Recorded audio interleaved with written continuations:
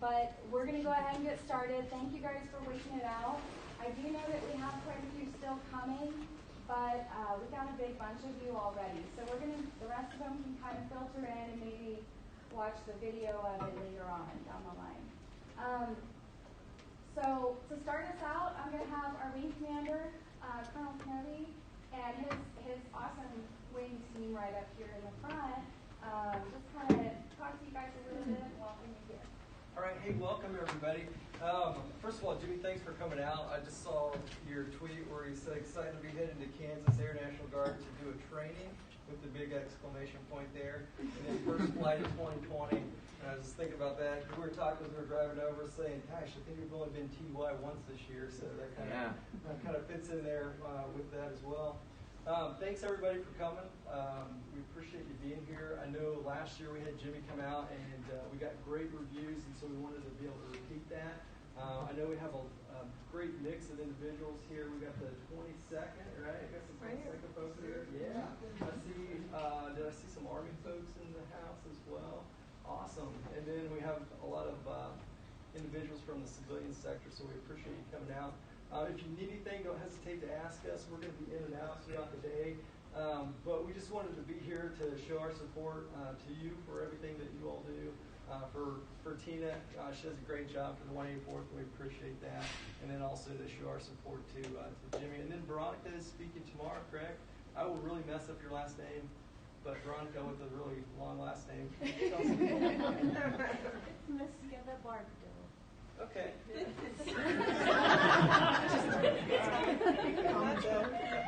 be doing some training as well, so we appreciate her being here. It was kind of funny on the drive over. We were talking about being delayed and everything, and Chief made the comment. She said, "Man, I really hope it wasn't somebody that was showing up for this class that got us hopefully not." So. Chris Snyder is the vice here for 184. He keeps me out of trouble. And then sidekick on the other side is Command Chief Ville. She keeps us out of trouble as well. So if you need anything, don't hesitate to ask. Without further ado, since we're already delayed, I'm going to introduce Jimmy. And then once again, thank you very much for being here. I know your story took a lot of courage, and it's an incredibly intriguing story. I think we can all learn something from it. So thank you. Appreciate having you for a second time. And so hopefully we'll have you some more times in the future too. So welcome from Pennsylvania. Yeah. Thank you. Yeah.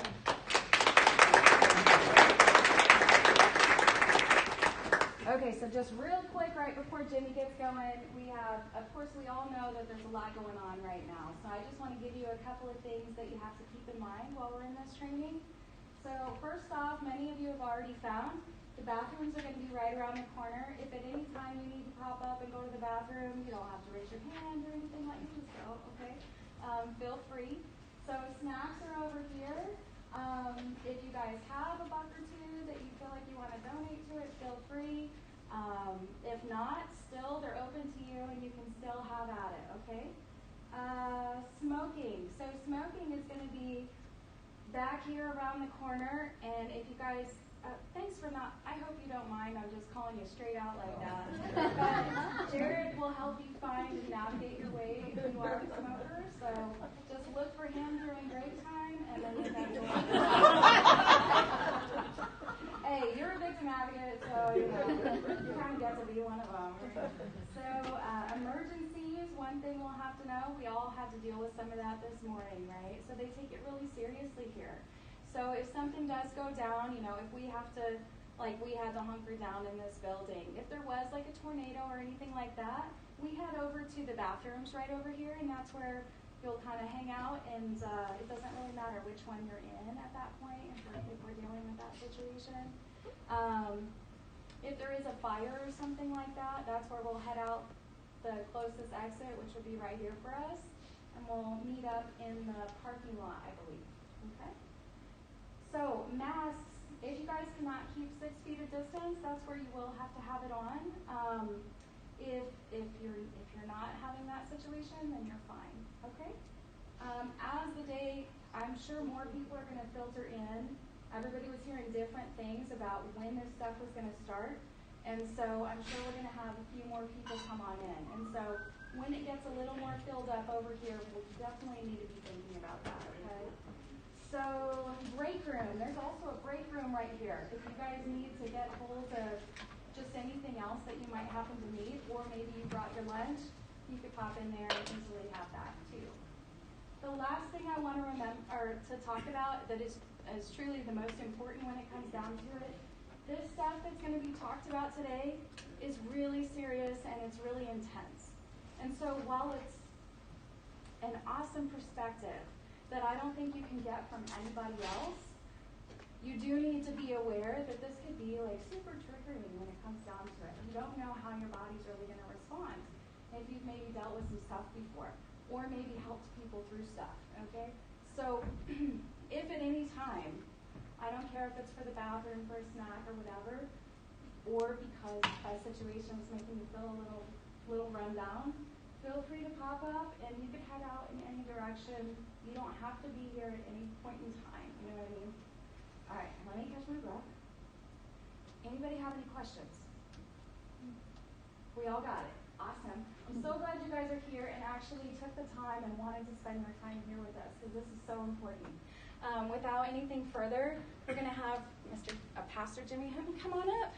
So excited to hear you.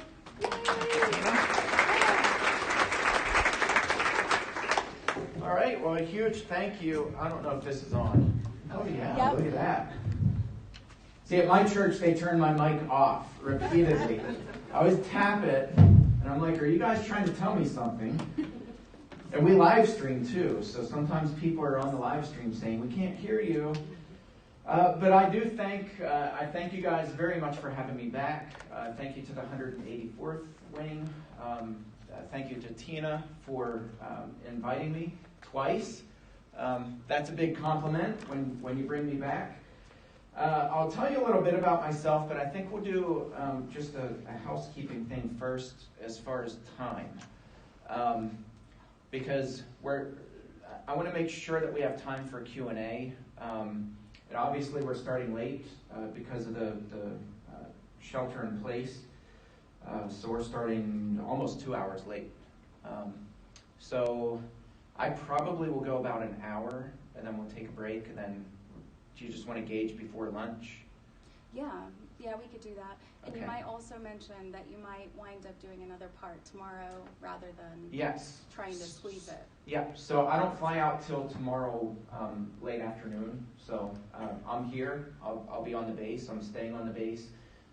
So whatever we don't do today, Tina allowed me to go into tomorrow. So yeah, very good. Thank you. So a little bit about myself before I share some of my story. I'm from Shanks Ville, Pennsylvania. And if you remember on 9/11, that's where United 93 went down, the fourth airplane. When brave, heroic passengers decided, based on information that they had received from making phone calls to family members, that this was not a plane that was going to land. It was a suicide mission. And once they learned that, the passengers gathered together and they came up with a plan. And it was a successful plan that stopped the plane from reaching its destination in Washington, D.C. Tragically, the plane landed exactly 1 mile from the house that I grew up in. We were just out there visiting because I live 10 miles from there now. I live in Somerset. And my family was visiting out there just before 9/11 for the anniversary. And when you're standing on the walkway, it's actually the flight path. So you're looking down the sidewalk at ground zero, and you're standing on the flight path. And we stood out at the overlook, and my wife said, "Where is your mom's house in relation to where we're standing now?" And I said, literally, if you get on Google Maps and you zoom out for the direction that we're looking, we could walk straight from ground zero, and in 1 mile we will be sitting on her property. She has 23 acres, the house that I grew up at. So, I am no stranger to tragedy. We know tragedy, but I also just really resonate with the heroism of those passengers. I can't even begin to imagine what it was like for them to make that decision to take over the cockpit and knowing that the plane was probably going to crash. I think there was no illusion for most of the passengers that they were going to overtake it and land it safely, based on records that we have. I am a full-time minister in Somerset. Somerset, Pennsylvania is where the 9 coal miners were rescued in 2002, less than a year after 9/11. They were trapped for 72 hours. All 9 of the miners were pulled out safely. That mine rescue site is just 3 miles from my house. Also in Somerset are 2 state prisons. The population of 2 state prisons equal our town's population of about 6,000. One of those inmates at one of the prisons in Somerset is Jerry Sandusky from the Penn State University abuse scandal. Jerry Sandusky was going through his trial at the same time that my dad was being investigated for his sex crimes against children. I'm a safeguarding specialist for Grace. Grace is godly response to abuse in the Christian environment. That was started by Boz Trevijan, good friend of mine, a grandson of Billy Graham. And it's a magnificent organization, and I'm proud to work with them. I blog regularly on my website, jimmyhinton.org.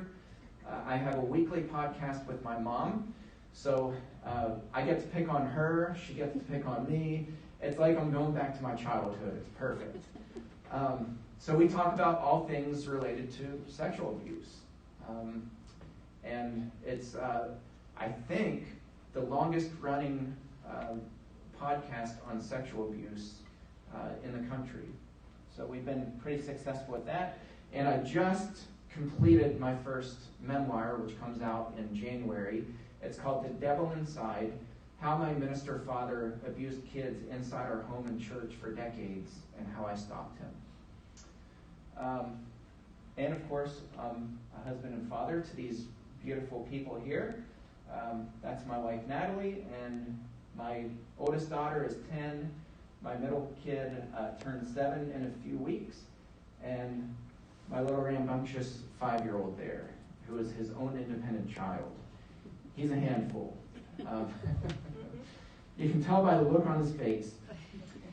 So my journey into advocacy began in 2011. On July 29th, which was a Friday, my youngest sister Alex, at the age of 21, contacted me and she said, I need to come meet with you. I need to have a meeting with you. She sounded very distraught when I talked to her, so I knew it was something very serious. I scheduled an appointment that afternoon. She came into my office in the church, which is the church where my dad stood and preached for 27 years. I went into ministry because of his example. My dad and I were very best friends. He was always the first person I called for advice. We talked every day. I lived under the same roof as him for many years of my life. We were very, very close. So my sister Alex came in that afternoon and she handed me a piece of paper. She was trembling as she handed me this piece of paper, and I grabbed it from her, and she sat down at my desk in my office at the church. She buried her head, and I read an email correspondence between her and another victim saying, hey, do you remember that one night when we camped out and they were with my dad? And she started to give some details about being sexually abused. And the response back was, I thought it was just me. Yes, I remember. That was it. Not a lot of information that I had to go on, but in front of me was my weeping sister. And I put the piece of paper down, and I looked at Alex, and I said, I believe you. And I said, I don't know anything that's going to happen from this point forward. I mean, I have no idea. There are so many unknowns.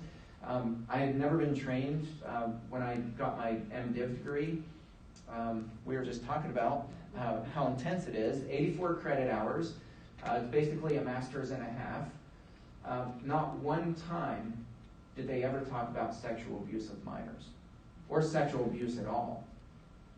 And guys, it is incredibly common in the churches. Incredibly common.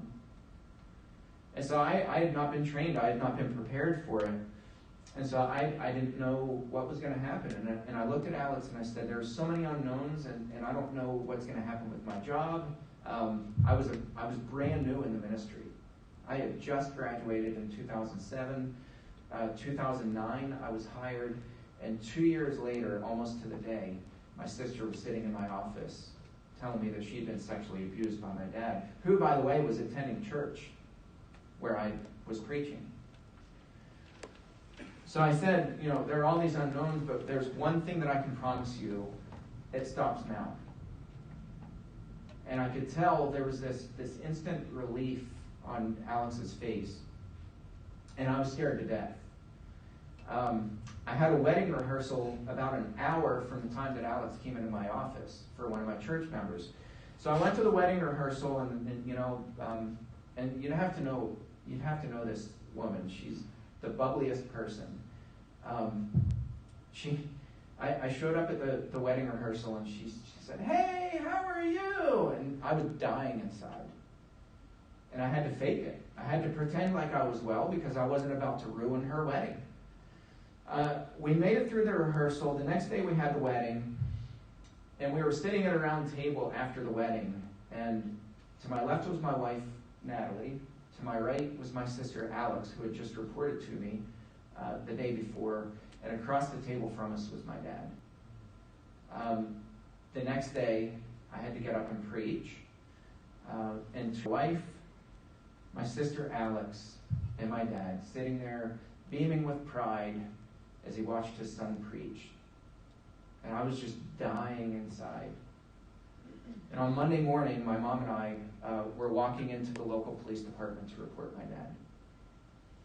And I remember we spoke in hypotheticals because there's this emotional attachment, right? Your whole world just completely changes. And I remember we were talking in hypotheticals, and we said, what would happen if there was some guy who had abused all these kids, and you had this information. And I'm good friends with Ruthie Beckner. She's the detective, and she's wonderful. I've done the weddings for both of her nephews, and I'm pretty close to her family. And she looked at me and she goes, "Jimmy, cut the crap." She's like, "You didn't drive over here to waste my time and waste your time talking about hypotheticals. Who are you talking about?" And I wouldn't give out the name. I could not say my dad's name. And I know that sounds strange, but it's such a bizarre thing because strangely, now I look back and I think it's strange, but in the moment, I felt like a Judas. I felt like I was betraying my dad. And all those thoughts come to your mind. What if Alex was mistaken? What if something happened, but it wasn't the way she remembered it, right, as a young kid? And all these thoughts start coming to your mind, and you have to shut those off, and you have to push those down, and you have to come back to reality and say, no, but these are the facts. This is what I know, and it's not my job to investigate. It's not my job. I'm not an investigator. I don't pretend to be one. And so she kept pressing. Ruthie kept, I call her Ruthie. We're small town. I should call her Detective Beckner, but we're good friends. And she kept pushing, and she said, "You know what? I'm going to leave no stone unturned. I'm going to pry into your life, and I'm going to talk to every single person who you've ever known until I find out who you're talking about." And she wasn't kidding. And I thought, well, she's taking this really seriously. Maybe I should too. So I said my dad's name. She said, "Okay, now we're getting somewhere." And she said, "Do you think that he has other victims?" Again, I had no training on abuse whatsoever. And I said, "Honestly, I don't know." She said, "Jimmy and Clara, I'm here to tell you, you better brace yourself. There are going to be many victims." She said, "I've been doing this a long time. There are always many victims." I didn't sleep well, obviously. We left the police department. Within a couple of days, she had called my dad in for questioning, and she called me up. And she was shaken. She was audibly shaken. And Ruthie said, Jimmy, she said, your dad just left the police department, and I gotta give you a heads up. It's bad. It's really bad. She said, I've been investigating these crimes for decades. She said, this is probably the worst case that's ever come through this police department. And there are a lot of victims, and you know a lot of these victims.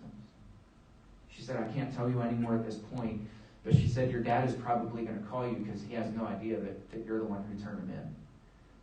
The second I hung up the phone, my phone rang, and it was my dad. And he said, Jimmy, we got to talk. Can you come over to my apartment? He and Mom have been separated for a couple years at this point. Unrelated to sexual abuse, my mom had no idea either. But they had separated. And I went over to his apartment, and he was incoherent. And I describe it to people like trying to listen to Charlie Sheen. If you've ever tried to make sense of anything that Charlie Sheen, and I think maybe a more modern example would be Kanye West. If you ever listen and try to make sense out of what they're saying, there are words there, they just don't make sense. And that's what my dad was like. And I'd never seen that side of him before because he was always put together. He was always intelligent. He was always wise. He was always respectful. He never cussed. He was never inappropriate. He was a wise person. And he was incoherent. And I knew at that point that everything that I was about to learn about my dad was true. It was probably 3 weeks that passed by before he was arrested, and that was some of the longest 3 weeks of my life. During that 3 weeks, my dad started, he still didn't know that it was I who had reported him, and so he wanted to spend time with me before he got arrested. And he knew he was going to be arrested. He just didn't know when. So he wanted to spend time with me, and as I went out with him, he would start to talk about names of victims. But it wasn't a confession. It wasn't a my God, what have I done? He literally said, and I quote, by the way, just so that you know what you're dealing with after I get locked up, here are the names of the people who I abused. He just starts rattling them off like he's reading a menu at a restaurant. No emotion whatsoever. The dad who I had seen a few nights before was gone. Now it was just this cold, calloused, yeah, by the way, here are the names of the victims. And name by name, my heart sank deeper and deeper. As he rattled off family members, as he rattled off, eventually, names of very small children who were in my congregation. He had been abusing kids in my church right under our noses up to the time of his arrest. So my wife and I, when we found that information out, we knew that family hadn't heard from the detective yet because she was very good at communicating. And so my wife and I had that discussion, and I said, Natalie, if the roles were reversed, if our kids were the ones who were abused, if we had little kids and our kids were abused, who would we want to hear it from? Would we want to knock on the door from the police and the police to notify us, or would we want to hear it from our pastor? She looked at me, she said, Jimmy, I think you know the answer to that. And it wasn't a rhetorical question. I was legitimately asking her, who would you want to hear it from? She said, Jimmy, you know the answer to this question. And I'm going with you. And we got in the car, we drove about a mile over to this house. And I tell people, when I tell this story, I used to drive truck. I drove coast to coast. I drove for Schneider. You know the orange trucks, Schneider? There's a joke about Schneider. You know when little new Schneider drivers are about to hatch? When you see those cones on the road, those construction cones are little Schneider babies. So I drove truck. I drove over the road. I have about 1 million miles under my belt in commercial vehicles, mostly tractor trailers. And I tell people the longest mile that I ever drove was from my house to this house to knock on the door and say, your little babies who you would die for, were sexually abused by my father.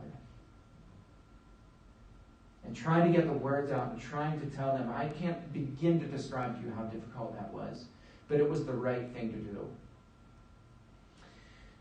So I began to get haunted. I was really haunted by the fact that he, by his own admission, has been abusing kids since the age of 14, since he was 14 years old. He was 61 when he was arrested. Wrap your mind around that. And none of us had a clue.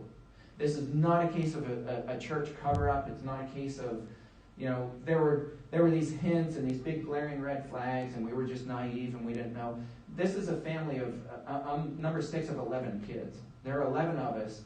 We have medical doctors. We have nurses in the family. All kinds of different levels of education. This is not a family that was naive and we just had our heads buried in the sand. This is how abusers are. They're highly sophisticated. So I started researching, and I got really frustrated when I started reading the research, because a lot of the research is good, and I don't want to knock it because I think we have a really solid foundation, but it's also very inadequate. There's a lot about research about abusers that just has these big gaps in research. And one of those things that I started to notice right away is that abusers, they abuse right in front of us. Often. The research says, well, about 20% of abusers will abuse their victims at some point in front of other people. You know what I found out? That number is very close, if not right on the mark of 100%. Not 100% of the time, because a lot of the abuse does happen in isolation, but at some point, nearly 100% of abusers are intentionally abusing their victims right in front of us. I'm talking closer than you and I are, as they're having casual conversations with us. And I started picking up on this because my dad would slip it in letters from prison. By the way, he's serving a life sentence. I don't know if I said that. He has a 30 to 60 year sentence. He'll be 91 when he's first eligible for parole. So I started researching this and hearing him talk about it in letters from prison. I have letter after letter after letter where he would just write that in there, just kind of casually.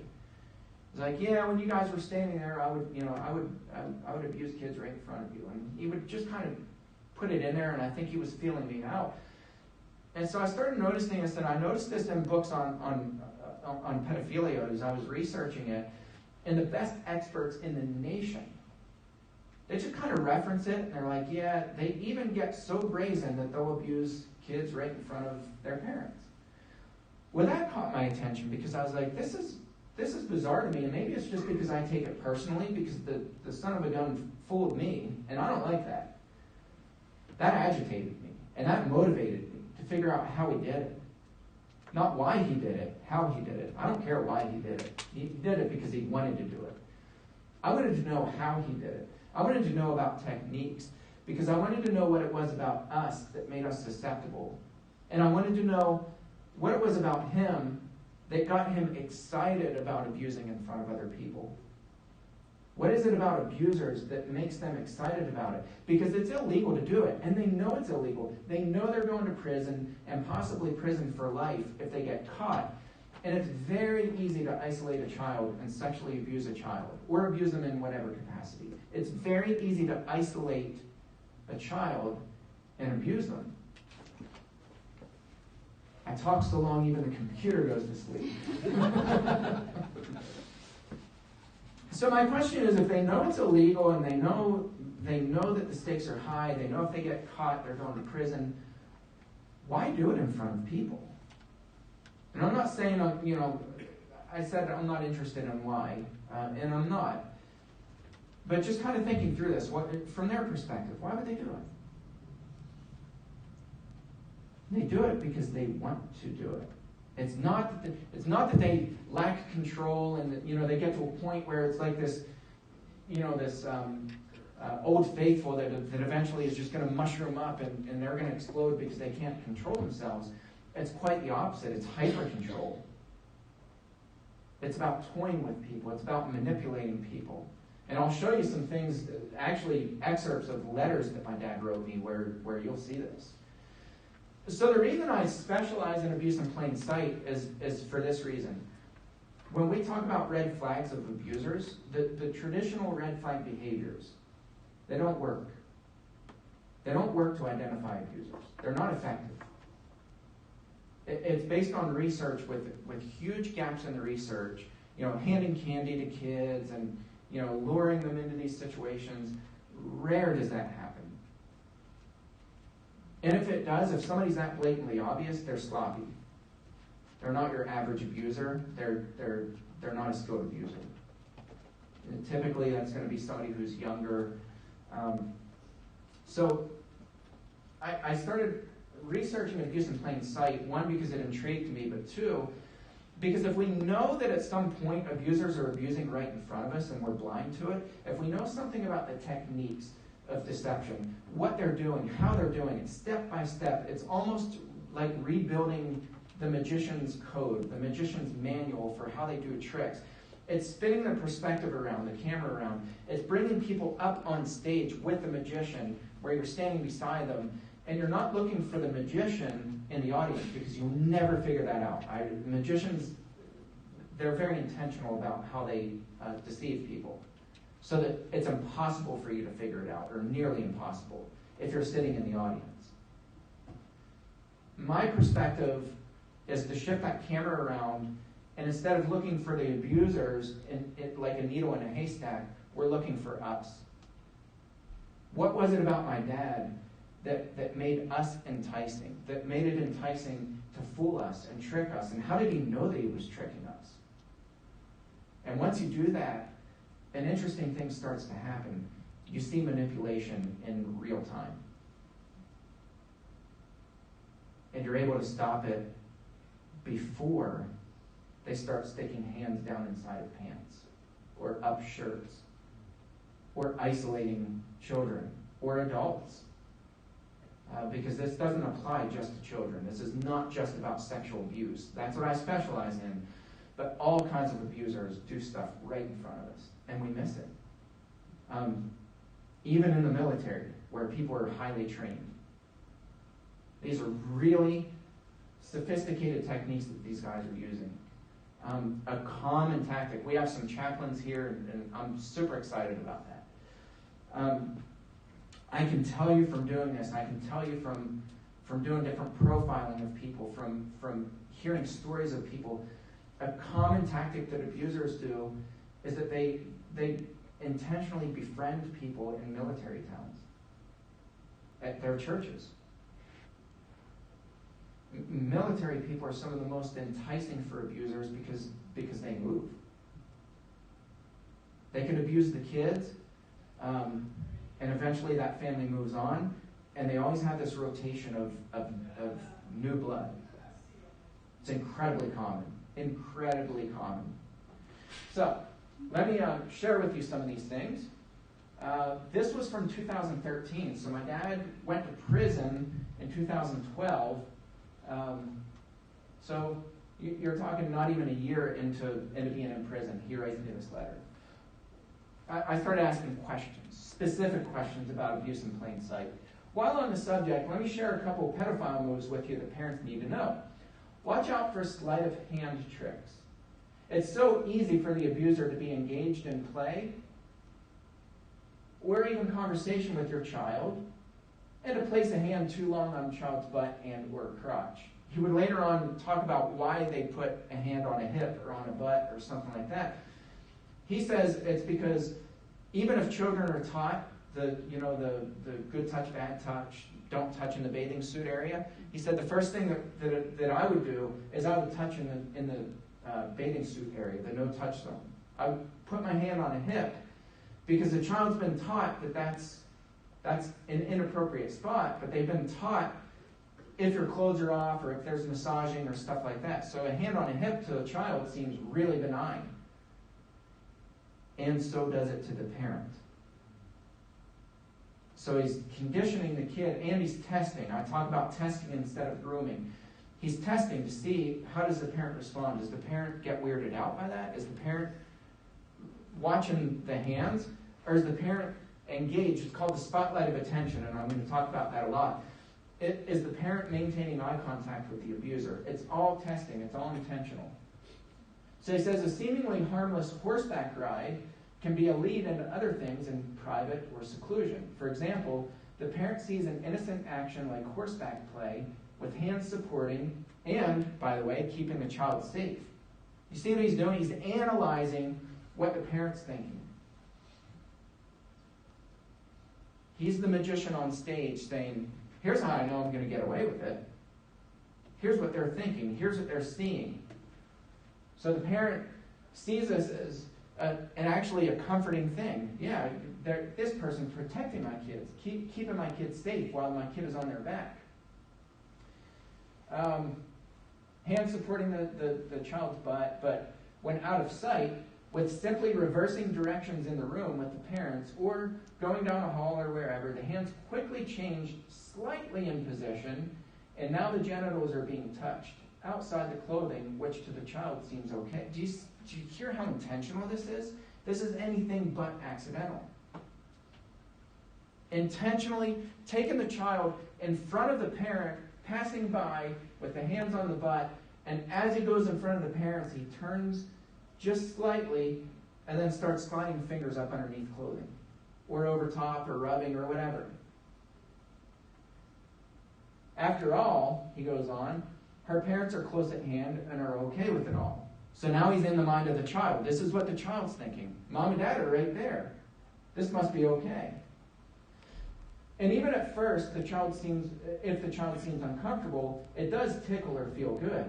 Repeated several times now, it's very easy to transition in private moments to under the clothing touches. That alone is enough for a pedophile to be arrested, yet almost impossible to prove, as one, the parents don't really think it happened with a trusted individual, and they don't want to falsely accuse or break up a friendship or a relationship.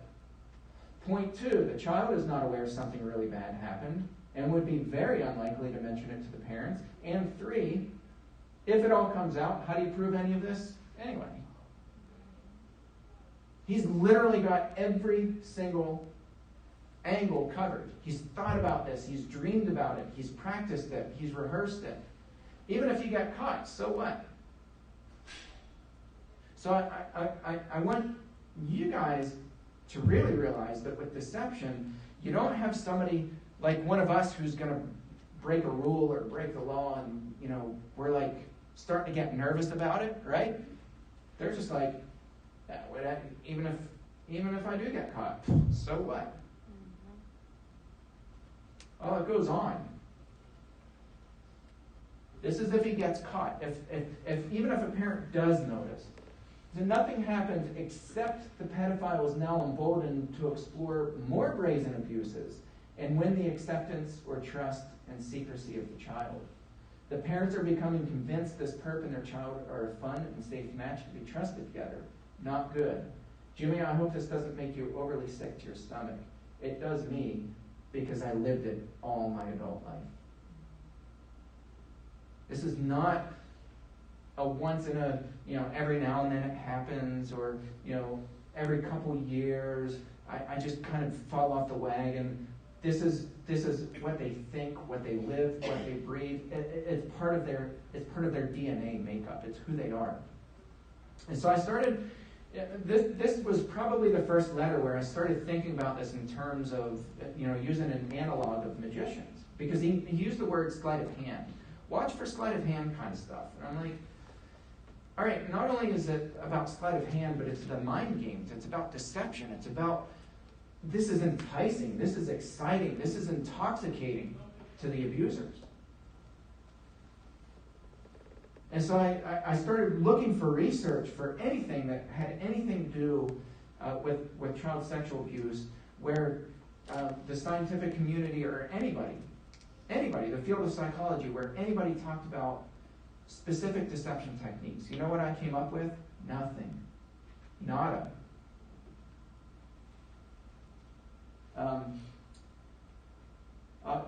I'll show this at some point, but I did find a book by two neuroscientists. It's called Sleights of Mind, What the Neuroscience of Magic Reveals About Our Everyday Deceptions. It's two visual neuroscientists, Dr. Stephen Macknick and his wife, Dr. Susana Martinez-Conde, and we actually partnered and did some work together on this. I started applying their research on visual deceptions to the field of child sexual abuse. And they were intrigued, and they said, we never, ever even considered this avenue. This was all right before the Larry Nassar stuff with the USA Gymnastics and US Olympics. And so they were intrigued by that, and we got together and actually did a training together. So here's my point. We have some chaplains here. Here's what abusers do. They worm their way into the church after they've been caught, after they've been imprisoned, after they've spent time in prison, where they only get smarter. They don't get softer. They don't get remorseful. They get smarter. And if you think about the analog about magicians, here's how I know this. Tell a magician who's been practicing magic for a living, as a living, tell a magician who goes into retirement to just quit thinking about magic. Just stop. Don't think about deception. It can't happen. Not think about deception. I think about it in a positive way, but I can't stop my brain from thinking about it. When I walk into a room, the first thing I'm thinking is, okay, who's being deceptive?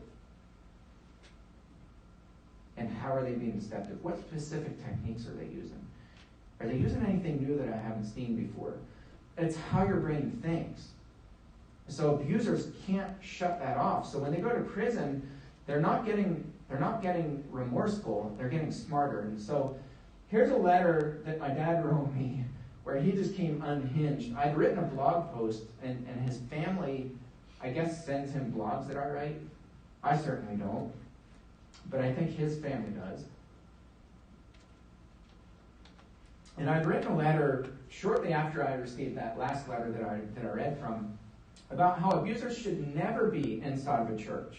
Sexual predators of minor children should never be in a church. I'm not talking the children's wing. I'm talking anywhere inside of a church building or a church member's home or a small group, small Bible study, anywhere where there are minor children, they shouldn't even be in the vicinity. Period. Ever. Period. So I wrote about that, and this was my dad's response. Now keep in mind what you just heard. He says, so what do we do with a recovering sex addict? First of all, they're not sex addicts. They're abusers. Their whole thing is deception. It's not an addiction. An addiction is when you do self-harm, which also will harm other people. There's kind of a ripple process. An abuser is not self-harming. They're harming somebody else intentionally, on purpose. They know the damage they're doing and creating, and they don't care. Children are disposable. When they're done with a child, they move on to the next one. That's not self-harm. That's not an addiction.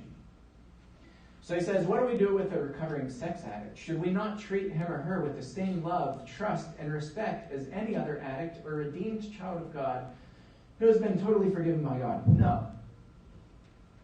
No, we shouldn't. I don't think he meant that as a rhetorical question. Well, if we want to wear the name of Christ, his disciples totally forgive and embrace that person just as we do anyone else, period. But you protest. What about the suffering victims of abuse who would be forced to worship alongside of sex offenders? Now it's getting good. Now it's like a soap opera. What do we do about the suffering victim? Okay, please tell me, John. I'm waiting to hear. Here's his answer. What do you do with suffering victims? Excuse me, how will you fellowship the offender in heaven? Wait a second, I thought we were talking about the victim. Doesn't care about the victim. He does not care, even including his own children. He goes right back to, excuse me, how will you fellowship the offender in heaven? Is he or she not a full citizen of the kingdom? Is he or she not equal with me? If I firmly think not, then I would just check my citizenship and credentials as a self-proclaimed lover of God and follower of Jesus. That's directed at me. He's angry. He's agitated. And it's coming out in the letter. His true colors are coming out. And all I had to do is say, yeah, we're just going to keep abusers away from kids. And look at his response. I've never seen this side of my dad. My dad was always super calm, laid back, never got angry, never got agitated, never got upset. Until you mentioned separating him from children.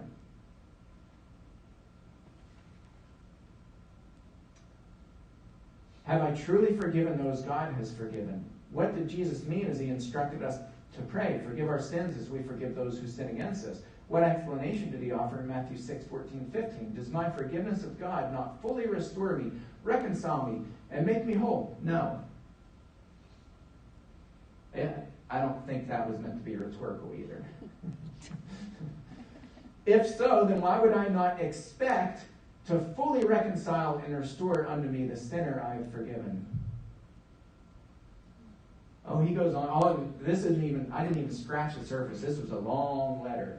I just wanted to give you a kind of a snapshot. And he did have these as bullet points, as I have them laid out here. What does it scream out to the offender who was given a list of restrictions and limitations of fellowship? Well, the same thing that it gave Khalid Sheikh Mohammed. It gave him boundaries. It said, you're not allowed out of this prison cell because you don't belong there. Right? What does it scream out to the offender who's given a list of restrictions and limitations of fellowship with the church once she has repented, confessed wrongs, and humbly asked for forgiveness? Does restrict to that brother or sister, you are not good enough. You have not suffered enough for your sins. You are not worthy of my love or trust. And furthermore, you'll never be restored to full citizenship in the kingdom if I have my way. And if the sex offender is treated as a second-class member of the family, then what in God's created world does that say to any other sinner? Now it's this leveling of sins. It's this equalizing, saying, it's pulling people in, saying, we all mess up. What makes, gossipy Gloria any better than me? Right? We're all screw-ups. This is a common tactic. He doesn't really believe this stuff. You know how I know? This is how I know. He knows exactly what he's doing, including worming his way back into the churches. And by the way, this is not based on one letter. I've had hundreds of letters, hundreds of conversations with him. I sat with him recently as 2 years ago. I sat face to face with him in prison as he mocked volunteers who come into the prison as part of the chaplaincy program in the prison. His words, I quote, this is a direct quote. He looked me in the eye and he said, these people are so stupid. He's like, I almost feel bad for them because they have no idea how bad we're playing them. He said, when they come in here, religious. He said, our language changes, our posture changes. He's like, we become the best Christians on the face of the planet. He's like, it's so fun to screw with them. Those are his words. That's a direct quote. So he doesn't really believe this stuff. And this was early on when he thought he could manipulate me, and I wrote him a pretty fun letter back. And then he wrote me a letter of apology. I'm sorry, I didn't came over me. So it's this bizarre relationship. So he says, research says 100% of sex offenders, as part of their cause, felt unworthy of anyone's, including God, genuine love. So they sought acceptance or love in the wrong places or some other substitute or method, turning out their perceived reality of unworthy. It's a personal question. You don't have to raise your hand. I'll volunteer. I'll raise my hand. Has anybody here ever went through periods of your life where you felt unloved or unaccepted or just not worthy in some capacity? I'll put both of my hands up. All of us. Do you ever think, I can't wait to get my hands on a kid and sexually abuse that child? None of us. But strangely, this kind of reasoning works with church leaders. I've seen it over and over and over because they're not trained. They're not trained to sift through the bullcrap and to look at reality and hear what they're actually saying. By the way, he's going on now for 2 pages, typed, single-spaced. This is still under, so what do we do with the victims? What do we do with those who are badly hurt? He's not even mentioned them. There's not even a reference to them. It's all about how dare you better let us in, let us back into the church. Point B, so to put limitations of fellowship or love on the offender, would that not tend to push him or her right back into their addiction? No. And if so, are you, and he underlined that in his letter, and I think he circled it, that was directed at me. And if so, are you willing to be the one who promoted that treatment? Yes. I don't think that's the answer he was looking for, but yes, absolutely. Am I willing to say, you stay separated from children forever? Because you confessed to not one child, not thinking about it. It's not that he thought about it, which is bad enough. To think those thoughts is really bad enough. I don't even want to go there. It's repulsive. It's disgusting. By the way, his victims, his age of preference was ages 3 to 11. He didn't just think about it. He did it. But over and over and over to 23 victims, and we think he has many more, including his own flesh and blood, his own biological children. He didn't just do it. He did this. He did it in front of their parents. He did this kind of stuff. Groping, grabbing, feeling, caressing, molesting. Did it all in front of parents. So this last question, are you willing to be the one who promoted that kind of treatment? Absolutely. In a heartbeat. Over and over and over again. In fact, every time. Yes. Yes, yes, yes. He wasn't expecting that answer. And it was a little fun to give that back to him. Okay, so this is what's known as a covenant agreement. I've seen about 100 of these with church leaders. This is a church that I actually used to attend, a large church, where they have several registered sex offenders, Tier 3, SVP, sexually violent predators. Those are the ones that the state police knock on the door for everybody within, I think it's a 1-mile radius of where that abuser lives. And they warn them. They hand them a letter, a flyer, their lifetime registers on the sex offender registry. This church has several of those people in there, and the church doesn't know it. Not even all the leaders know. So I found that out, and I contacted the leaders, and they sent me this gem, and they said, it's kind of like a little pat on the head, they're like, yeah, we've got this handled. So this is the covenant. We strive to search for the lost, bring back the strays, and bind up the injured and strengthen the weak. We understand that some of the lost, strayed, injured, and weak have committed crimes of a sexual nature. Thankfully, God's grace is for everyone. You know what this sounds like? You could overlay this. It sounds identical. Same language, same terminology, some of the phrases verbatim. When a person, this is the second paragraph down, when a person who is a registered sex offender desires to worship and participate in the activities of, I'm not going to name the church because that's not my point.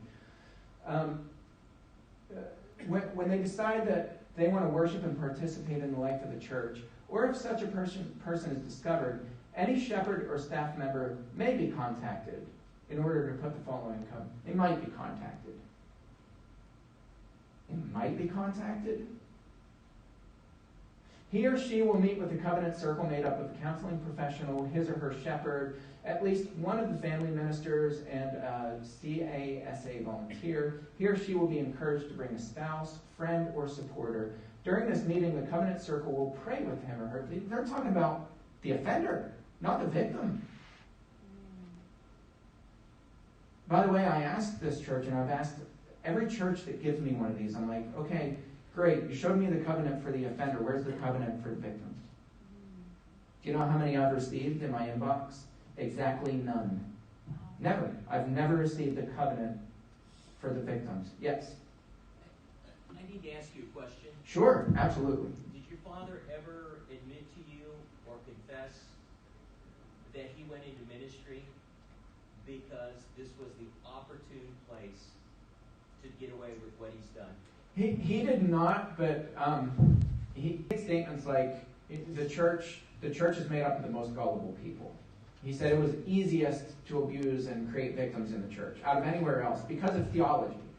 Because you can spin a web, and because by nature, what they're preying on is human nature, right? Kindness. All of us fall prey to kindness. Just because it's human nature. If somebody's being kind to us, we reciprocate. And I'll talk about that in another presentation, but we reciprocate kindness because we appreciate it. In 2020, what a bizarre year, right? If ever the church is going to be vulnerable, it's this year, because we're seeing these acts of racism and hatred and violence and destruction. We're seeing this stuff all over the place, and it's making Christian leaders like me say, I want to so far distance myself from that I'll go on the opposite extreme to be kind and courteous and polite and helpful. So with that said, what we're doing is we're creating these tremendous vulnerabilities among ourselves by opening up if we don't know about deception techniques. Now, I'm not saying we shouldn't be kind and courteous and polite and graceful and forgiving. I'm not saying that. Absolutely we should. But we need to know something about deception techniques so that we're not building policies like this that are senseless. So, to answer your question, no, he never admitted that. I don't think he ever would. Do I suspect that he went into ministry to do it? Probably. I suspect the same thing. I mean, we can talk later, but I used to be a prison chaplain as well. Mm-hmm. And so there's a great book. It's called Games That Inmates Play. Yeah. And so again, I mean, to me, it's evident that that's what your father has done.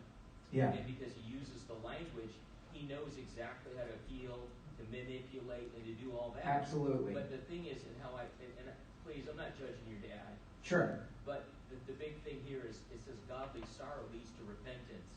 He's never had godly sorrow. Yeah. And he's never repented. Yeah. So as far as his state, this is just a continued facade, advocating and trying to pathologize his situation to make it more palatable. Yeah, 100%. Yeah.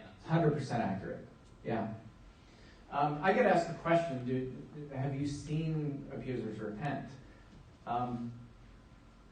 I've seen one, and I'm talking pedophiles, child sexual abusers, because I think there are all kinds of different forms of abuse, and we could put those on a scale, and we can actually weigh those and say, well, some are just, there are some violent people who are not using deception techniques except to try to hide some of the abuse, but they're just hotheads. They fly off the handle, and they may physically abuse or verbally abuse. That's not this. This is so calculated; it's meticulously calculated. So I don't want to lump all abuse into one bin, because that's what abusers do, right? We're all sinners. We all fall short of the grace of God, or whatever. They equalize it to normalize it, and it works. It's highly effective, and they know it. So I get asked the question, have I ever seen a pedophile abuser repent? I think I've seen one, so it's hard to tell, but maybe one. And so I'll talk about repentance, but it's just because I'm a pastor. But I think we could come up with different terms for this and it'd be fine. But I talk about fruits of repentance. The Bible says fruit in keeping with your repentance. He doesn't say repent. He says bear fruit in keeping with your repentance. What are the fruits of it? So somebody like my dad, who repeatedly assaulted dozens of victims in front of their parents over and over and over and over again, what are some of the fruits of repentance specific to his crimes? Well, the very first at the top of the list is I will never ever put myself anywhere near a child ever again. In fact, I'm going to ask you to keep me away from kids. You produce accountability. I've never seen a child sexual predator do that. Never. With the exception of the one who I referenced. It's always stuff like this. Who do you think you are to cause second-class citizens? It's the Larry Nassar letter that Judge Aquilina read that sentencing in 2018. I interviewed Judge Aquilina a few weeks ago for our podcast, and I said, I just got to thank you for reading that letter from Larry Nassar, because I said so many of my friends were watching this and they were being taken in by Larry Nassar because he's this little sullen skeleton of a guy who's wasting away in the courtroom as his hundreds of victims are piling on him, and he's just kind of soft tears rolling down his cheeks, and if you would watch him, you actually feel sorry for him. And then out came the letter. Judge Aquilina read the letter that Larry Nassar wrote to her, and it was all about how he was framed, and his famous line, "Hell hath no fury like a woman scorned." And you could hear the whole courtroom audibly gasp. Well, when I interviewed Judge Aquilina, she said that was just a letter that I decided to read to put it on record, because it was written and I was being fair. So he wanted his voice to be heard. I let his voice be heard on record. She's like, what you didn't see, Jimmy, and what the rest of the world didn't see, is all the little subtleties that will never make it on record. Where he would smirk, he would laugh, he was drawing little cartoons as his victims are giving testimony up there. He was making jokes with his attorney. He was relaxed. He was propping his feet up. He was, she said, it was constant. She said, if I would have stopped every time that he interrupted or was being disrespectful or rude or ignoring his victims or laughing or making jokes, she said, we'd still be in trial or sentencing. She said it was hundreds of times over the course of a few days. So, that's important to know. So these covenants are garbage. So, after signing this agreement, he or she will be asked to a shepherd's meeting for the purpose of prayer. Starting to tear up here. And then this line, we believe that such and such a church is a place of healing and acceptance. We welcome you to share your story. They're talking to the offenders here. This is the offender, registered sex offenders who actually spent time in prison.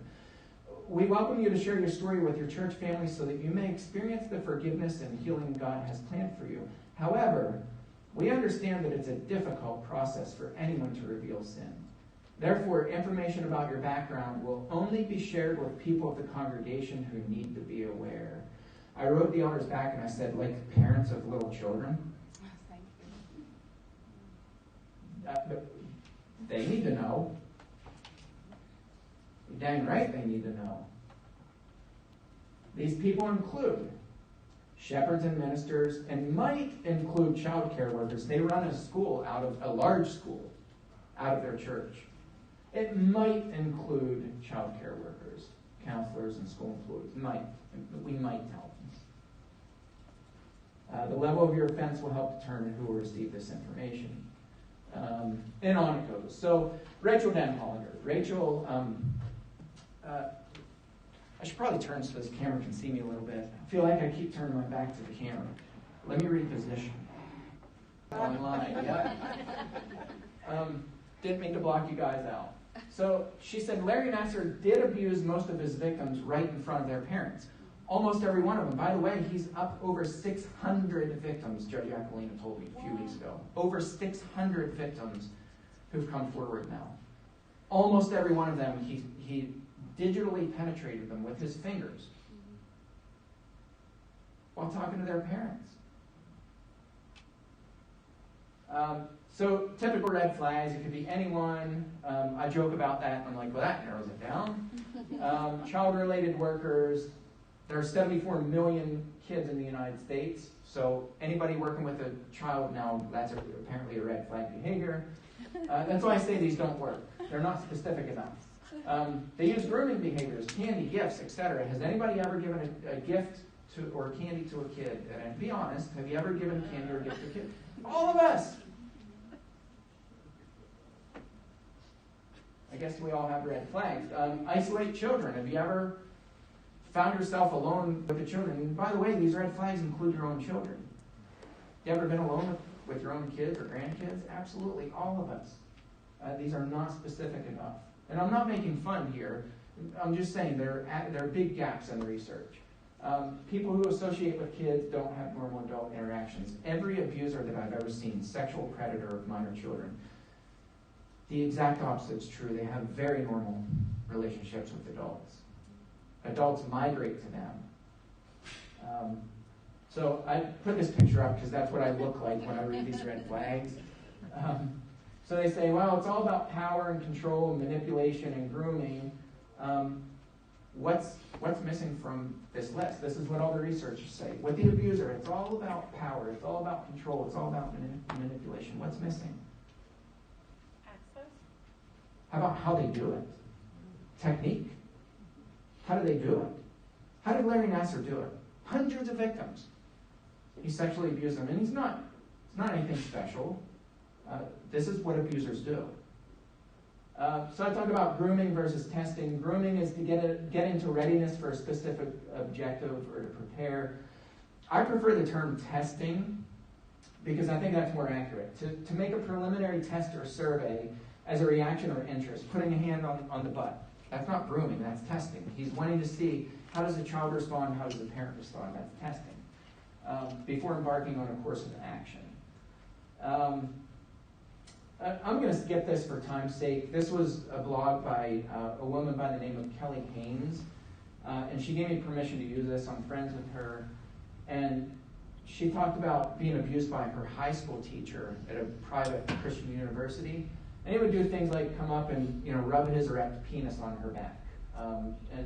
But he didn't do it to everybody. Like he did this in front of the class. And she said one thing was for certain, he did not single me out. He treated all the students the same. He didn't isolate me. I was always in public places such as classrooms and hallways. He never told me to keep it a secret. The normal things you'd expect to be red flags were just a part of my story. So on and on it goes. And she gives a pretty good description here that just kind of backs up some of the things that I said, where she's like, no, I wasn't groomed. He just tested me to see what he could get away with, and eventually, horrific abuse and rape and sex in the classroom. Teachers would walk into the classroom as sex acts were happening, and he would just casually talk. And they'd walk out. At one point, somebody walked in and they're like, I just wanted to check and see if anything's going on. He's like, nope, everything's fine. She's cleaning the shelf. And she said, which I was. He wasn't lying. He had her clean the shelf, and so then there was oral sex involved, and somebody walked in. So, this is what they do. This is not surprising to me, and it shouldn't surprise any of us once we learn their techniques. Okay, I'm going to show this short video because seeing is believing. This is Paula Robbins. This was a TED Talk, and it's just a few minutes. We'll end with this. And all I can say is, based on some of the things that I told you, see if you can keep up with him.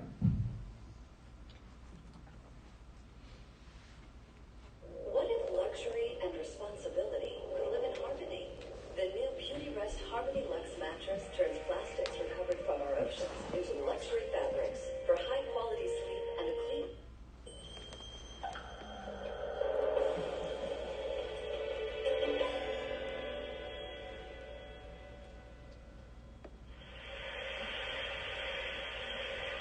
Do you think it's possible to control someone's attention? Even more than that, what about predicting human behavior?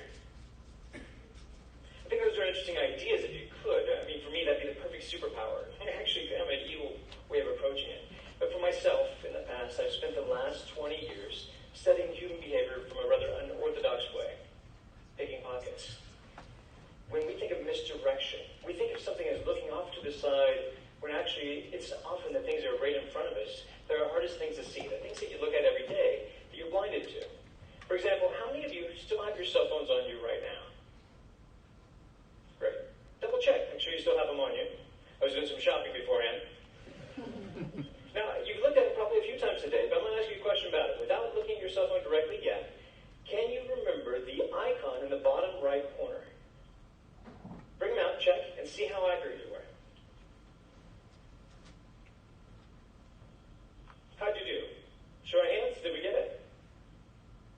Now that you're done looking at those, close them down, because every phone has something in common. No matter how you organize the icons, you still have a clock on the front. So, without looking at your phone, what time was it? You just looked at your clock, right? It's an interesting idea. Now I'll ask you to take that step further with a game of trust. Close your eyes. I realize I'm asking you to do that while you just heard there's a pickpocket in the room. But close your eyes. Now, you've been watching me for about 30 seconds. With your eyes closed, what am I wearing? Make your best guess. What color is my shirt? What color is my tie?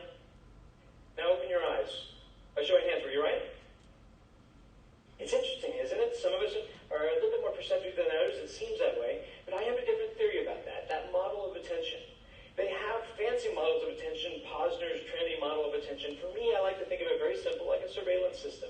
It's kind of like you have all these fancy sensories, and inside your brain is a little security guard. For me, I like to call him Frank.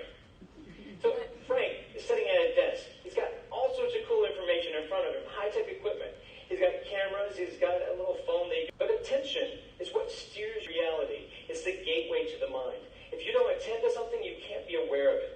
But ironically, you can attend to something without being aware of it. That's why there's the cocktail effect. When you're in a party, you're having conversations with someone, and yet you can recognize your name and you didn't even realize you were listening to that. Now, for my job, I have to play with techniques to exploit this, to play with your attention as a limited resource. So if I could control how you spend your attention, if I could maybe steal your attention through a distraction. Now, instead of doing it like misdirection and throwing it off to the side, instead what I choose to focus on is Frank. To be able to play with the Frank inside your head, your little security guard, and get you, instead of focusing on your external senses, just to go internal for a second. So if I ask you to access a memory, like, what is that? What just happened? Do you have a wallet? Do you have an American Express in your wallet? And when I do that, your Frank turns around.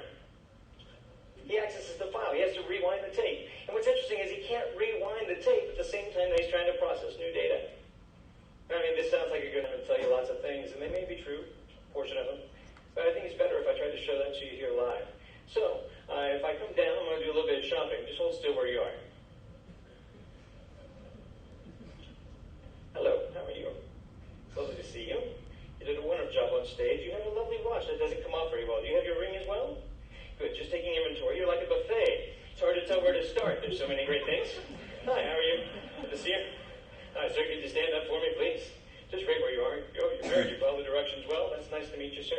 You don't have a whole lot inside your pockets. Anything down by the pocket over here?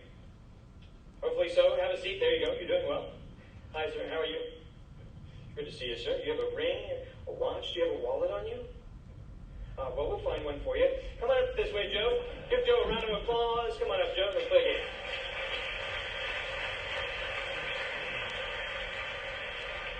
Pardon me.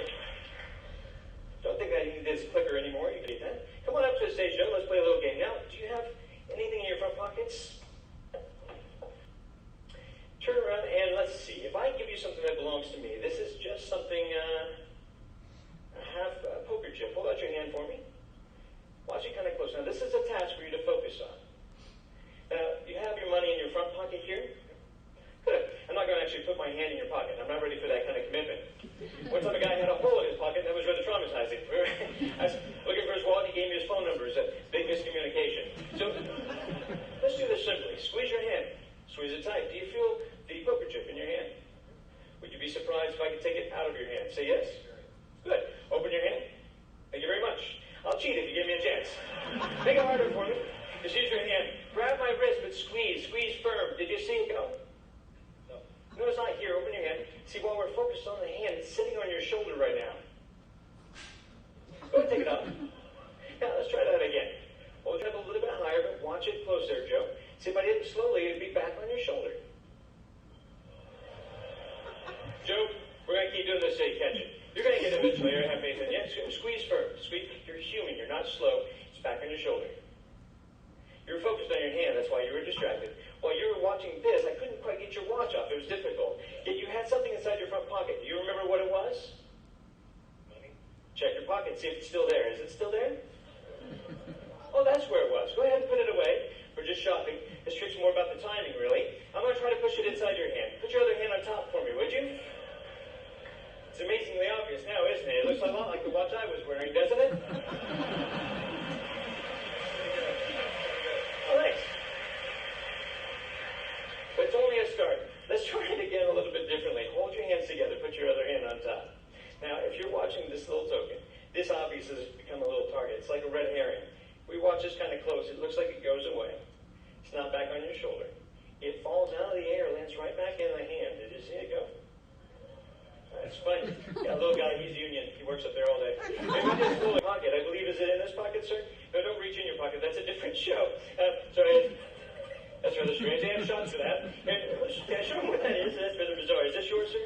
I have no idea how that works. We'll just send that over there. That's great. I need help with this one. Step over this way for me. Now, don't run away. You had something down by your pants pocket. I was checking mine. I couldn't find everything.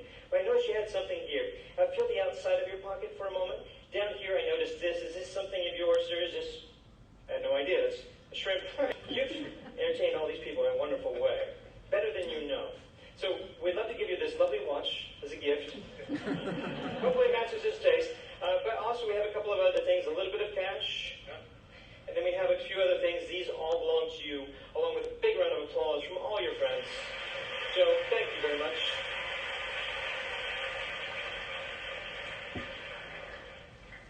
So, same question I asked you before, but this time you don't have to close your eyes. What am I wearing?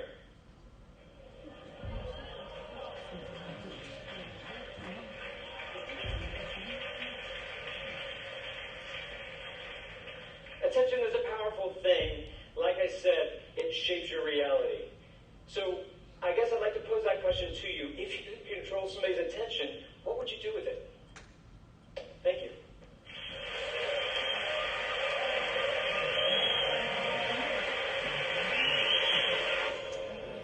All right, we'll do a hard break here. How long do we have? So let's take 10 minutes. But one thing I wanted to remind you guys of, every time you get a chance or you're out and about doing whatever, feel free. These are here for you to use. They're just, and they smell nice. I got them from Bath & Body Works type, okay? So they're here for you guys to make sure we keep our hands sanitized. So 10 minutes. What time is it? It's... question. So we'll start back up at 11.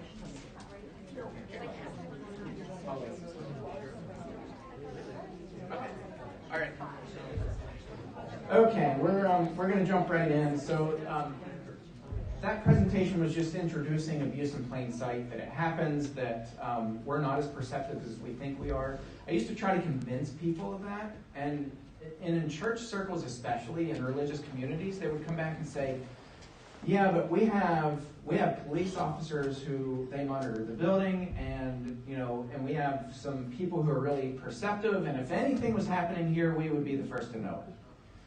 I could not convince people that it's not about how well you think you're perceptive, but it's about science. What you just saw, that 8-minute video, which has nothing to do with abuse, has everything to do with abuse. And it's just science. It's how the human brain is wired. And Apollo Robbins actually had collaborated with the two neuroscientists who I collaborated with whenever they wrote their book, Sleights of Mind, which I'm going to put up here. I went back too far. So this book, Sleights of Mind, that I referenced, Apollo Robbins is all throughout this book. So that's how I learned who Apollo Robbins was. And I saw that TEDx video and I was floored. I was like, this is absolutely incredible because the letters that my dad were writing me from prison sounded exactly like the stuff that Apollo Robbins was both describing and doing. The whole knowing what people are thinking, and it's just this finesse and skill that's incredible. Just a couple of questions about that video. Some of you saw that last year. Some of you, I think it's probably the first time you had seen that. Honest answers. How many people noticed a bunch of the stuff he was doing, like the shirt change, stuff like that? Yeah, tie. Did you guys notice that, or did that surprise you? No, I'm like. So one noticed, you didn't. Like, because I looked back and I said, "What? It's his tie's gone." Yeah. He's doing all this stuff. Did you guys see when it happened? I only noticed it because I have a friend who's a magician. See what I mean? Pulling people up on stage. Once you think that way, it's amazing the stuff that you catch that normally you never would. In the beginning, I didn't. This is interesting. In the beginning, I couldn't see it yet. And now I get it. Yeah.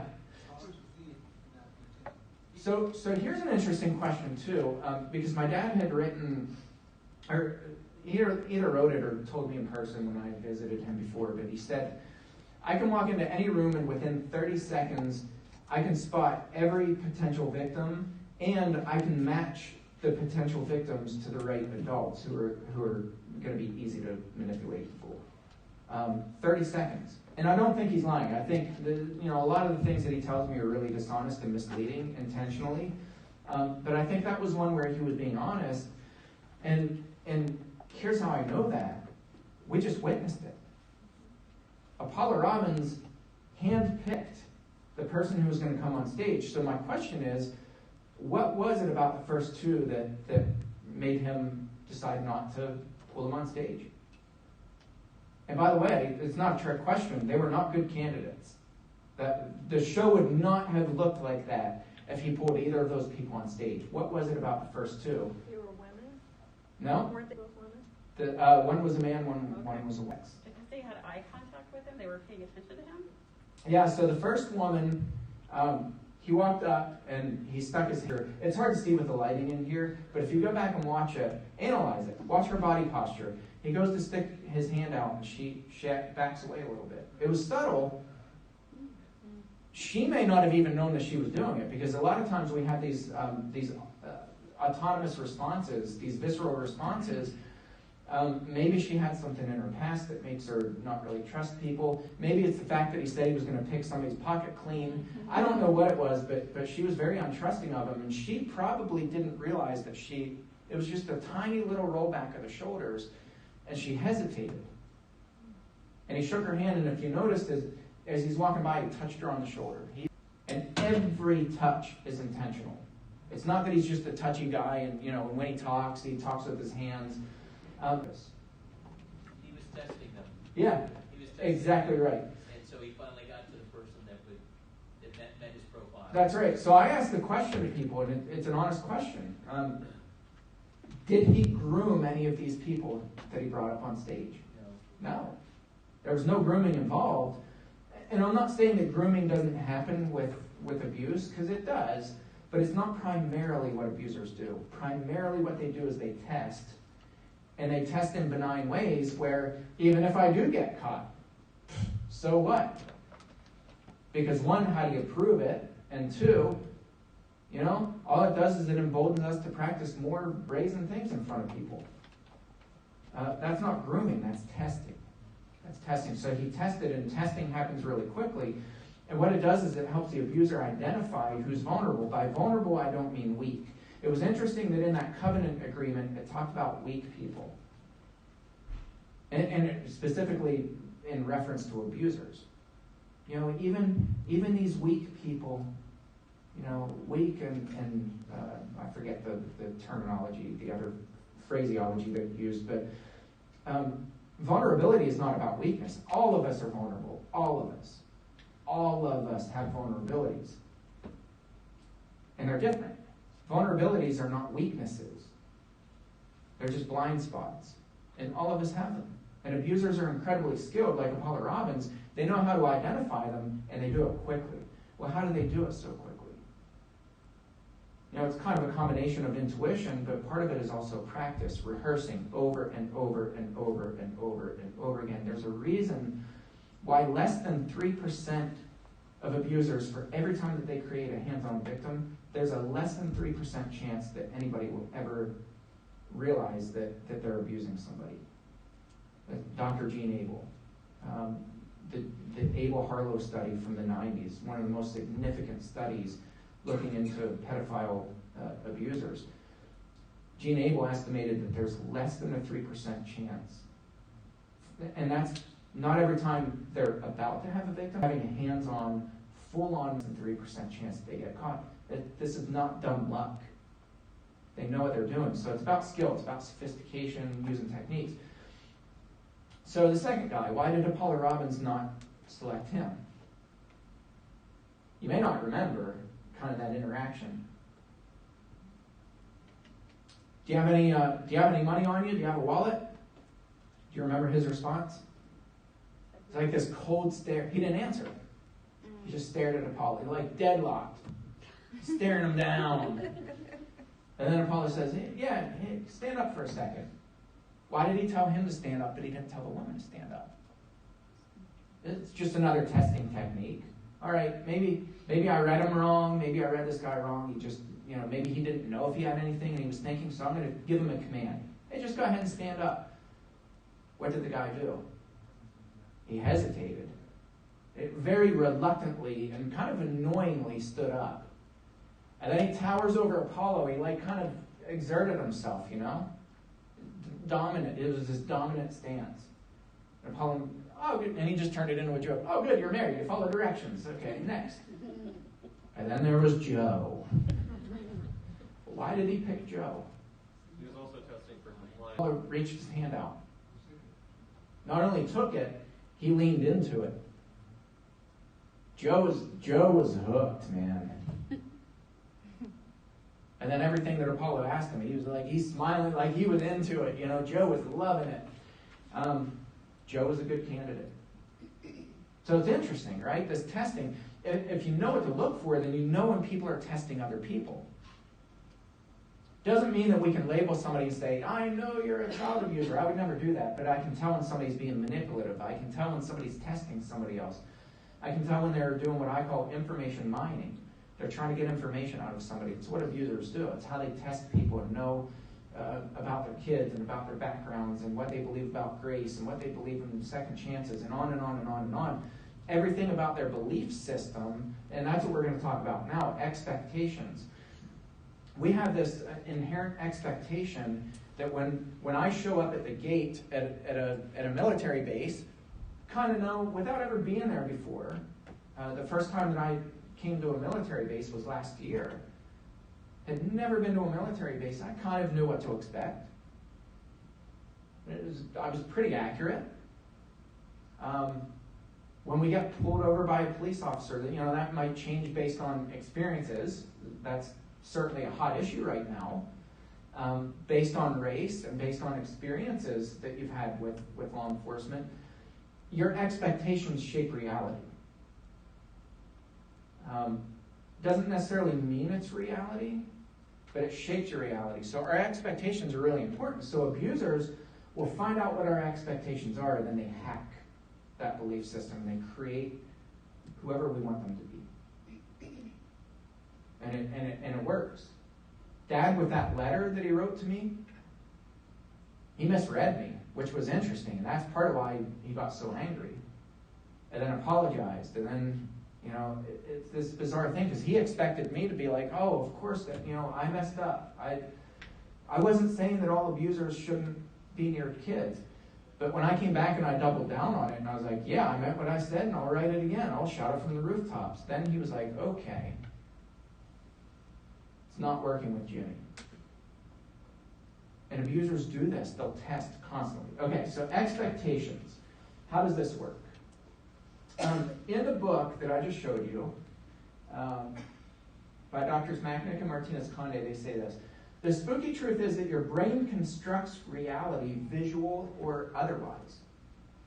What you see, hear, feel, and think is based upon what you expect to see, hear, feel, and think. In turn, your expectations are based on all your prior experiences and memories. That's scary, isn't it? Here's what abusers do. Here's not just abusers, magicians, whatever. Deception. This is how deception works. People will take what's called our spotlight of attention, and they'll play with it. They'll pull our spotlight of attention around. Well, what do I mean by spotlight of attention? And this is where Drs. Macknick and Martinez-Conde, who are visual neuroscientists, they explain this really well. So they said, if you guys can do this, hold your right hand out in front of you and look at your thumbnail. Hold your thumb up, look at your thumbnail. If you kind of look in my direction, you'll see that your thumbnail is in focus, but everything beyond your thumb is out of focus, including me. Very blurry, right? Okay, so you can put that down. That's reality. Visually, these guys have proved it time and time again. We are legally blind beyond our hand. If you hold your hand out in front of you, anything past that, we are legally blind. That's reality. Your brain is making all these constructs and it's piecing things together and it's creating these visual images that are not real. They do not exist. What you see for me, including from you, and just you guys sitting in the front row, is not reality. The colors, the shapes. Your brain is making shortcuts and it's piecing things together based on interactions that you had with me. You saw my picture up on a screen as you walked by. You were up close. You saw what I look like. So now your brain is reconstructing that and it's making shortcuts. It's making conclusions. And you're going to see in a second how this can be misconstrued and messed with. So it's really interesting. Our brain is making constructs based on what it expects to see. And here's the thing, abusers know that. When I pass in front of the parents, and my hand is on the butt, that's a reassuring, I'm holding that child, I'm protecting that child, holding that child. What's he doing? He's reconstructing the expectations that he knows that parent is thinking. How does he know that parent is thinking that? And the parent's not somebody like me where I'm like, get your hand off my kid's butt, you little creep. Right? How does he know that? Because he's tested them. Everybody's expectations are different to a degree.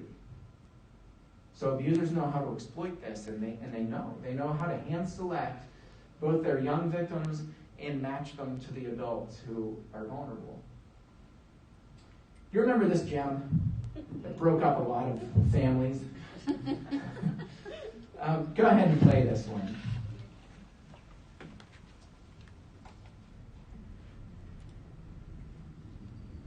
Do you hear Yanny? Yanny. Yanny. Or Laurel? Yanny. How many hear Laurel?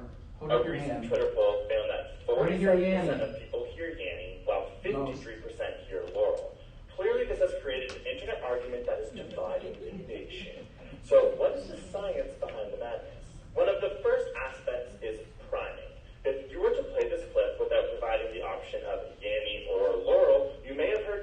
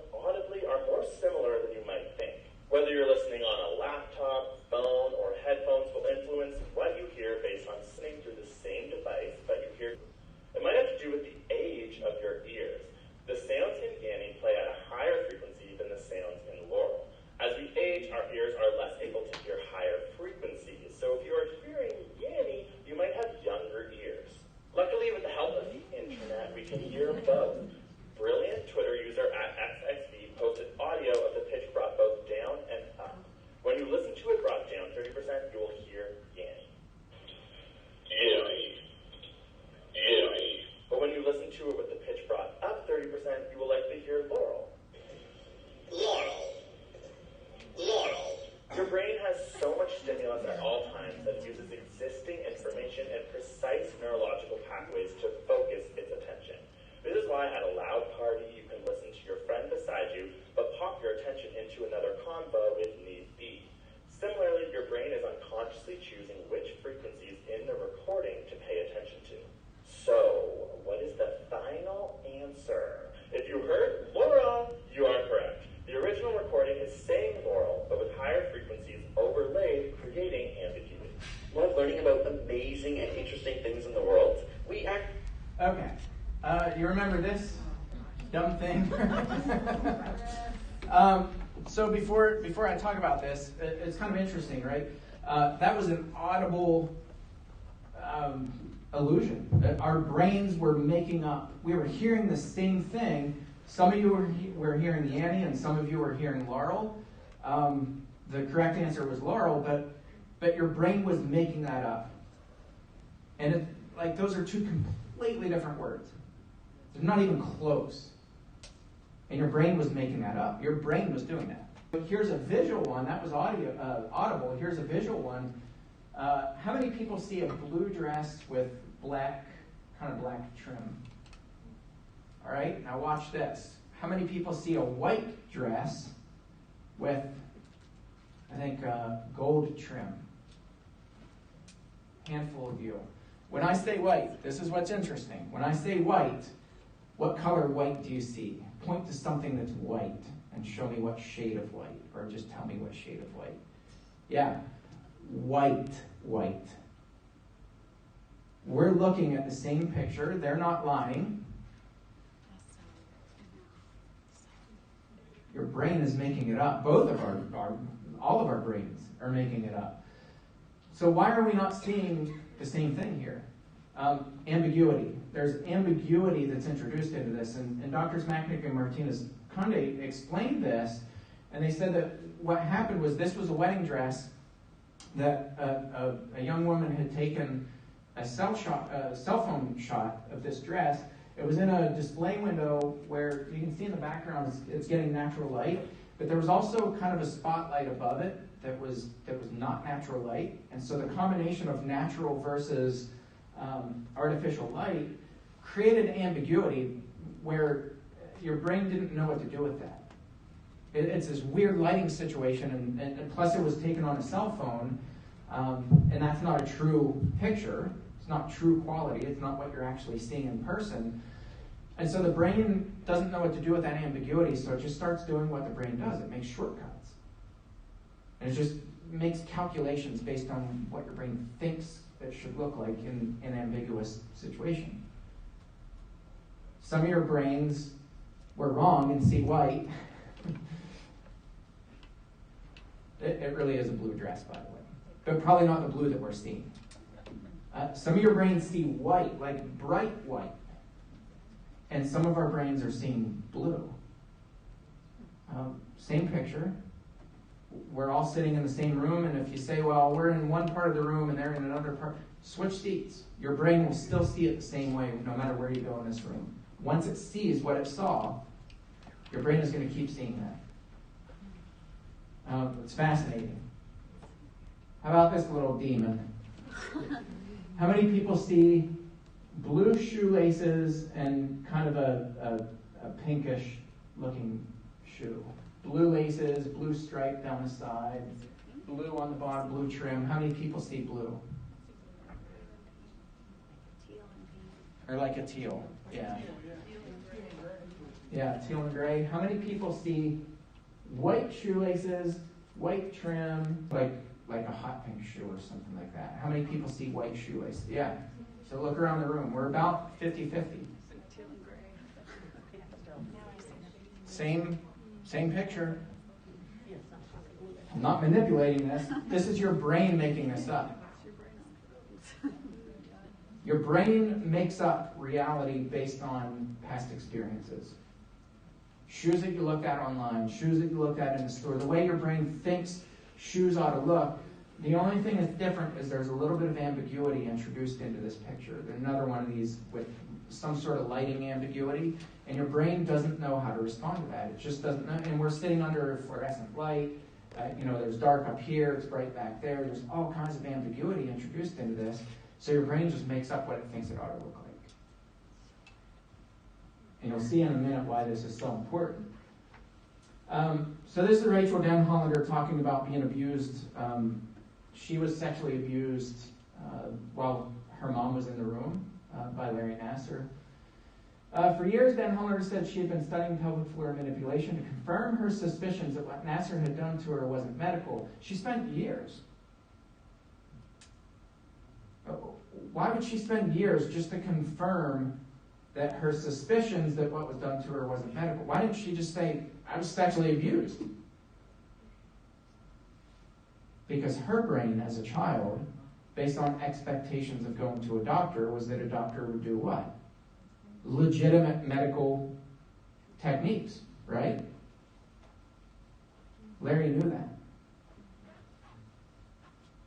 What ambiguity was introduced into that situation for Rachel? How about her mom? Her mom was in the room with her. That's kind of ambiguous, right?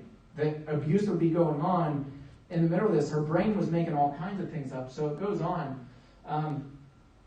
She reviewed Nassar's training videos and PowerPoints with MSU investigators, pointing out where Nassar would have had the same hand placement during her appointments with them. So her mother would have been able to see the external massage, not that Nassar's other hand was under the towel, penetrating her vagina and or rectum, the report says. What he is showing in those videos is legitimate, but what he was doing to me was not, Denhollander told police. Those same videos and presentations have been critical in helping Nassar elude criminal charges in 2014, when graduate student Amanda Tomashow reported Nassar massaged her vagina and breast during the exam. He went into the police department and for 2 hours, you can find it on YouTube, for 2 hours he was interrogated. And he's like, yeah, this is what I was doing. He brought his laptop. I'm an expert in pelvic floor techniques. I'm like the leading doctor in the world on pelvic floor techniques. You want to hear something interesting? I'll give you a true-false pop quiz. True or false? Larry Nassar was medically certified in pelvic floor techniques. False.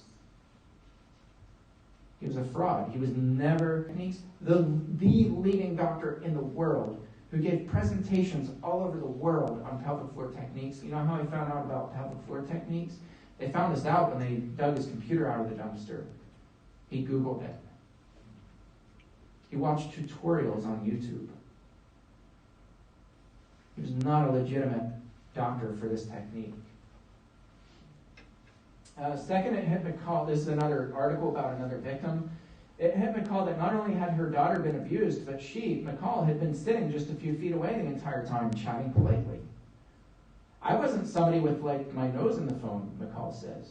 I was having conversations with them, both her daughter and Nassar. And whenever Larry was doing something in that pelvic area, I would go up and stand by the table because I wanted her to feel more comfortable. This is interesting to me. And I don't mean that in a lighthearted way. As a researcher, this is interesting. Because normal human beings would say, okay, the mom goes up, Mama Bear comes out, Mama goes up and stands beside her daughter. Nassar's going to be like, oh crap. And he's going to dial it back. It's not what happened, is it? Come on up. Yeah, please stand by. I want all parents to make their children feel more comfortable. As it goes right back to violating McCall's daughter over and over and over again. What's going on here? What's the science behind this? Expectations.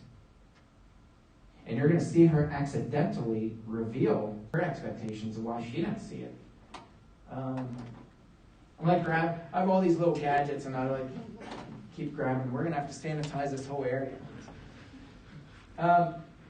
Playing back every moment of every appointment, wondering how. That's the proper question, by the way. McCall says, then Nassar would offer having Morgan lay on her stomach while he leaned over to massage her back with his forearm. Like if you're giving somebody a really hard massage, she says.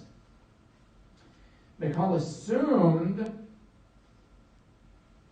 he was using his other arm to brace against the table.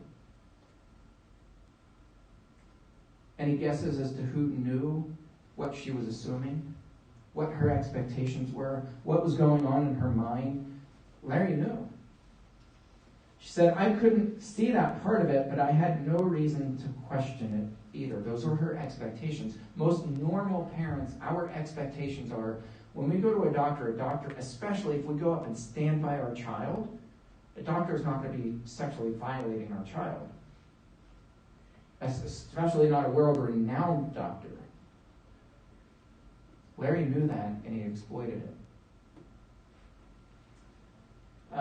Here's another victim, and the parent was describing this in an article. She was fully covered, even wearing running shorts. I, unlike others, don't remember him blocking my view, but since she was covered, I was unaware of what he was doing under the sheet. After he was done, he washed his hands, and I remember thinking, did he just do what I think he did? Where are his gloves? I immediately dismissed the thoughts as there must have been some good reason. This was Larry, after all. No need to question him. I trusted him. We all trusted him. You know what comes to mind?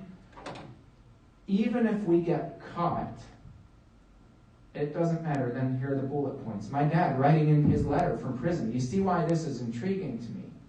Even if we get caught, it doesn't matter because, one, nobody's really going to think that this happened anyway, including the victim. And two, even if they question us about it, it doesn't really matter. The only thing that does is it does what? It emboldens us to explore more brazen techniques. Larry wasn't nervous. When Larry was called in 2014, did he stop abusing kids? No. When Larry was called into the police department and successfully walked out, and the police are shaking his hand on the way out, what did that do to Larry? It emboldened him. Larry quadrupled down on the abuse after that 2014 police interrogation. He got worse. He didn't get better. It emboldened him. The crazy thing about all this in our situation anyway is the treatment really did help. My daughter went from barely being able to walk to being nearly pain-free. He had done it again. He helped us in what was otherwise a very concerning injury. These treatments went on for 6 months. No questions, no concerns. That is until September of 2016. The news broke in a story published by IndyStar that there were accusations of sexual abuse against Dr. Nasser, our Dr. Nasser. This couldn't be true.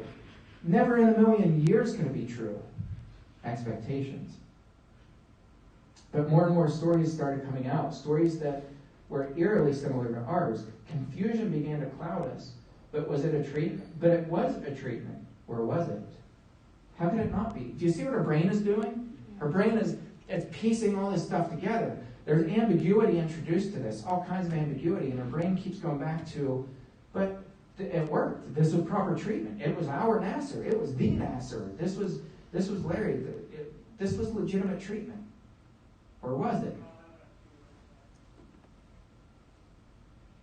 How could it not be? I couldn't fathom that this could even possibly be true. I mean, I was in the room. Did I let someone assault my daughter in front of my very eyes? Never would I allow that to happen. My children are my world, and anyone who knows me knows that about me. So how could this have happened? That's not a rhetorical question either. She legitimately doesn't know. Search on child abuse, she's not going to find the answer because people aren't talking about it. Yet, I'm trying to change that. This is a very important case study. And the parents are asking all the right questions. Why are they asking the right questions?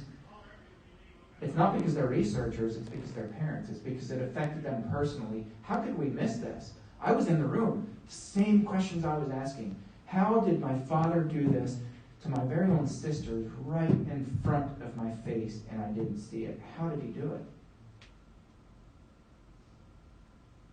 That's what started this quest.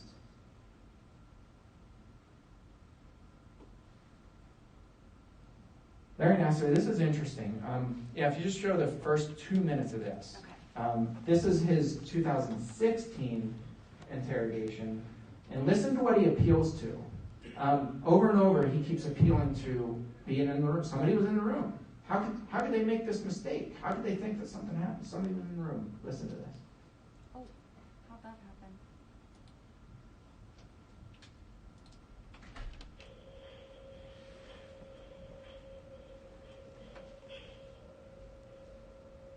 You can bump it up just to let like 30 seconds, 45 seconds or so. Okay.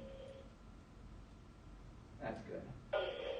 Anytime we bring somebody in the room, we make sure that they know that. I know you talked about Brian on my account. Yeah, right. Yep. Okay. What I want to talk to you is kind of go back to that situation, and I know that you guys had talked about maybe redoing some practices or things in relation to that. Reference that situation. What do you recall about that investigation? Right, that had concerns over the form of treatment that I was doing, and then I talked about having to do the reasons why I did it, from a family medicine standpoint. And there was a student that was in the room that had to leave to start because I was behind. I needed to start another patient, and so we're like, always have another person in the room. Always got another person in the room. I've been trying to adapt my techniques so we get into the same situation. Okay. What practices have you changed in response to I've that? been trying to have people in the room. Right. Having people in the room. And trying obviously not to get into that same situation. Has there been another complaint? I'm just confused right now. Well, we're kind of seeing what things have changed, what practices. Okay, yeah. So I'm trying to do things where the difficulty is with the hands-on is I'm trying very hard to do things where I'm not being nearly as invasive, but it compromises things. So I am trying to modify that and having students there and having family members there and a document in the chart, so-and-so's in the room, I mean, so Having somebody in the room. I'm trying my best to do it over close, and that's sometimes the hard thing is the tightness, it's like the close gets in the way, but so I'm very, there's not a day that goes by that I don't think about that, because that was a very scary thing, in my life, obviously, so I don't want to get into it, so I'm just like, oh my God, what happened, my heart is hurting, it's like, what the heck, so.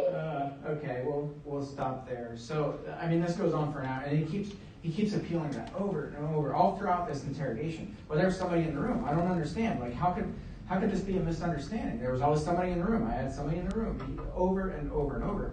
Why is he appealing to that? Why is that the thing that he's appealing to? Which is different from the 2014 interrogation, where he just kind of finessed his way. Now he's kind of feeling like she's not buying it. Why is he nervous this time? Right off the bat, he's nervous. If you go back and look at 2014, he walks into that police department like he owns it. What made him nervous this time? Andrea Mumford made him nervous. He read her immediately and knew she wasn't buying his crap. She didn't even say anything. Literally, she walks in and he doesn't even know why he's there. She just called him in for questioning. So he should have been dancing circles around her. But from the very, very beginning, he's incredibly nervous. He could tell. Because this is what abusers do. They read people. They test people constantly, including police departments, including people in the military. They read people. And he was reading her right. She wasn't buying his crap. She was well informed. She had an arsenal of information that Rachel Denhollander had gathered. And Larry didn't know that, but he knew that she knew something because he was nervous from the very beginning. So she just keeps getting in and made him just unravel really quickly. Brilliant detective work. It was incredible detective work, but typically this would work with people. Yeah, there was somebody in the room. Why would that work? Because of our, expectations. If somebody's in the room, nobody in their right mind would digitally penetrate a child and do this over and over. First of all, they wouldn't get away with it. The parent would see it. That's not true, is it? It can be true, right? We can see. So I don't want to leave people thinking, well, our brains are screwed up and we're never going to detect this stuff. It's quite the opposite. It's the exact opposite of that. Here's the thing is, when we see, and that's why I was so interested, I forget your name in the way back. Yes? Okay. I loved what you said because you were like, yeah, I actually noticed right away that Apollo Robbins' attire had changed. Well, how did you know that? Because I have a friend who's a magician. That's interesting, isn't it? Mm-hmm. We begin to see things. Now, here's the important thing. We begin to see things. Let me back up. Have you ever seen that video before? We begin to see things in real time as they're happening, as abusers do. Because everything they do is in real time. We begin, when we think like that, and I'm not saying think like an abuser and, know all the dirty, dark things that they do and think about, I don't even go there in my presentations because it doesn't matter. I don't want to think about sexualization of kids. We don't have to think about sexualization of kids. We just have to know something about deception. And there's living, breathing proof in the back row there that when you know something about deception, your brain begins to see it in real time. That gives me tremendous hope. So in the doctor's office, I try to train people just generally, not to give them like advanced training or anything, but generally, what are some things that you can look for as parents when you go into the doctor's office? Or you go to church and your kids are sitting 2 rows in front of you or 2 rows over, or wherever. When you are in the same room, what are some things you look for? I boil it down to these 3 things. Because this overrides expectations every time. Here are 3 things. If you could boil it down and say, what are 3 things that I can walk out of this 4-day training today and I can apply beginning right now today? What are the 3 things? This is it. Number 1, watch the eyes. Number 2, watch the hands. Number 3, listen to the words in that order. Watch the eyes. Okay, what are we watching for? Yeah, eye contact, the way people look at other people, whether it's a child, whether it's an adult. Every woman who I ever talk to knows what it feels like to be sexually undressed by a pervert, or to have their child sexually undressed by a pervert. It's rare that we misinterpret those looks. Go to a shopping mall while they still exist. Go to a shopping mall and just watch the old man sitting on the bench, just killing time while his wife's in the store. Not all of them, not even the majority of them, but some of them are perverts. And guess how you know? You know the look. And it's not a glance. It's not like watching people, because like I watch people. We all watch people. It's not watching people. It's that undeniable gaze and looking up and down, and you know what's on their mind. You can't misinterpret that. What's interesting is what happens is that once that teenage girl shifts to a prepubescent girl, our brain fails to see that same exact look. Why? Expectations. We don't expect that same pervert. A teenage girl at the shopping mall, or an adult woman who's dressed a little bit different. Our brain expects to see perverts gawking and looking. Our brain expects, so we see it more clearly. We don't expect to see somebody looking at a 5-year-old child saying, "My God, look at that." Our brain doesn't expect to see it, and abusers know this. But the look is there. Larry Nassar, listen to some of Rachel Denhollander's descriptions. Buy her memoir and listen to what Rachel says about the erection, and there were very clear signs that Larry was very aroused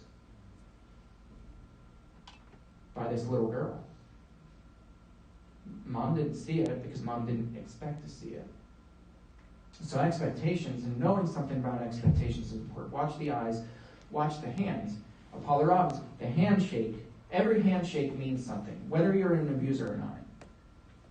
It might just be a polite handshake, or it might be somebody testing something. Every touch, every handshake, they all matter. And so we need to be vigilant. We need to watch. We need to watch where people's hands are, both of them, including all 10 digits. All 10 fingers, both hands, all 10 fingers at all times. When you go in the doctor's office, when a doctor's hand goes out of sight, out of view, there's a finger, 2 fingers, 3 fingers that disappear out of your purview. Stand up and walk around. It's not saying, oh, their hand disappeared, I know they're an abuser. Not at all. But know where their hands are at all times. Know where their fingers are at all times. Watch, be vigilant.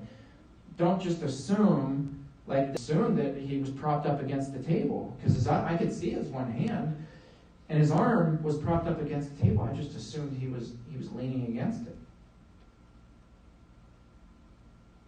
That assumption came at a high cost, didn't it? And I'm not blaming her at all. This was not any of the parents' fault. This is what abusers do. And so if we're retrained in the way that we think and about deception, we know something about our own brains and the science behind how it works and our expectations and ambiguity that's introduced into situations really gets our brain creating shortcuts and creating these realities that aren't really reality. Visual, audible, belief systems, all kinds of things. Your brain is constructing a reality that doesn't exist based on your past experiences. If we know that about ourselves, it's not saying, well, I need to change that about myself. You're not going to. It's science. It's how your brain is wired. But what you can change is when there's ambiguity that's introduced, there's just something that's off. 1, you're vigilant. 2, you recognize deception techniques that abusers are using. And 3, you do something about it. Listen to the words, the third point. Listen to the words. Hey, stand up for me. You know which one I listen for? This is interesting. I'll do this as an illustration if I can get a volunteer. Now you're all going to be like on hyperguard. Any volunteers? It's benign, I promise. Okay? Tell me about yourself. My name is Jamie Malcolm. Jamie is close to Jimmy. I'm just saying. Okay, what else? I am married and I have 2 little boys. Nice. How old are they? 1 and 3. All right. Cool. All right, I'm just going to stop there. What happened? You learned about our kids. Absolutely. How old they were. And I could keep going. I would just keep that conversation going. So what I listen for, if the first 2 things have caught my attention, if I see somebody whose eyes, they're looking at the kids, or an adult, doesn't have to be kids. I don't want you to think that this is just for child abusers. This is just abusive people who are abusers. They can abuse adult women. Watch the eyes. If somebody's eyes keep, somebody keeps watching your boys, and they have their eyes on them, and I just noticed that. There's a pattern there. I'm watching their hands. Chances are good that person's going to be, they're just benign touches, but they're going to be touching. They're going to, tussle some hair, or they're going to, give a kid a pat on the back. Totally benign. Absolutely nothing sexual about it. But they're going to be touching, like Apollo Robbins did. Every touch is intentional. Now they're on high alert. Now I'm listening for the words. Tell me about yourself. Was that a question? It was a command. That was a statement. It's a really manipulative way to get information out of somebody where it doesn't feel like you're mining for information. It's a casual conversation. But I know enough about abusers that that's a toxic command. Again, it doesn't mean that somebody's a sexual predator.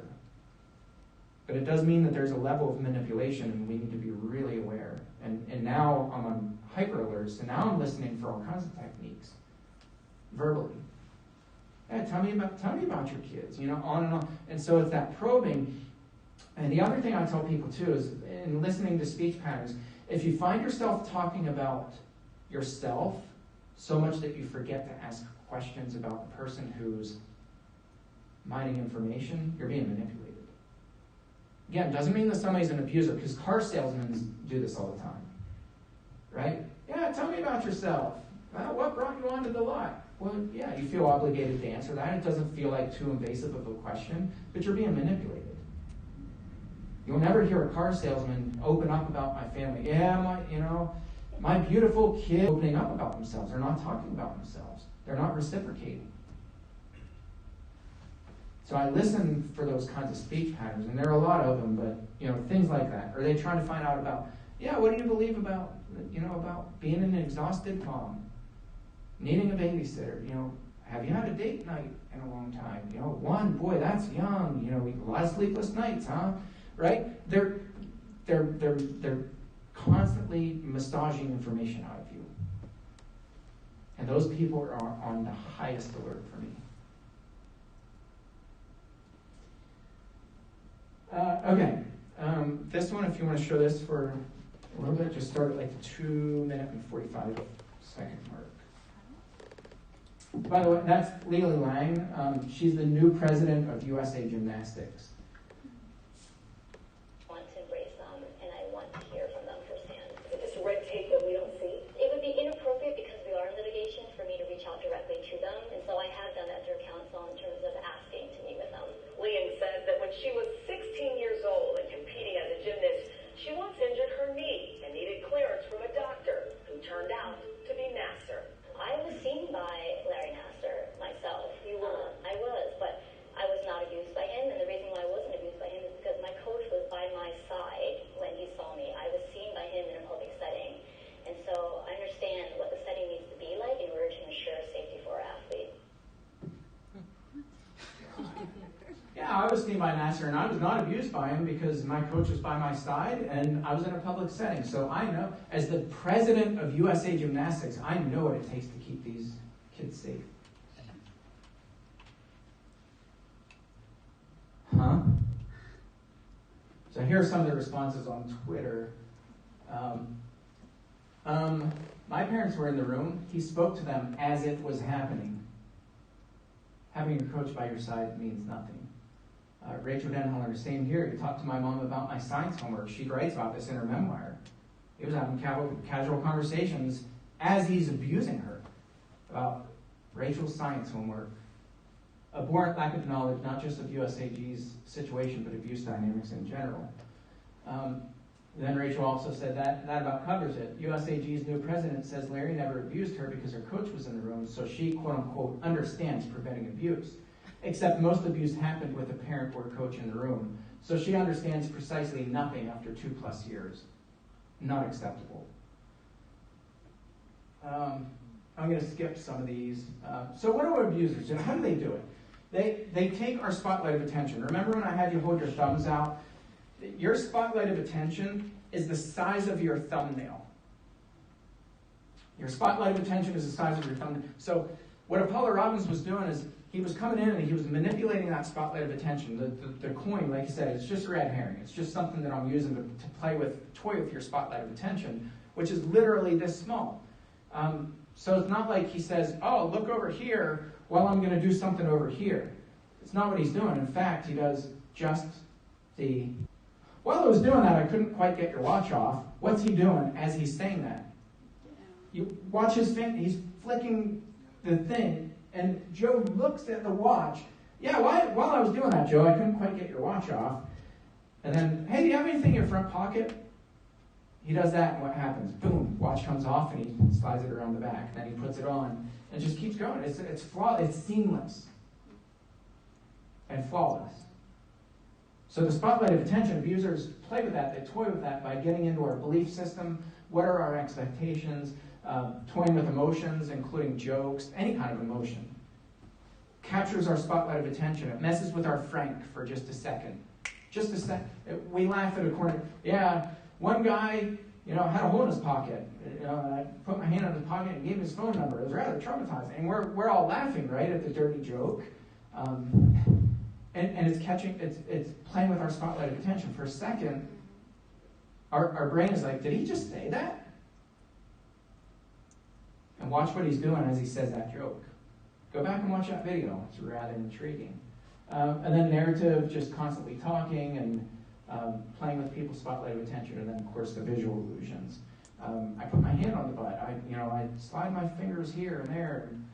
It's these visual illusions that are constantly going on. So attentional spotlight, if you look in the center there, there's a little dot. There we go. Right there's a little dot in the center. So if you focus your attention on that dot and just kind of keep your eyes there, you'll notice that the top right circle becomes dominant. It kind of stands out more than the others, right? Or is it the bottom circle that does that? Or is it the top left circle that becomes more dominant? Or, no, it definitely was the bottom circle that's more dominant. It's what you suggest. Yeah, it's exactly right. So this is how our brain, your brains are doing that. I'm not manipulating you. It's just narrative. I know something about how your brain is going to respond based on expectations. It's science. There's nothing flawed in any of you. It's science. I'm going to end with this short video, and then we're going to go to lunch. This video is Bobby McFerrin, who's an awesome dude. The pentatonic scale is like a 3-minute video, and then we're going to break for lunch. Very good illustration of how this works.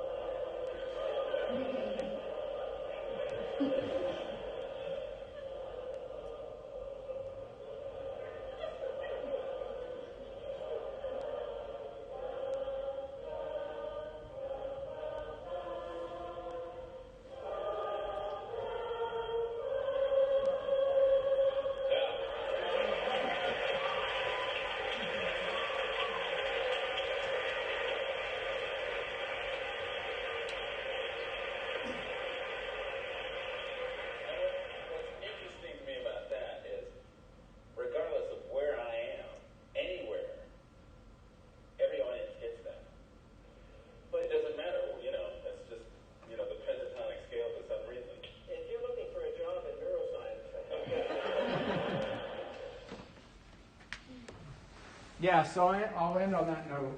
What's interesting is Bobby McFerrin doesn't know the science behind it. It doesn't matter to him. All that matters is what? That it works. It doesn't matter where I go, anywhere in the world. People just get it. It's a pentatonic scale. And you see that correlation between what abusers are doing. It doesn't matter where I am in the world. Certain things, if I know based on their expectations, I just know it's going to work. So they're not like sheepishly abusing and crossing their fingers and hoping it works. They know it's going to work. Expectations and the way our brain shapes reality is really important. Awesome. Okay. So let's see. So it's Oh, here's my mask. I was looking for that. Okay, so 11:59 right now. So let's go till 12:15 because I know it takes a bit to get out and back.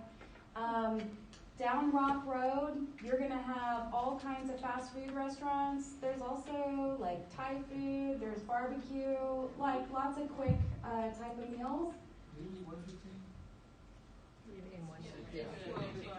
Okay, you guys can have more than 15. All right, thank you. So if that works for all of you guys, that's what we'll do, and we'll go ahead and break, and then we'll be right back, and we'll be listening a little bit more to what we got going on over here, which it's awesome so far. So thank you so much. Appreciate it. And just so you guys know, we will go into like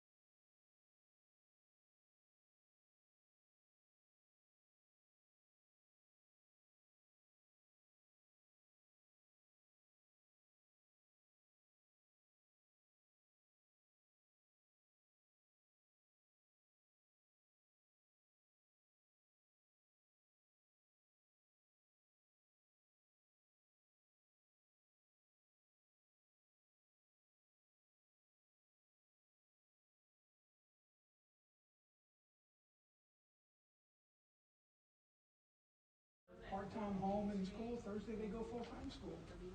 If So we're they're not getting those from like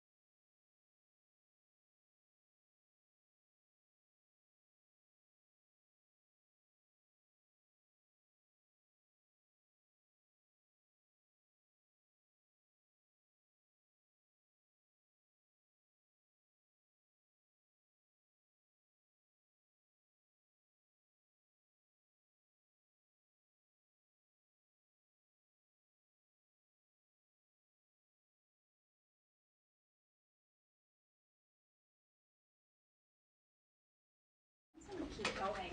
All right.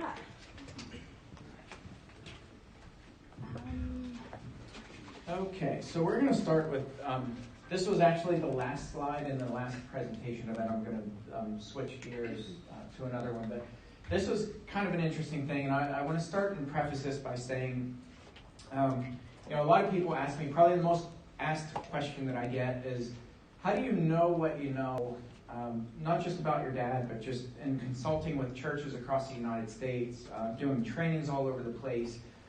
Every single day, I'm just bombarded with stories of abuse. And they say, how do you know what you know about abusers and not become incredibly paranoid? And my answer is that paranoia is really counterproductive. Counterproductive for us and very productive for the abuser. So paranoia certainly doesn't play to our favor. And so probably the best way that I can describe it is just having the ability and the capability to be able to remove myself emotionally from the abusive situation and the abusive person, and just look at the form of compartmentalization. But if I were to be emotionally reactive, with my dad, then I think it would have been a completely different outcome. And I think that's the case probably for every case that's ever come my way, for all of us. If we have these emotionally reactive reactions that, there might have been some misunderstandings, or we just need to learn more information, or if you're just angry and you say, you know what, we got to do this. Those emotional reactions usually create confusion and ambiguity. And anytime there's ambiguity, that's where abusers are really going to work. So I think the most important thing that we can do is really analyze and just step back and take a breath and just observe and see what's going on with the facts. And, in my dad's case, I had to pretend like I never knew him at all. I literally had to pretend like he was a complete stranger, because the minute I thought of him as my father, a whole bunch of emotions would have come flooding back in. And, all my childhood memories, a whole host of things. He built a station that I'm standing on, and a lot of that was probably fake and manipulative, but some of that was real. And my brain still, after years of doing this, I still don't have the capability to really process through that and analyze what part of my dad's life was real, what part was fake, which was the facade, which was the real him. I don't know. So the best thing that I can do is to just step back and pretend like he's a complete stranger, like I never knew the man, and I'm hearing these things for the first time, because that at least helps us be more objective. I don't think we can ever be completely objective, but at least it gives us the ability to not have these emotional reactions where we come back and have these horrific policies. I was sharing with Tina, I got a text message literally right as I was done. This was a case that I was called into about a very abusive pastor, the mind games that this guy's playing with people. And he goes from church to church to church. What happens is he gets fired, and then the elders at these churches will give him good recommendations. They'll have him resign to the church. So it looks like it was his decision. He was resigning.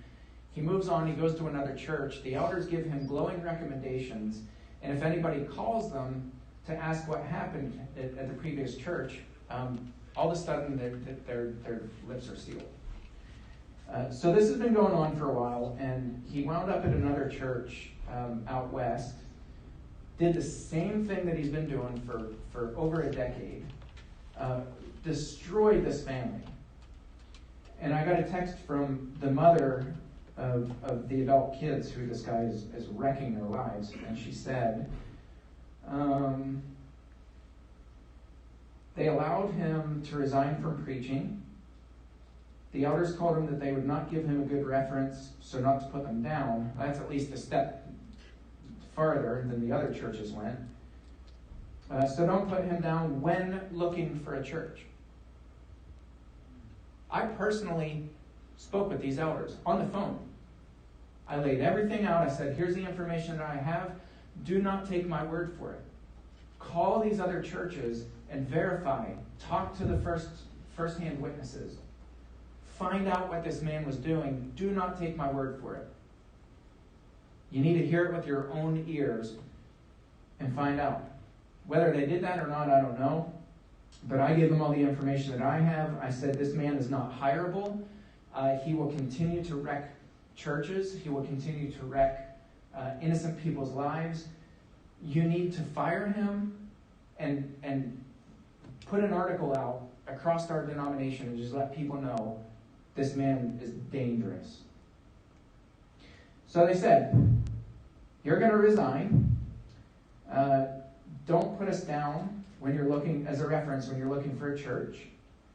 He has until the end of October to move out of the house that the church is paying for. We have heard that he has applied for a preaching position in Tucson, Arizona. Could I speak to you briefly about, is there any way to let the Brotherhood know to be aware of him? Why, yes, there is, and I will be glad to help. I texted her back, so I'll be making a phone call tonight. Yes? Why is it that the churches continue to condone this and nobody's coming in and the leaders of the churches are holding them accountable and responsible? Now, my husband was raised Jehovah's Witness, which he's out of that, but there's all kinds of revelation now of them bringing people in and allowing this, and now they're being sued left, right, and center. Sure. Yeah. Same thing's happening in the Salvation Army. I just did a training for them at their Western Pennsylvania division. I think probably the simplest explanation is, we could boil it down to just bad. It's bad theology. Bad theology leads to bad practices, and so it's this theology that we're all sinners. We all have skeletons in our closet. We all do things that we wrestle with, and so these people are no different, and they just fell into temptation. I've really come to hate that term, but they just fell into temptation, and so the Bible says we need to restore people gently. The problem is, and I don't want to get into a big theological discussion here, but it's important. I think the Bible is really clear, and it makes these distinctions between people who are intentionally deceptive, and the wolf terminology throughout the Bible. When people are referred to as wolves in the Scripture, it's not describing who people are. Sorry, let me back up. It's not describing what people do, it's describing who people are. Never, ever are there references in the Scriptures when it's talking about a wolf. And a wolf is somebody who puts up a facade. They masquerade, they pretend to be somebody they're not in order to blend in and to steal away what they came for. That's masquerading, that's fake, it's pretend. That's not somebody who wrestles with temptation. That's not somebody who struggles with sin. And so there's this classification for them. And the Bible repeatedly says, have nothing to do with them. Avoid such people. Paul says, evil people and imposters go on from bad to worse, both deceiving and being deceived. It's that self-deception. Stuff that you see with my dad. We're all righteous. We're all in the same boat. We're all pure. Reconciliation all the way. Forgiveness all the way. And it's that self-deception, but in the process they're also deceiving others. And so I think people's theology doesn't allow them to see that there are people who enjoy this stuff. They're not wrestling like you and I wrestle. All of us in this room know what it's like to struggle with whatever the temptation is. All of us have our own struggles, and we know what it feels like to wrestle with that. Abusers are not that. And the Bible's pretty clear. Over and over. Get rid of them. Keep them at bay. Don't let them in. John 10, when Jesus talks about being the good shepherd, he says the good shepherd lays his life down for the sheep. Well, doing what? Keeping the wolves away. And he goes on. He says, when the hired hand sees, because he cares nothing for the sheep. And what do we see churches doing? I showed you the covenant agreement. We welcome them in, and we say, well, we're all Christians, we're all struggling. No, we're not all Christians. There are some people pretending to be Christians. So, I think at the end of the day, I think it's really bad theology that leads to these bad practices. And it's not that people are saying, okay, we're just going to hope this person doesn't harm other people. I think they really believe in their heart of hearts that this guy, that I talked to the owner, I was like, this is what this guy is doing. Every place that he goes, he's leaving this trail of destruction, and it's the same pattern over and over and over again. And I think what happens is they go face to face with these people who can run marathons around them. They spin a good web, they cry like Larry Nassar did in the courtroom, like my dad's done in front of me, they all do it. They sit on the tack, they cry a good tear, they put on a good show, and I think these leaders honestly are thinking, boy, we really taught him a lesson. He's really remorseful for what he's done. Meanwhile, this is the response. This is the slide I was going to show you guys. This is from my dad. This was an interview that I did with him. He says, I asked him, did you study magic techniques? You talk about all these really sophisticated techniques. Did you actually study this, or was that kind of, you just picked up on it on your own? Here's what he said. My techniques were learned early. Curiosity. The high that you get from abusing a child and getting away with it is indescribable. Listen how he's describing this. It's not, what in the Sam hell have I done? Right? It's not, I repent in dust and ashes. It's not, I want to crawl under a rock and live in a cave and never come out. I can never face the public again. That's not his message. His message is, who do you think you are to say we can't come into church? That's his message. And so here you can see why. You can see the thought process that's behind it. This is how they think. Your own little personal pharmacy. And you happen to be the pharmacist who's in complete control of how much of each drug you get. This is where it gets really bad. It's one thing to abuse a child for the sexual thrill. Yeah, it sure is one thing, isn't it? It's indescribably disgusting, inhumane, evil, cruel, brutal, sadistic. It's one thing to abuse a child just for the sexual thrill of it. But if you can do it in front of people, the high is much better. This is a man who's been behind bars for years, who abused his own children, who abused children in my church up to the time of his arrest, who's been abusing children since he was 14 years old. This is his description of what's going on when he's abusing kids. Not, I knew I shouldn't be doing it, but temptation overcame. That language is absent. Because that's not what they're doing. That's not what they're thinking. They love it. They enjoy it. It's a thrill. It's an excitement. And it's not just abusing the kid that gets them going. It's doing it in front of their parents that really gets them going. You learn early on that one of the easiest things in the world is to abuse a child in front of adults. Now, even though I can't perform magic one little bit, and as he smiled, he showed, this was a visit in prison. He showed me his hands. He held them up and he gave this big smile. These are incredibly skilled when it comes to pulling off abuse in front of other people. This is a game to them.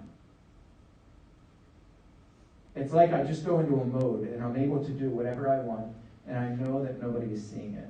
That's the magic I'm incredibly skilled at. This is why these people will never belong back anywhere near children. And he's not alone. This is not unique. This is not different. This is not an incredibly evil person compared to the rest of child abusers. This is how they all think. So, yeah, it's kind of a long answer, but that's it. Church leaders can't fathom this, and so they look at them as they look at ourselves and say, well, we know what it's like to struggle with sin. And we do. But that's not what they're doing. And that's why I think the Bible's crystal clear. It makes this distinction. And it says that, there are sheep and there are wolves. Wolves are never given community. They're never brought back into the church. They're not brought back into the sheep pen. They're not prayed for. They're not prayed over.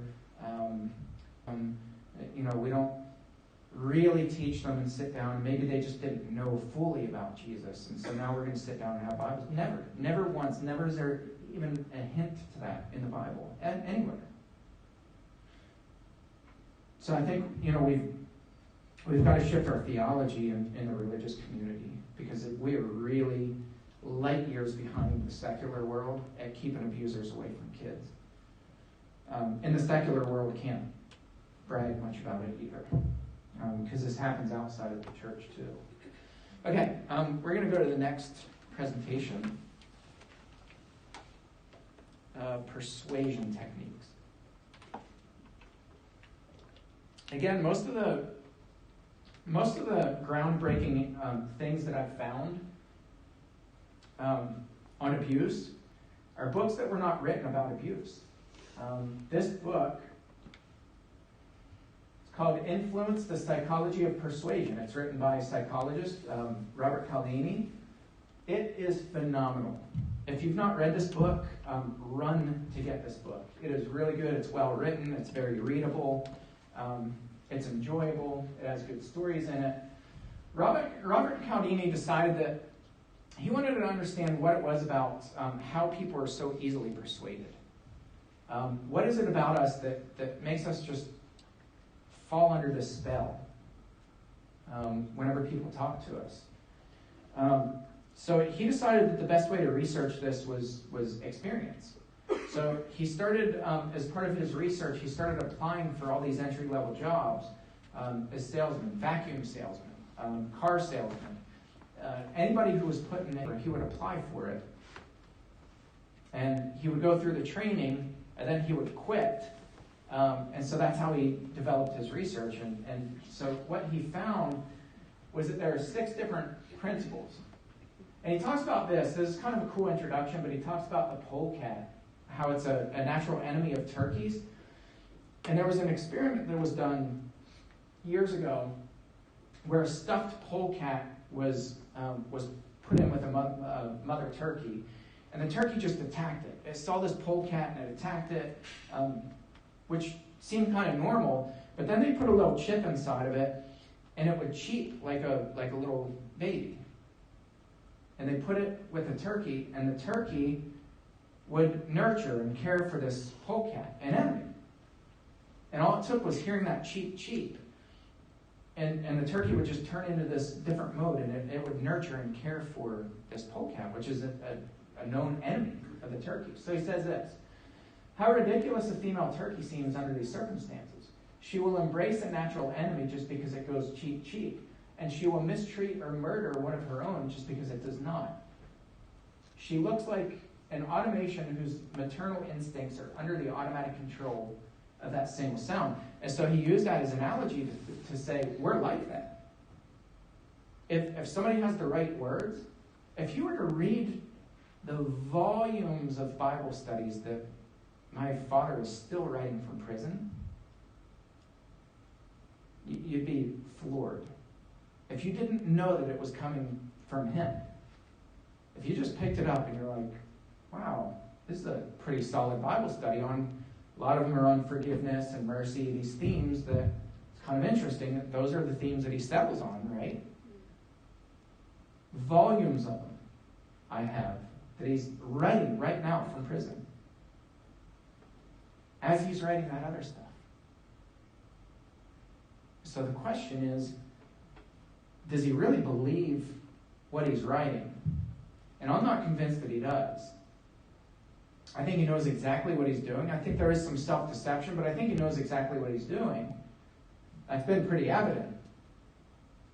But when people pick these up and the language is there and they speak the language and with these themes about grace and mercy and all the things that Christians are supposed to have, we hear those and we're like, my goodness, this is what he's been reflecting on in prison. He is a changed man. So I think people really buy into this stuff, and the abusers know it. So Cialdini, his book was phenomenal, but I'm going to lay out the 6 principles of persuasion. And that just gives us a better understanding about ourselves. How is it that we're roped in so easily? And we're all vulnerable to it. I still, when I go and visit him in prison, I've been living and breathing this stuff for almost a decade now. I still have to check myself at the gate when I walk in. Be like, all right, when I go in there, he's gonna be smiling, and he's gonna be inviting, he's gonna be warm, and he's gonna start reeling me in. And every single time, that's exactly what happens. And I have to go out in the parking lot. Usually I go out to my car after I've visited with my father. I'll sit in the parking lot for about 20 minutes and just process and decompress, and I start writing notes down. And I'm like, okay, how did he manipulate me this time? What were ways where I let my guard down, where he started pulling me in? And I write notes. When you're in front of these people face to face, even when you live and breathe this stuff, they still start to suck you in. So how do they persuade you? How does it happen? And I got to tell you this story. I don't remember if I told the crowd this last year, but the last time that I went to visit the prison, I walked in, and you don't write their names down, you write their prison number. So you sign it in the book. This is a prison with like 3,000 inmates. And I write his number down, and the guard had never looked up at me, and he sees me write the prison number, and he goes, "Oh, you're here to see John." And then he looks up, and he goes, "Oh, you must be the preacher." He's like, "Yeah, your old man, he's hilarious." He's like, "We love him in here." I'm like, what in the world other dimension am I walking into? And then I get processed in, and then they buzz me in, and they, back to the visitor area, and I walk in, and the guard behind the desk in there, he goes, "Hey, you must be Jimmy." I'm like, this is really weird. And this is what's happened, even in prison. These guys are playing people and persuading them and manipulating them, and they're talking about my dad like he's their best friend. And I'm like, this is really bizarre. It's unprofessional, and it's bizarre, and it's strange, but it makes sense, because I know him. Of course they love him. Probably gets whatever he wants in there. It's incredible. They do it. Number 1, reciprocation. This rule says that we have to repay in kind what another person has provided us. This rule overpowers the rule of liking. So there's a rule of liking where when somebody says, "I like you," it's intoxicating to us. It does something inside of us where we're like, we form an opinion of a good person. And we do it with complete strangers. It's called the rule of likability. So he says the rule of reciprocation overpowers that. If somebody returns something to us, we feel this connection and this obligation to that person. And it could be anything. And remember when I said, abusers, when they say, "Tell me about yourself," they won't reciprocate back, but they will reciprocate when it's convenient. So they'll give you a little something back that hooks you. And it makes you feel connected to the person. And so he says there's no human society where this rule is not expected. Expectations. It's interesting, isn't it? How these all work and piece together. He talked about the Hare Krishna Society. Cialdini was at an airport, and he was observing this Krishna Society, and they would hand roses out to people. As they walked by, they would just hand a rose out to people. Has anybody ever seen them in the airports? I never have. But I've had other solicitors in the airport, and even though I know things about abusive techniques and deception and all this stuff, I still get sucked in, right? These are powerful, powerful weapons. So the Krishna Society, they'd hand out these roses, and people would walk by and they'd be like, oh, what's this? And of course they're asking for donations. And because they gave a rose, they reciprocated something, there was this obligation for the other person to reciprocate back. Well, that's just human nature. That's how we're wired. So even people who would cuss them out, would be like, you frauds, I know what you're doing. Guess what they did? They still gave money. Every one of them. So Caldini said, I kind of was watching and observing, and I noticed people were throwing the roses out in a garbage can, and then I saw one of the Krishna members walk over to that trash can, and they bend over and they start digging around the trash can. He's like, this is kind of interesting. I'm just going to watch. They pull all the roses out of the trash can, bring them back to their table, and start handing them out again. He's like, it's a brilliant execution of this principle. It works. People get what they want. It's the rule of reciprocation. And then he says compliance has tripled from 17 to 50% when a large unattainable request was replaced immediately with a smaller one. So somebody says, hey, can I borrow your car? No, I need my car to go to work. All right, well then can you do me another favor instead? Could you give me a ride somewhere? And then we're like, yeah, that's all you're asking for? It's this principle where somebody intentionally gives you a big demand that they know you're going to say no to, and then they immediately replace it with a smaller one, and you reciprocate back. You're going to reciprocate. That's what we do. It's a powerful, powerful form of persuasion. Commitment and consistency. We all want to be consistent, right? He says it's quite simply our nearly obsessive desire to be and to appear consistent with what we have already done. So I talked about stores supplying toys, undersupplying toys at holiday. Do you remember the Beanie Babies from a while ago? Every kid wanted a Beanie Baby. They were the thing. And then magically, right, about the beginning of November, all of a sudden you can't get one anywhere in the world. They're all gone. Supply is just, we can't keep up with the demand. What's really happening? The company stopped the supply on purpose because your rule of consistency kicks in. As a parent, Santa Claus for a Beanie Baby, and you have to be consistent. You say yes, and then you can't be the parent who says no.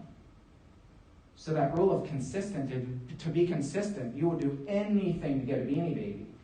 So the company withholds the Beanie Babies, but they offer an alternative that's a cheap knockoff. And you go out and you know your kid's going to know the difference because they're smart. Because little monsters know somehow. So you buy the knockoff, you give it to them at Christmas, and your kid has a meltdown. Before your very eyes, they throw themselves down and they're wailing and they're weeping, and then you're the worst parent in the world, and Santa Claus is fake, and you don't know what to do. And then all of a sudden, on December 27th, guess what you can buy for a premium? Beanie Babies. This is a powerful, powerful persuasion technique. Telemarketers. They learned that saying, I hope you're well, is a lot different than saying, how are you today? Because how are you today sounds manipulative. These people are, what do they want this time? But somebody calls you up, hey, how are you doing? That feels more inviting. So they found, I forget what the statistics are, but it's incredibly successful. Far more successful than saying, how are you today? Fraternity and sororities, the whole initiation process is just really bizarre. People will do anything to get into these clubs because they want to be committed and consistent. Social proof. We view a behavior as more correct in a given situation to the degree that we see others performing it. That's how cults get started. It's not that people are like, I believe the earth is flat and I'm going to join this cult. And there's nothing you can do about it. Right? It doesn't work that way. People slowly and gradually got pulled into these cults because the thing that the cult members are doing starts to feel normal. It's this gradual normalization of things. And when people who look like us are behaving in a certain way, we naturally will begin to act in the same way. Language like we and together, this team language is used. Pluralistic ignorance, the bystander effect. Does anybody remember the Genovese case? I think it was in New York City. I think it was a woman who was brutally stabbed in broad daylight in the middle of the sidewalk, was literally bleeding out. Over a period of 30 minutes, there were 38 witnesses of the slaying who all literally walked around this person. How could that happen? It actually happens quite often. Happens with, you'll see it on social media. Right? There's video after horrific car accidents. Oh, look at that car over there crashing head on. Oh, they're going to kill somebody. Instead of calling 911, what are they doing? They're literally filming somebody's death. It's this bystander effect where if people around us are behaving in a certain manner, whether we think we're going to behave that way or not, we just do. We just naturally do. Again, it's science. We're wired that way. If everybody's being calm while this woman's bleeding out, if those people look like us, we're likely to be calm as well. Social proof is powerful. And so how do abusers use this? They just blend in. They look like us. They normalize behaviors. They blend in really well. That's why I think, again, the Bible is really clear about wolves. Have nothing to do with them. Get rid of them. If people are pretending and masquerading, get rid of them. Of course, the 9/11 hijackings, the first 3 airplanes, actually all 4 airplanes, what did the passengers witness? What did they witness? Stabbings. They literally watched people die. And it took until the 4th airplane, until the passengers actually did something. And that, it took multiple phone calls for them to figure out, is this a suicide mission, or are the hijackers really going to land the plane safely if we meet their demands? Even after witnessing that. Why is that? Well, because nobody panicked. It's a powerful persuasion. Liking, as I mentioned, he says, few people would be surprised to learn that as a rule, we prefer people to say yes to the requests of someone we know and like. What might be startling to note, however, is that this simple rule is used in hundreds of ways by total strangers to get us to comply with their request. Joe Girard is in the Guinness Book of World Records. He was the #1 car salesman in the world. Do you know what his technique was? He would buy cards for people who bought cars, and he would write 3 words in each of the cards. Every card was identical. And he would mail them out at Christmas, and if he found out there was a special holiday or a birthday or something, he would mail them out to the customers. It had these 3 words in it. I like you. And then he would sign his name. Joe. That one single act got people to keep coming back over and over and over. They were return customers for life. Why? Because this principle is super powerful. So again, listen to the words. When I said watch the eyes, watch the hands, listen to the words. When I hear somebody say, I like you, or they give something in a different form that's close to that, I'm really listening, and I'm paying attention. Physical attractiveness, just giving compliments. You look really pretty today. It's just bizarre. It's out of place. I want to reinforce this. I did 3 tours in Afghanistan, and the first 2 were special ops. And I went to a site, and there was a SF, Special Forces chaplain. And when we first met, we had not met each other at that point. But the first thing he said out in his mouth, he said to me, I love the Air Force. There's nothing I wouldn't have done for that guy. Yeah. Because I knew that he meant it. Yeah. I knew that he meant it. But it stood out because none of the other chaplains that I encountered in any of those 3 tours ever made a statement like that. Yeah. But he made that statement, and I was like, man, you know what? And I told him, I said, hey, absolutely. I'm in the camp here. You're gone. You need me to cover down? You got it. Yeah. Whatever you need. Yeah. You know? So I just want to reinforce. Yeah, thank you for that example. Yeah, I'm going to say too, again, Cialdini didn't write this book by saying these are abusive techniques. Like, that wasn't the purpose of it. This book had nothing to do with abuse. He was just saying, like, these are persuasion techniques that this is why we're so easily roped in. That's why we're mesmerized by people that say these things, because, and it probably was genuine. I don't think that was, my guess is that was not a manipulative technique. No, I don't think it was being manipulative, but of all the chaplains that I encountered in my 5 deployments, he was the only one that had ever made any kind of statement like that. Yeah. But once he made that statement, he could have chose to say anything, but he said, I want you to know I love the Air Force. And I'm like, yeah, whatever I can do for you, yeah, you let me know. Yeah, so, the tricky thing about this is that abusers who are already really sophisticated, I mean, I hope by now you guys see that, they start playing with these persuasion techniques too, which are all fairly benign persuasion techniques. And the more sincere they can come off as being, the more they blend in, the more people like them, the more people like you, that we'll do anything for you. And we'll be glad to, We'll roll up our sleeves and we'll step in right beside you. We'll help you ask, and you will receive. Right? That's human nature. That's how we're wired. And so abusers know that. And Detective Beckner, she had made a comment that day that my mom and I went into the police department. And as soon as I said it was my dad, we said his name, she said, let me guess. He was in sales of some form. And I was like, how did you know that? She's like, honey, I've been doing this a long time.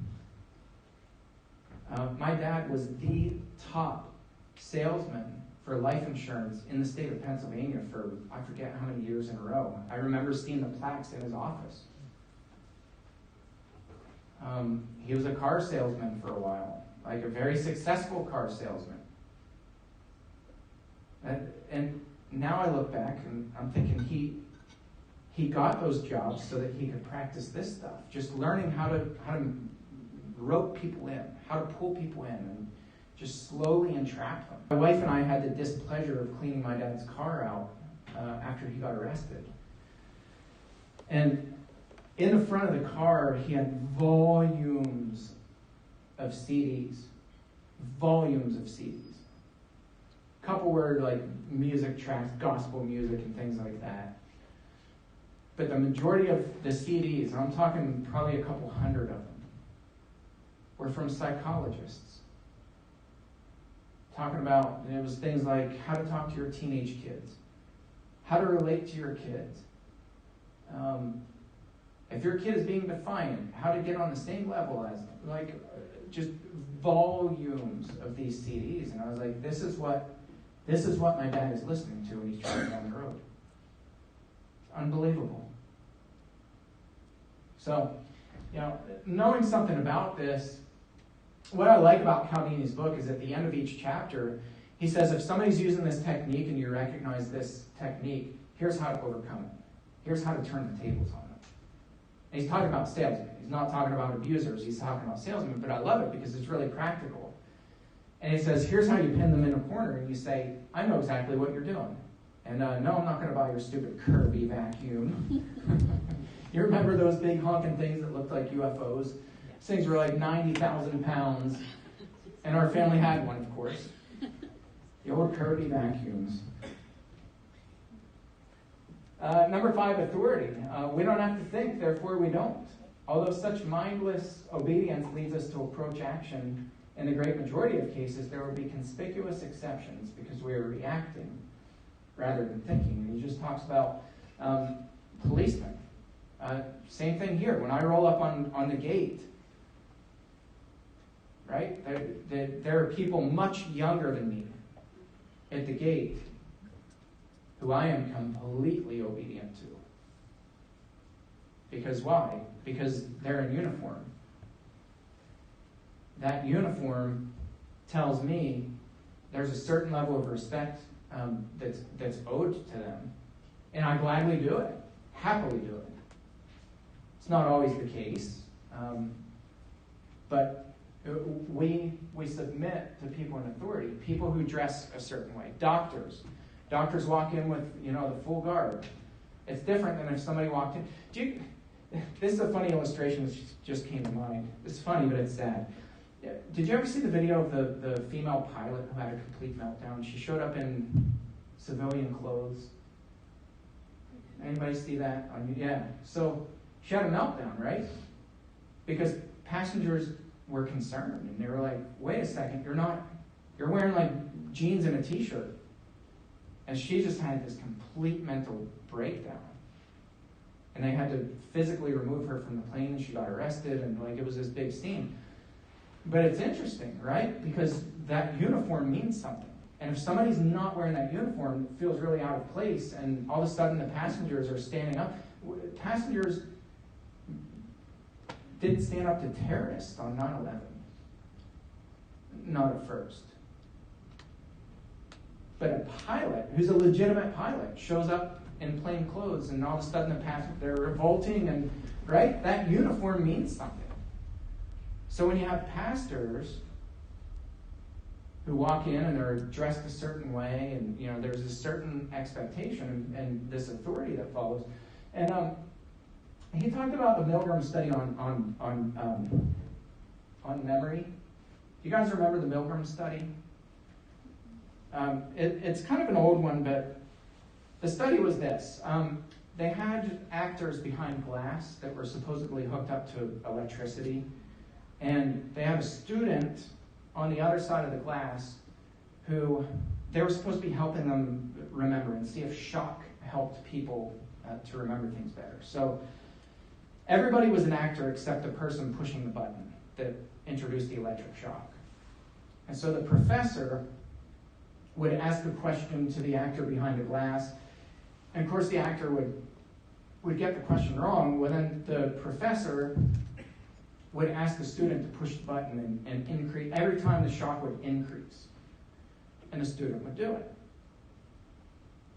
And then after a while, it kept increasing, and it got to lethal levels, and the actors behind the glass would be screaming, begging, please don't do it, don't do it, I'm begging you, don't do it, this hurts. Every single time when the professor, who was an actor, said to push the button, that student who was not an actor pushed it anyway. There were times where students had lips that were bleeding because they were biting them so hard because of the stress. There were others who were digging their fingernails into. They were visibly shaken and upset, but they did it anyway. Over and over and over. This is a powerful, powerful form of persuasion. Uniforms, they mean something. Yes? Stanford prison experiment is a classic example. Yeah. The experiment had to be ended in 6 days. Yeah. It became such an abusive situation, they had to shut it down. Yeah. So, yeah, I mean, it's really powerful, and when abusers exploit this, I've lost count how many times abusive pastors will say, this is what God wants of you. That's terrifying to both children and adults. It's highly, highly effective. And then the last one here, scarcity. The idea of potential loss plays a large role in human decision-making. In fact, people seem more motivated by the thought of losing something than by the thought of gaining something of equal value. So again, we mentioned limited time sales. Black Friday, look at the way people behave on Black Friday. Like little grandma turns into a warrior ninja on Black Friday. Like look how many people get stampeded.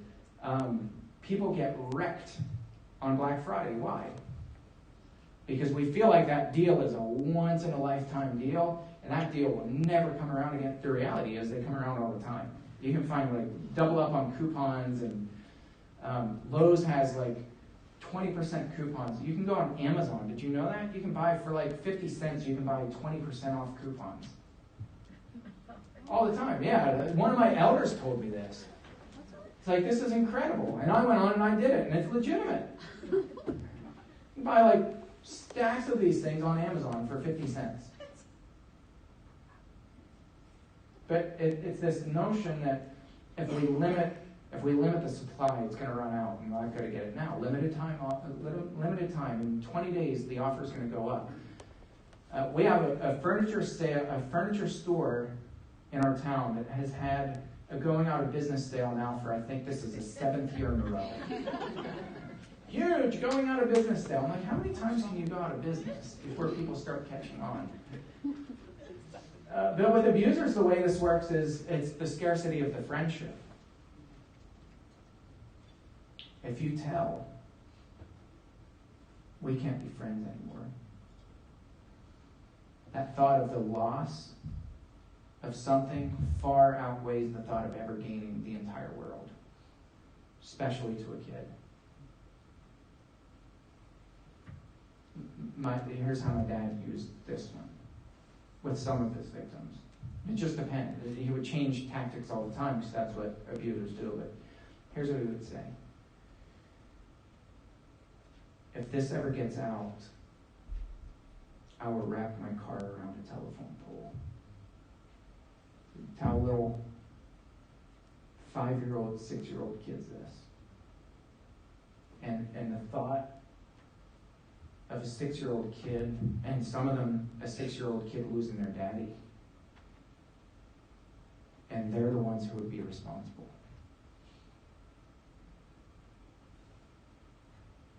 That would silence them, wouldn't it? So this is a powerful, powerful technique here. I think, yeah, that's the last slide here. And then I'll open it up to questions and answers. And I know you guys ate, so maybe we'll take a longer break. I'm going to get some coffee myself and get some blood flowing. This is always the hardest time right after lunch. So I'll open it up to a little Q&A, and then we'll take a break. I asked my dad this. I said, in the case of blatant parading of weird stuff by pedophiles that I see on social media, putting kids in the lap, just blatant, I think you're very sexy. To a little kid writing these comments on Facebook, and people are liking them. I asked him this. I said, I've noticed that it's incredibly easy to profile pedophiles on social media because they post inappropriate comments about children.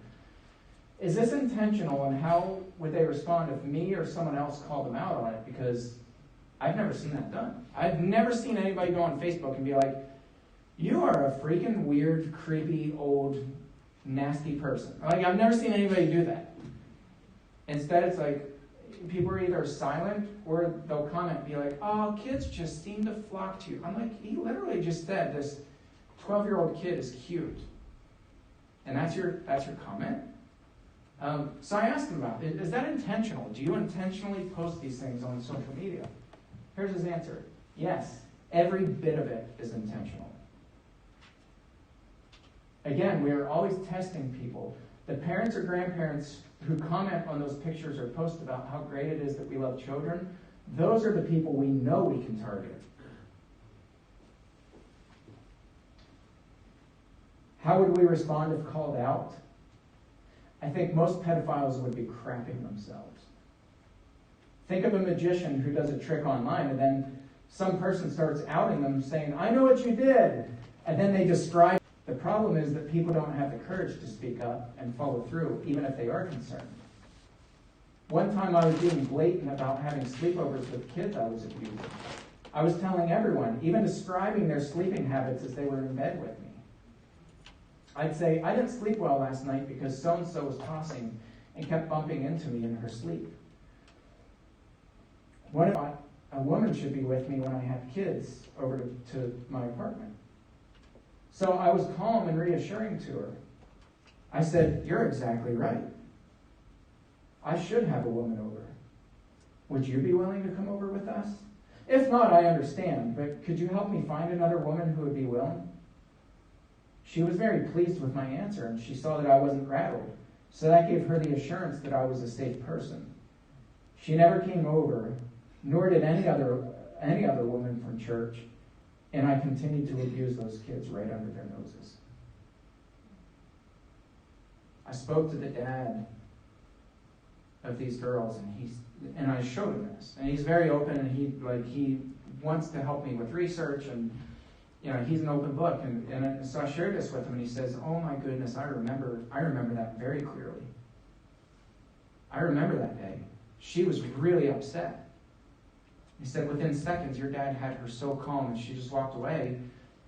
And she saw that I wasn't upset. And so everybody was happy in the end. So the question is, based on what you saw, what techniques of persuasion was he using? What are some of the techniques of persuasion? How about start with number one, reciprocation? He didn't say, who are you to say, what do you mean? I would never do that to a kid. He didn't do that. What did he do? He reciprocated. You know what? You're right. I should have a woman over. In fact, will you be the woman? It's a subtle way of saying, I like you. You're trustworthy. I would have you over to chaperone. Knowing full well. What's the other principle? Here, I'll go back and show you some of these. Social proof, where was Dad? Not my dad, the other dad. Right there. He wasn't upset. His girls had been going over there for a long time. Social proofing, we tend to respond the way people around us respond. If they're not getting rattled, we typically... So she probably felt like an idiot. I was like, maybe I'm overreacting. Commitment and consistency.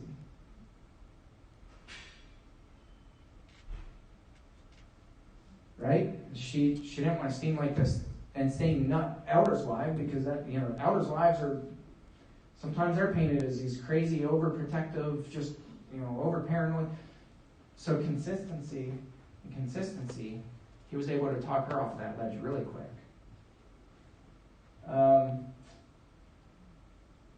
We talked about liking.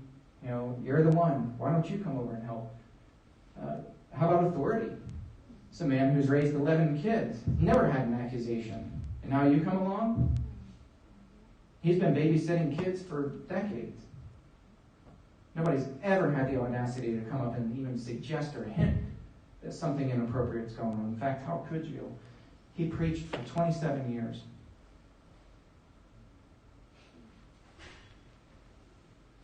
And how about scarcity? If you can't do it, you want to help me find somebody that can't? Know him full well. There's nobody who's going to volunteer. What's interesting? You know what option he didn't give? Not having kids over. That was he never gave her that option. That was the only option, well, probably one of the only options in her mind. She wanted a chaperone or he not have kids.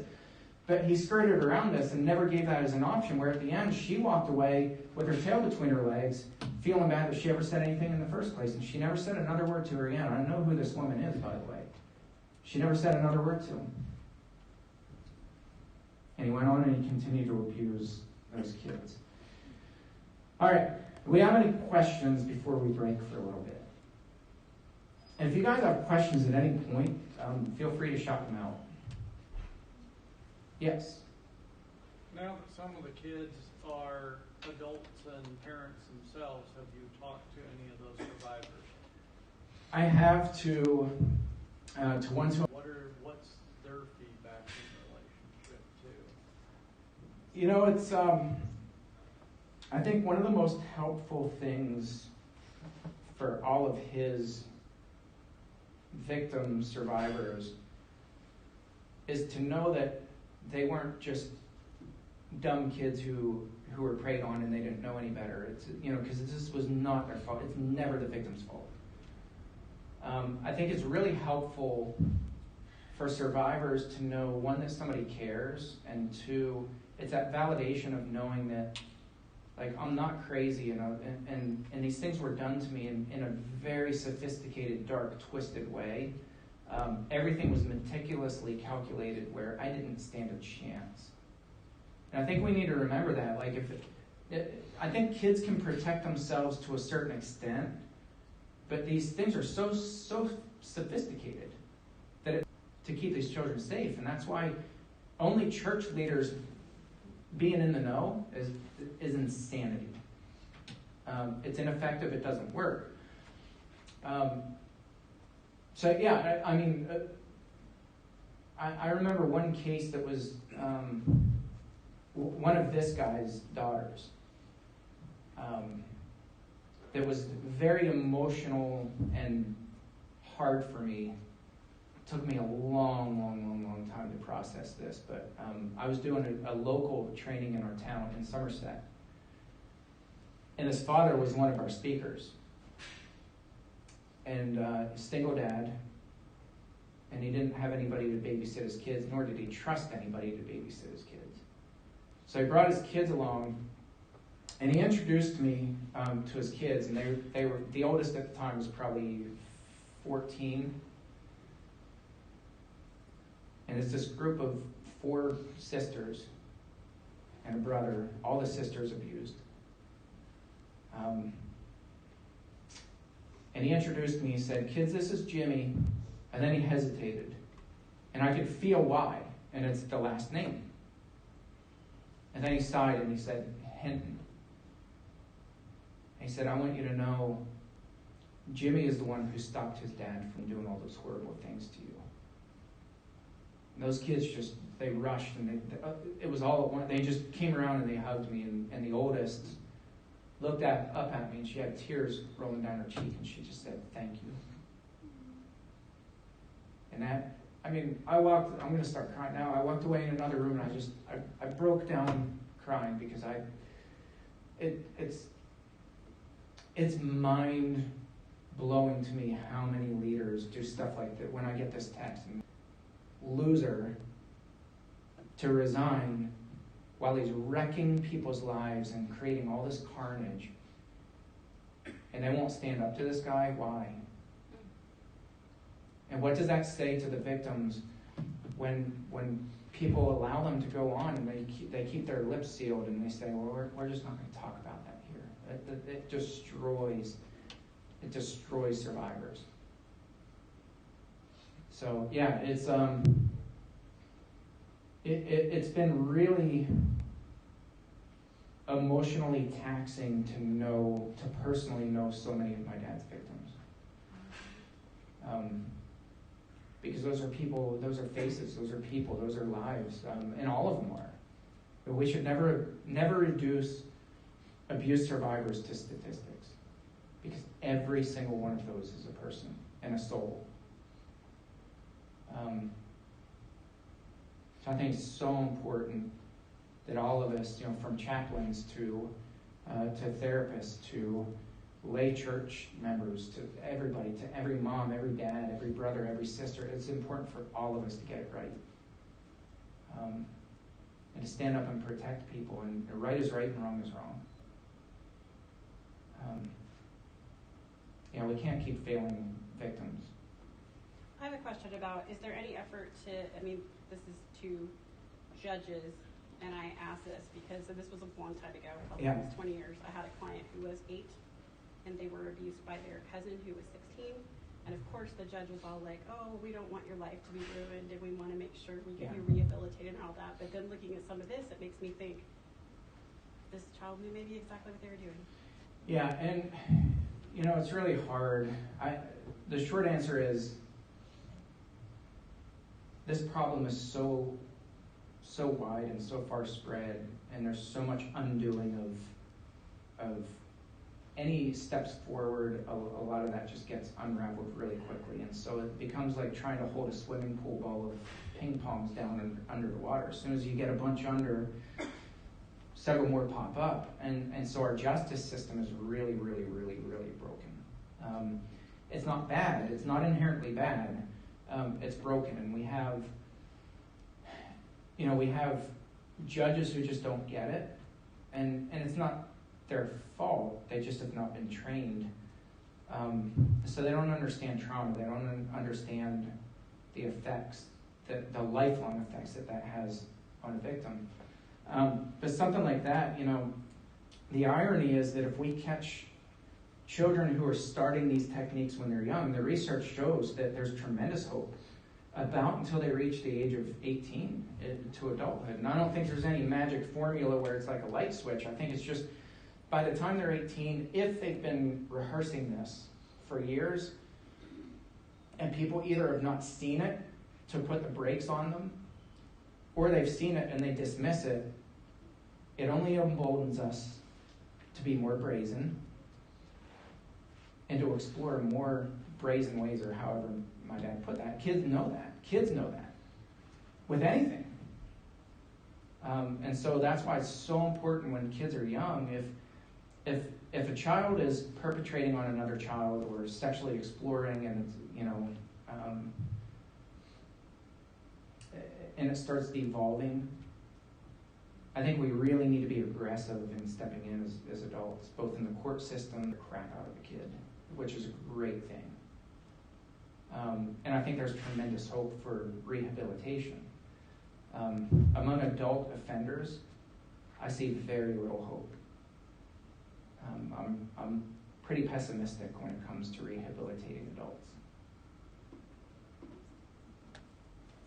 I want to go back and touch on the churches and denominations that are passing poor pastors and youth pastors off on each other.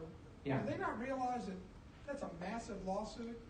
Not a class action. Look at the Catholic Church Yeah. is dealing with, where they were taking priests and fathers and moving them from parish to Right. parish to just, it's not our problem anymore. This is a bigger issue than that, because we're moving these, let's say whatever denomination it is, whatever brethren denomination, if they're moving these guys by saying, we're going to let you resign, but we're going to give you a good reference, they're in collusion at that point. Yeah. I mean, all it takes is one good denominational lawsuit to shut down a denomination or a group of churches. Absolutely. And maybe we can wake these folks up, because that's heinous. Yeah. So short answer is no, I don't think they realize that, but I help them realize that, because the theology doesn't speak to people who think they know it all anyway. Because they'll come back and and I'm not interested in getting in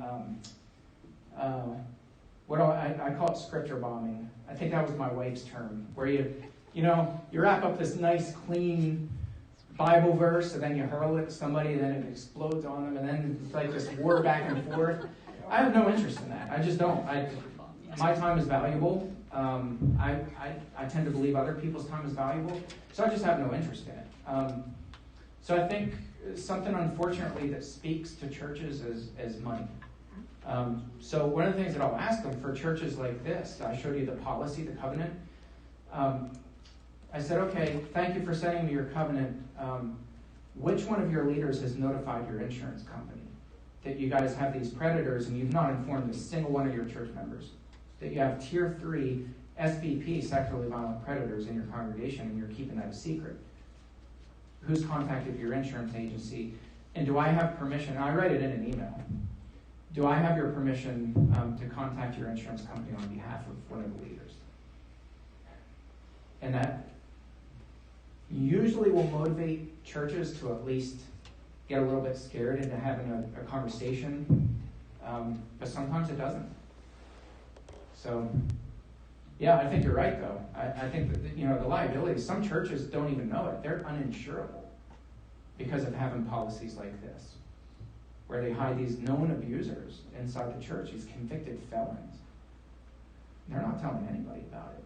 And a lot of insurance companies, when they do find out, they're like, no, our policy doesn't cover stupidity.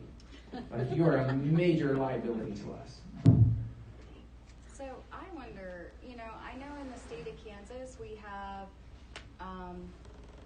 clergy have 100% confidentiality, right?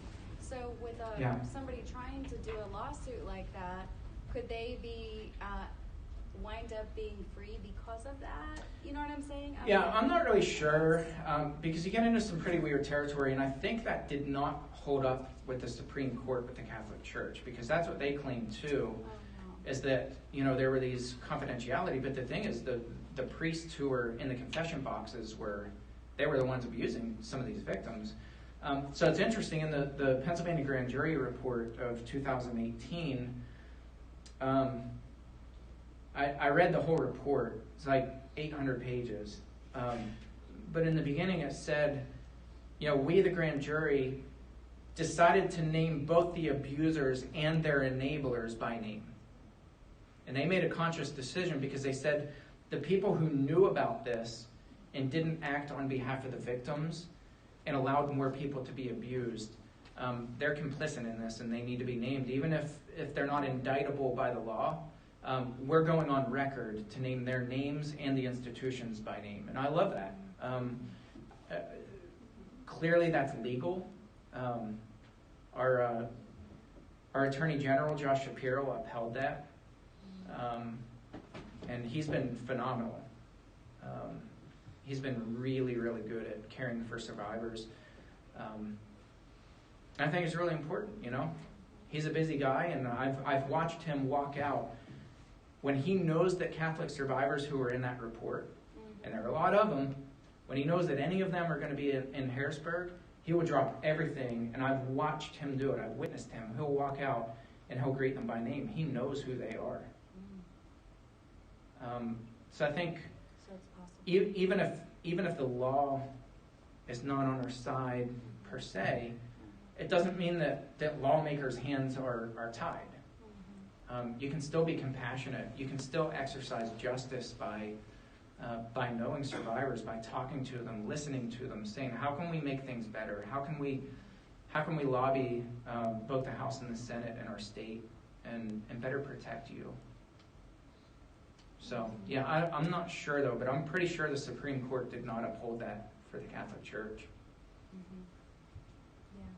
Well, we even dealt with some of that with the Catholic Church. I know at least in Salina. I don't know outside of that in Kansas, but there was of course they gave us all the old reports where people have retired or passed away. But Yeah. Yeah. Yeah. Yeah. So. Yeah, I mean, like New York and New Jersey, and so when you have these laws where you open up windows, they can't go, like Pennsylvania can't go back retroactively. And so the statute of limitations is a hotly debated thing right now, but New York and New Jersey did open up a 2-year window, so people who are outside of the statute of limitations, they could open up a civil, not a criminal, but a civil lawsuit.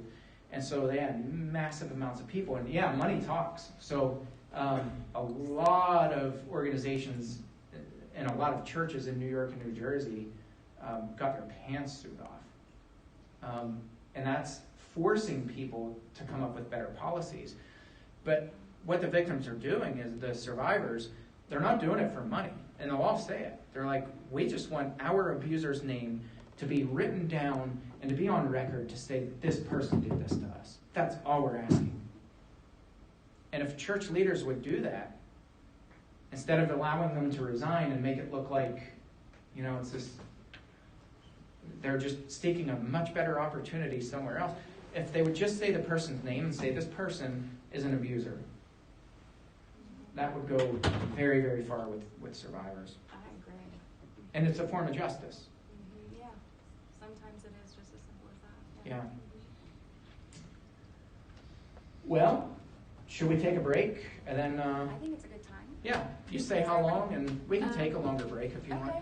So we will take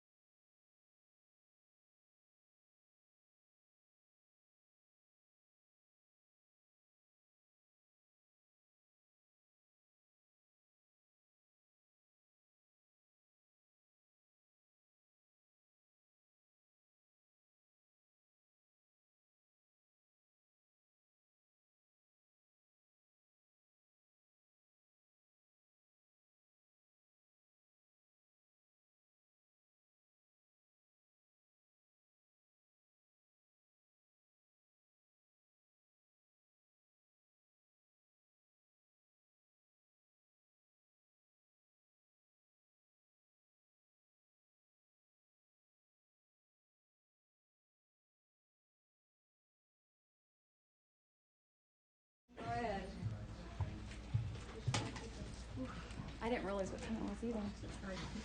So for the last part, we're going to do a lot of discussion. I wanted to talk about treating survivors, and we have several in the audience here who are advocates who work with survivors of abuse. Trauma is a really complex thing. I call survivors of abuse double survivors in the church, and it's not just in the church. And that was, I was talking with somebody earlier on the break, and it was a good point. The point is that abuse is not only in the church. Churches are prime targets, but abuse happens everywhere. And some of these responses that I'm talking about, even though I talk about it in the context of the church, that's because that's mostly where I work. I work with churches. I work with church leaders. I do most of my training with churches. But it happens everywhere, and these responses are pretty typical across the board.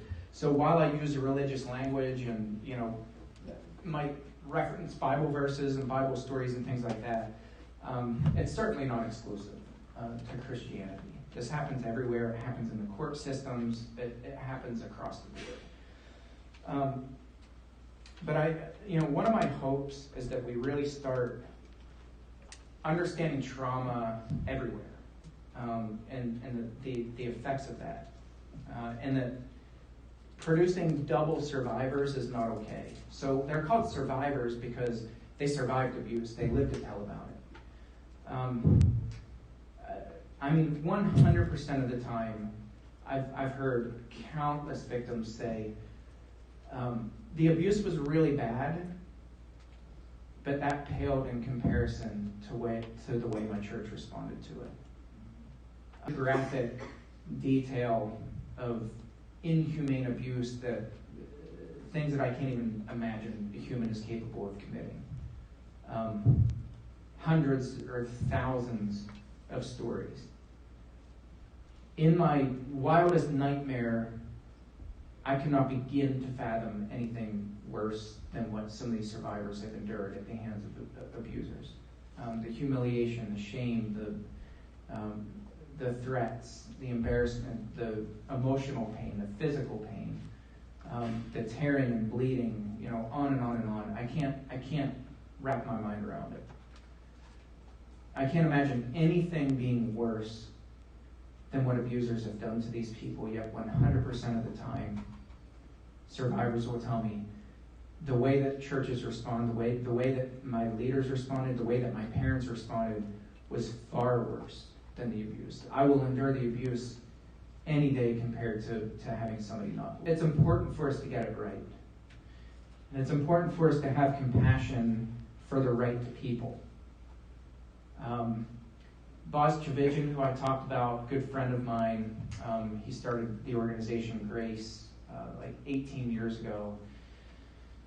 Boz left law practice for a while to start Grace because he saw so many people come out in support in the courtrooms. They were showing up in big numbers in support of the abuser. While on the victim's side, these victims were put through hell and had to go through trials, and nobody would be on the victim's side. And that really affected him, and I've spoken to many attorneys who've said the same thing. That affects them. And he decided to do something about it, and to all of his credit, he started a tremendous organization. It's still going strong.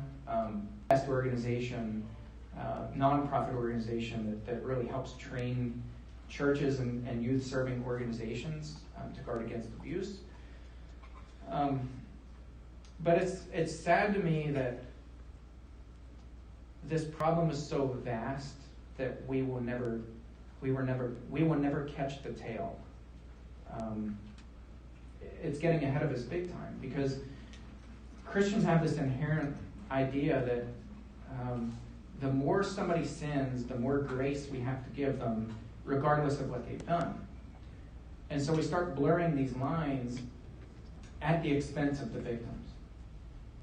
And so I find it ironic that the most amount of compassion towards the abuser almost always. And I started experiencing this very early on within my own church, where people they knew my dad, and they knew the things that he had done. They knew that I was not defending him in any capacity. I couldn't. And yet people would come up to me and they would say, "How is your dad doing?" When he was incarcerated, "How is your dad doing?" And that was my first real exposure to this idea that for whatever reason, people are inclined to feel compassionate towards the person who committed the crimes without asking about victims. People were not asking me how his victims were. They were asking me how he was. And I tolerated it for a while. And then eventually my comeback was, well, he's doing great. His victims are not doing well, though. And it wasn't meant to be mean or spiteful. It's just to get people to think that there's life beyond the abuser, and it's this vast sea of brokenness.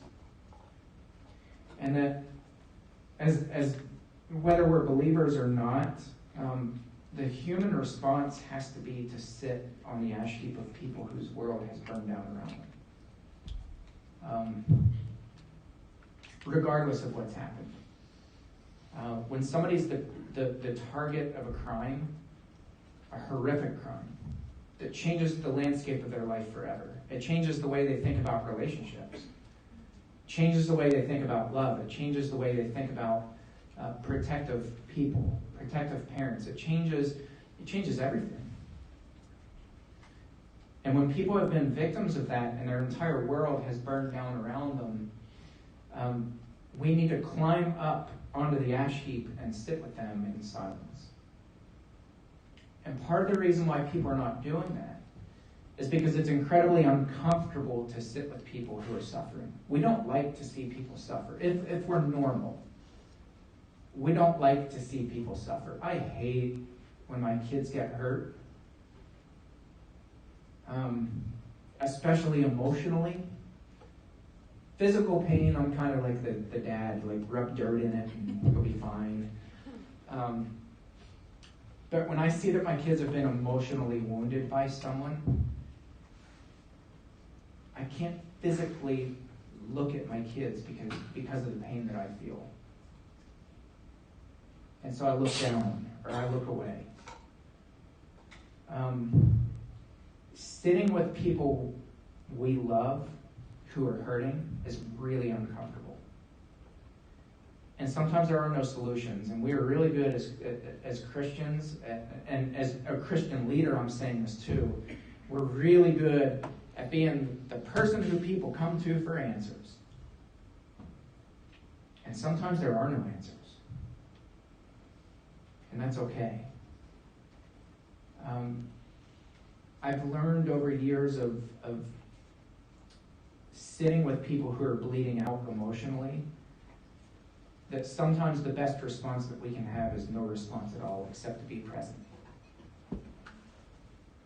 To not try to find answers for why God allowed this to happen, to not try to tell them all you need is more Jesus in your life, to not try to tell them you just need to have more faith, to not, especially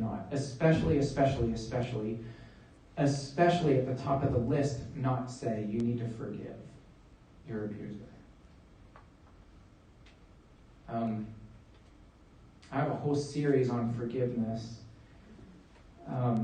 We have pop culturalized forgiveness and tried to turn it into this healing balm for survivors and said that until you forgive, you can't heal. That forgiveness is not for the abuser, it's for you. That's so counter scripture that I don't even know where to start with that.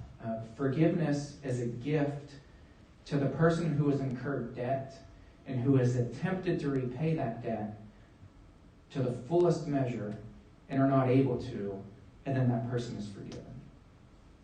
It's a gift to the person who committed the wrongs, not the other way around. And so we've turned this into like a healing balm and said that unless you forgive or until you forgive, You can never be made well. You can never heal. And so for the people who carry an already heavy burden that doesn't belong to them in the first place, we start placing rocks on their shoulders, and we shame them. And we make them feel guilty for not being at a time or a place where they can forgive. Many survivors can't forgive for years and years and years, and that's okay. And so I've seen people heap a burden on top of people who already carry a burden and say, unless you forgive, you can't. A lot of churches have done this. Until you forgive, you can't come back here. And I think the ironic thing is that we circumvent justice to try to get us out of us leaders being in an uncomfortable position, because it's uncomfortable to see people hurt. And so justice is skirted, and we invite the abuser in because the abusers are really good at looking like they're changed people. They found Jesus. They've moved on. Who are you to call me a second-class citizen? All that stuff that I showed you guys. Abusers are really good at pulling on our heartstrings. And so we get roped into that. And they paint the victims as these, bitter, unforgiving people. The question that I don't hear people make very often, where I don't hear church leaders ask this of the abuser, is you need to repent or get out. We place the burden on the victim. Unless you forgive, you need to get out. I'd rather see justice work in a manner that acknowledges the pain and the destruction, and that validates the pain and allows survivors to weep. We do not lament well in the church. We are guilty a lot of times of putting on a facade and asking people to put on a mask. One of the biggest fights I had with my church elders, I love them, but sometimes I want to choke them and they want to choke me. We go at it sometimes, and that's okay. It's okay to disagree. I'm perfectly fine with that. I love them to death, and they're great guys. But I said, guys, when you walk over the threshold inside this building, you change. You have a different persona when you walk in here, and that's not okay. I think that we have to be really careful about being real with survivors and letting them bleed, and sitting with them and listening and not judging and not saying, well, what were you wearing, or what did you do to bring this on, or all these things that survivors hear over and over and over again. So again, I don't want to proselytize here, and that's certainly not why I'm here. But I will say, for the chaplains who are here, first of all, thank you. We have such a tremendous turnout of chaplains, and I'm so grateful for that. For the advocates who are here, for everybody else who's here, you guys are awesome. And I want to say, it's so important to understand foundations. If we get the foundation wrong, everything else crumbles. No matter how good it looks, no matter how secure it is, no matter how perfect it looks, if we have a faulty foundation, eventually everything that's built on top of that will start to crack and fall apart. Over time, it'll crumble, it'll deteriorate, and there comes this point of no return where it can never be built back up again. The church is, what is God's foundation? It's the most basic question any of us can answer. And again, I'm speaking in biblical terms, but this applies into the secular world as well. Just as from a humanistic standpoint, what is the foundation? And I hear answers like, oh, it's love, it's mercy, it's forgiveness. And all of those are the wrong answer. Psalm 89:14 says, righteousness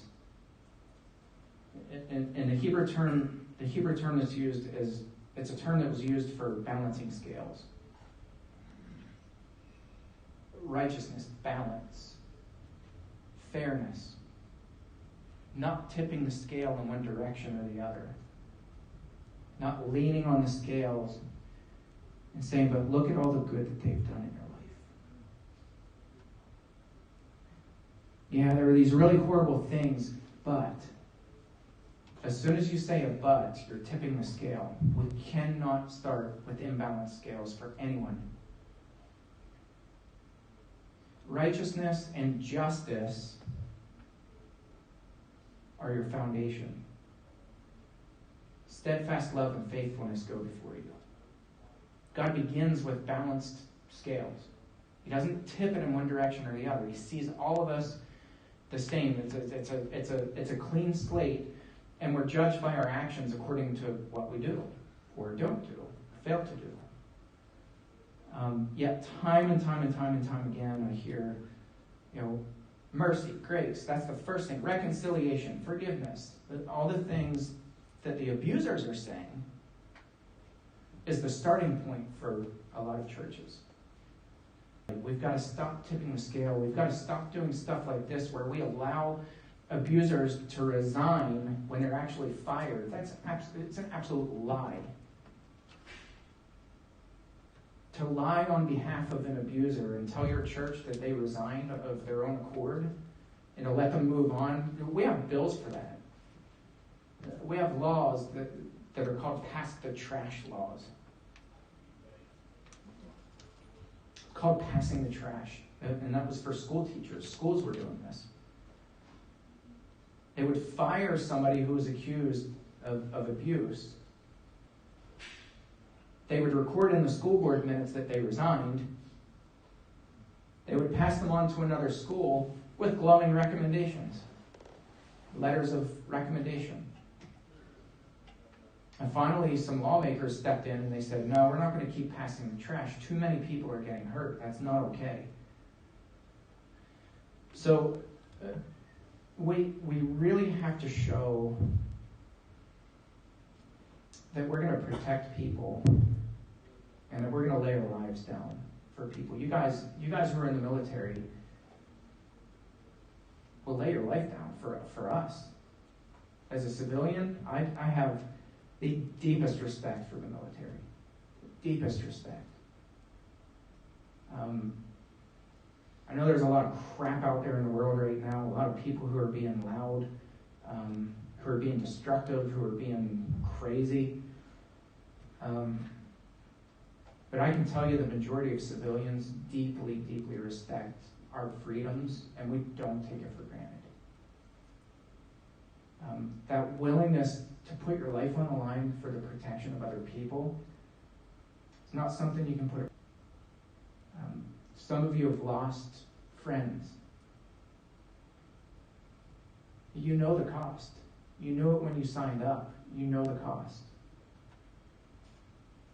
That needs to be willing to protect the innocent, the vulnerable, to listen to them, to let them cry, to let them hurt. Tina, I love that you shared a resource that's sitting out in the parking lot right now.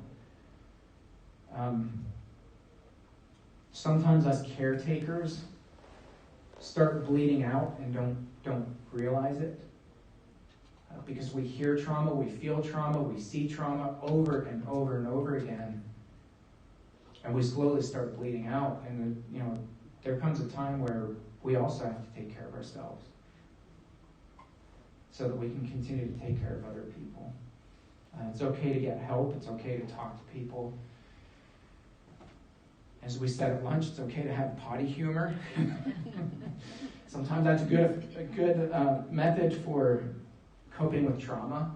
You just get a really sick sense of humor. You laugh about body functions and all kinds of things. And that's okay. But the point is, we need to recognize when somebody's being deceptive and they're stealing away, and we need to step in and step up to the plate and be willing to say something and to do something. I think the world would be a lot calmer place, a lot more beautiful place, if we started stepping in on behalf of survivors.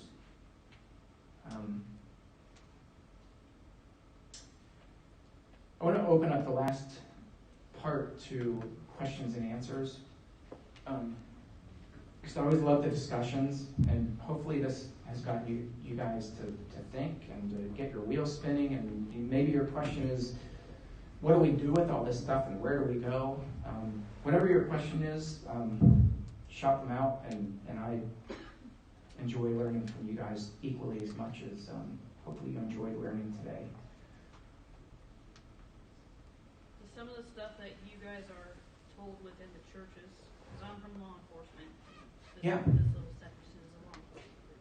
Right on. Is some of the things that are told to you, is that disseminated to law enforcement, to the proper authorities, so it can be investigated and handled on the justice side? Yeah. Because that's something that you guys break, that confidentiality.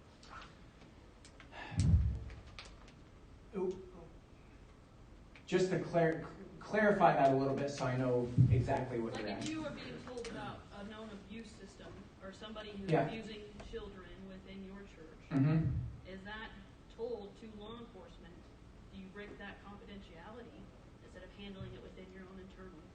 Yeah, so I always do, and I tell people. You know, when I meet with people, before they say anything, I'll say, I am bound by confidentiality, just if nothing else, ethically, I'm bound to anything you tell me, unless you're going to physically harm yourself, somebody else, or if there's abuse that's happened that you reveal to me that I'm mandated as a mandated reporter to report. And I will always report.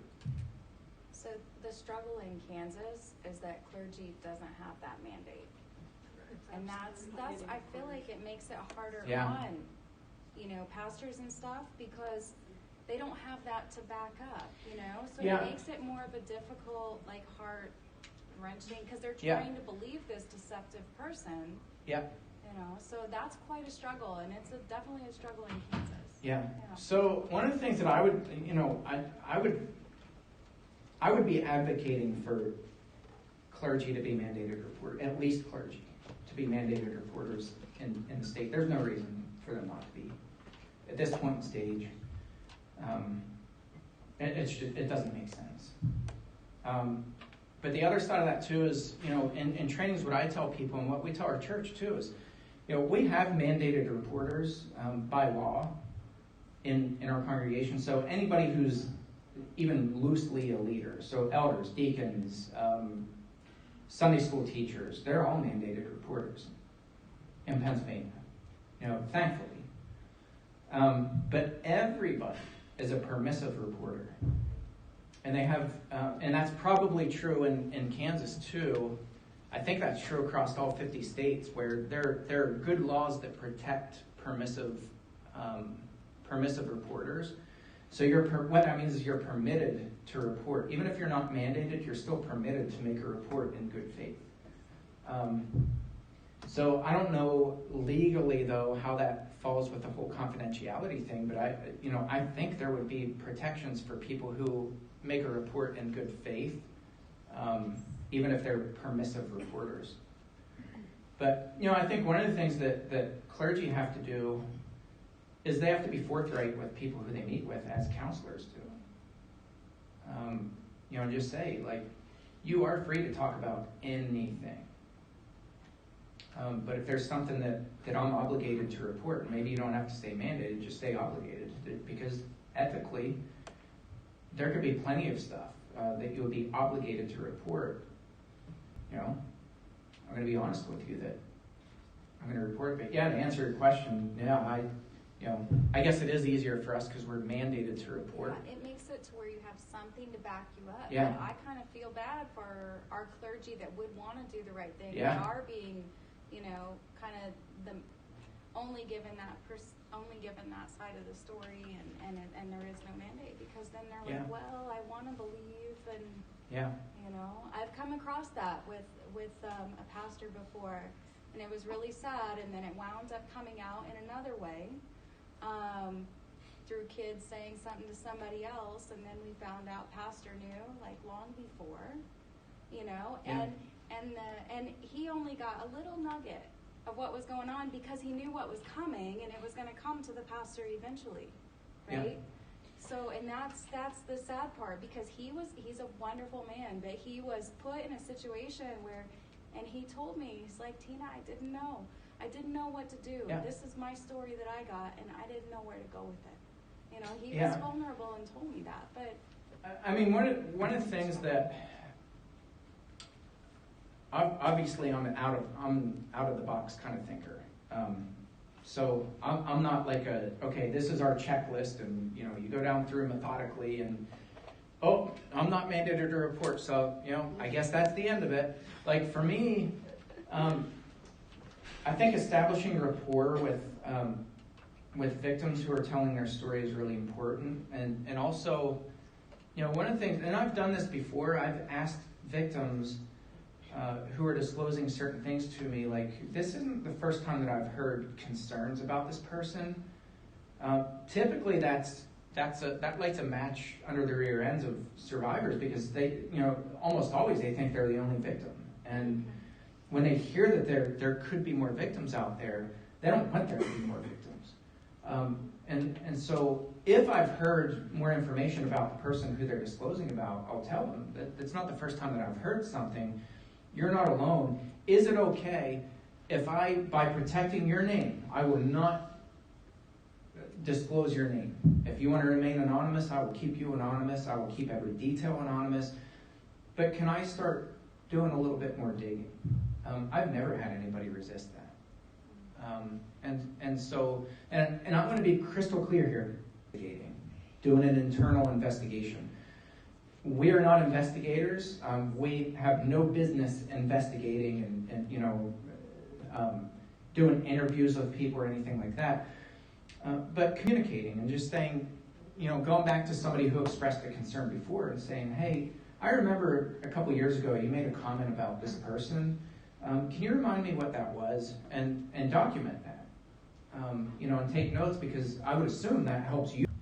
You know, to have information, even if it's not indictable, at least it helps piece something together, so that down the road, you know, if more information comes to light, you guys can come back and say, hey, wait a second, you know, we remember when we got this courtesy call from this pastor in town, and I do that with our police department. I've given probably 7 or 8 courtesy calls. Not that there was anything reportable, but just that I had heard some murmurings about certain people. And a couple of those ended up in arrests, because they were like, okay, that helped us piece together information that we had gotten from somewhere else. And then they start going down the trail and investigating and doing what they need to do. And so, you know, it's helpful to pass information to police, even if you're not making a report. So I always encourage church leaders to do that. You know, find creative ways to get information into the law enforcement's office, so that they can actually have information, and then they know what to do with it. That's what they're trained to do. that's a good idea. Yes? Well, anyone under this, you can also do it anonymously, but you're Yeah. also protected by state law that you will not be disclosed as a reporter too. Yeah. I think the problem that Tina described here is, you know, if you're a clergy and somebody tells you something in confidence and they're adamant that they don't want anybody to know, and you make a report and they do investigate it and they end up, even if you remain anonymous, if they go and they end up asking questions of that victim's going to know where that came from. So you know where it came from. Yeah. Regardless of anonymous too, we just can't say yay or nay, because when we're investigating our reports, it's hard, you know, to pick a piece, you know, like school, they're going to know it's from the school, but we can't say yay or nay. Yeah. Anonymous or report or whatever, they can, you know, and usually about 85% of the time they're wrong who it is anyways. Yeah. So we Yeah. can't say yay or nay. But that is a good point. You know, as people who make reports, you know, you do remain anonymous, and that's my dad found out, I'm going to turn that away. I'm a podcaster, so we have pop filters. You know those big round circles? Those are pop filters because your P's end up making that annoying pop. So I'll just back away from it a little. But, yeah, I think it's really important that people know that when you're making a report, it's not like, Jimmy Hinton is at the top of that report that he made a report, because I worried about that. I thought about retaliation. I was like, my old man, if he's capable of doing this to kids, he's capable of murder, he's capable of anything. In my mind, that's what I was thinking. And I think a lot of people, that'll trip up people and cause them to not report. Even mandated reporters. We have a lot of mandated reporters that fail to report because they're worried about repercussions. So I think that's a good reminder that people who make reports do remain anonymous. I think it's only by the judge can order who the reporter is. And if it's, and if they continue to be bogus reports and somebody wants to, it's a misdemeanor if they go that far with it. So. Yeah. What about for law enforcement? So that's DCF. Yeah. But law enforcement, you're gonna know who it is, right? Yeah. Yeah, there's no anonymous when you report to us.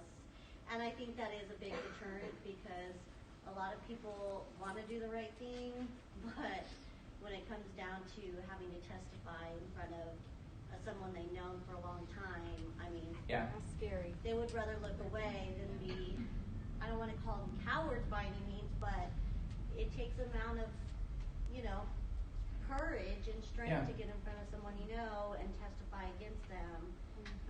So yes, with DCF, they can do anonymous, and then DCF can get with us and say, hey, we got this report, and we can go off of that because DCF has sent it to us. Okay. But if they come directly to law enforcement, there's no saying, hey, judge, we gotta, someone walked in, but they don't want to tell us their names or whatever. So it's a little bit different aspect of things. That's a little different in Pennsylvania. So it's anonymous in Pennsylvania, but the discovery report is how my dad found out. So unfortunately, a lot of people don't know this. The abusers, probably in all 50 states, have the right to information.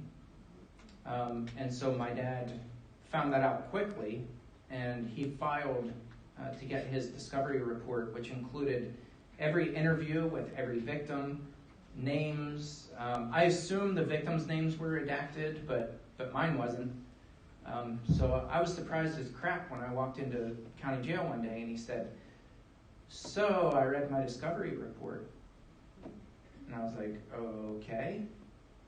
He's like, I know that you're the one who reported me. I was like, cool. Well, they have a right to face their accuser, unfortunately, and that's in that instance, you're the one that originally made the report, even though that you weren't the victim, but you came in, and so you're the first accuser of that crime. Does that make sense? Yeah. Okay. Yeah. That's how your name would probably come up in. Yeah, which I was perfectly fine with. I'd much rather it be my name than any one of his victims. Yeah, I had no problem letting him know. I will say this, talking about discovery package, I think this is another common thing probably that people in the courts see, but not many other people do. I was there for my dad's sentencing. I had to see it with my own eyes. I wanted to see it with my own eyes. That was part of the processing, the internal processing. But a couple things happened. One is that the judge cleared the courtroom out. He took care of all the other cases and then just had my dad remaining. So he took a recess. There was like a 10 or 15 minute recess. I was sitting with my mom and one of my brothers, and my dad, he was shackled, and he was sitting up front. And as soon as the judge walked out, my dad propped his feet up on the desk that was in front of him. he turned around and he smiled at us, this great big, really creepy smile. And then he put it, it's totally relaxed, and it was like a big F-U to us. That was like a week after he found out that Mom and I had reported him. And then the judge walked in, and it was this instant change. And if I hadn't seen it with my own eyes, I wouldn't believe it. And he got up to speak. The judge asked if he had anything to say. And he walked up, and he was all slumped over. He's like shuffling. And he said, "Your Honor, you'll have to excuse me.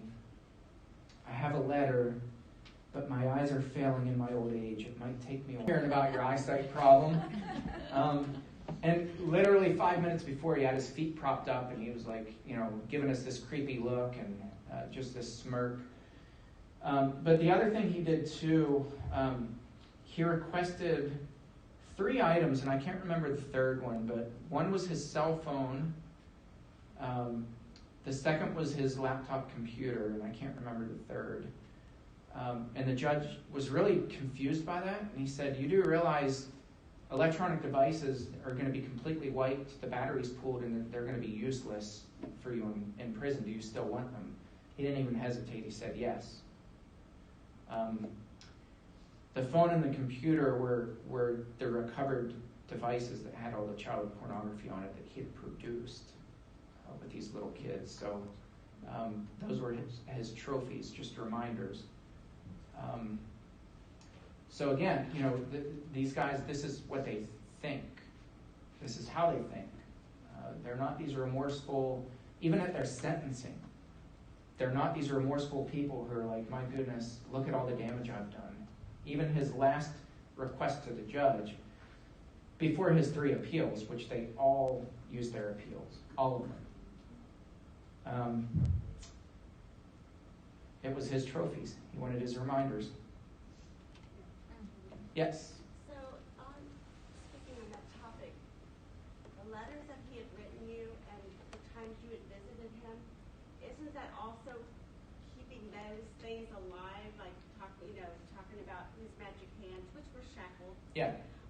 But those letters, and so I'm thinking he's keeping those things still alive just by writing them and knowing that you're reading them. Yeah.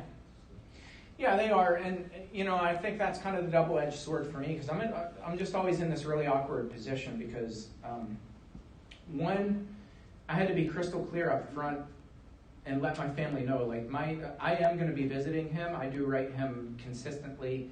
I want the family to know that that's not because I have compassion on him and because we're slowly forming this father-son relationship again.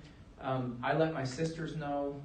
I said, I want to make sure that you all are okay with me going and visiting him, and know that you guys always come first, and that I'm not there exercising compassion. That's not what this is about. And that open communication is really important. But that's the other side of it too. I know he's reliving it. I know he is. And at the same time, the type of information that I get is invaluable. Which is, like you said, a double-edged sword. Yeah, he's reliving it with the information you're able to provide to us. Yeah. But he's going to relive it anyway. And that's,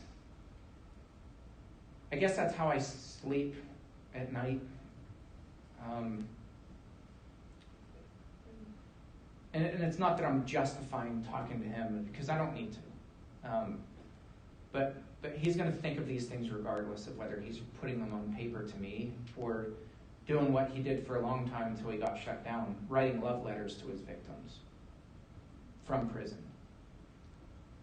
How those got out is beyond me. But he was writing love letters to his minor victims. They were still minors, and he was writing love letters from prison and addressing them to their father. Yeah, he did things like, I have a sister who, she was a missionary overseas, and her and her husband they had a wish list on Amazon. My dad from prison, he knows about things that we're doing before we know about them. I mean, it's scary. How he gets the information, none of us know. But he got a hold of this wish list, and he delivered by way of somebody else these boxes of presents that he had ordered online from his commissary account. And so my sister opened them, and she called me in tears, and she said, none of these presents were anything from my wish list on Amazon. They're all brand new. And she said, every one of these gifts has a meaning with things that he used when he abused me. What do I do with it? She's like, I can't throw away brand new toys. She's like, there are hundreds of dollars of toys. I said, yes, you can. Make it a ceremony. Set them on fire. Take a picture of it. I'll send them to him in prison with these things on fire. And she ended up throwing them out. Her and her husband, they did some kind of a ceremony. It's not my business what they did, but they threw them all out, and we used that as a healing opportunity. But again, this is how they think. This is what they do. I want to shift gears. Sure. I think this question's relevant, and I think this might possibly potentially help everyone in this room. Yeah. You deal with a lot of weighty stuff. People that recount their stories to you, your research, your consultation. So what do you do to stay healthy and have peace of mind? What do you do? Yeah. A lot of remaining healthy is doing things like this. I know it sounds strange because it's more of what I'm doing that puts me in a hard place anyway. But talking to people and hearing stories about how positive change has been affected in their life is incredibly healing to me. To know that I'm out here speaking and there's positive change that comes from that is incredibly healing. Another thing is I have strange hobbies that one of them is cold exposure. So I don't know if you've ever heard of the Wim Hof method, but it's cold exposure where it is what it sounds like. You go into the snow and ice in shorts and a t-shirt and do swimming and snowshoeing and things like that for hours at a time. My wife thinks I'm crazy, but that is incredibly invigorating for me. I'm not athletic in the least bit, but I love getting out in the cold. I love taking a chisel and a hammer and cutting a big hole in the ice, and I'll swim for 30 minutes at a time. I'm sure there's many people in Siberia so you're not alone in that endeavor. Yeah, so it's actually a lot of fun, and it's very addictive. And for me, addictions are not bad if they're healthy. And that started from my oldest brother at the age of 42 dropped dead of a massive heart attack in 2015. And so all of my brothers and I started getting tested for hereditary stuff. And I started looking into cardio exercises where you didn't have to do any exercise, because I hate exercise.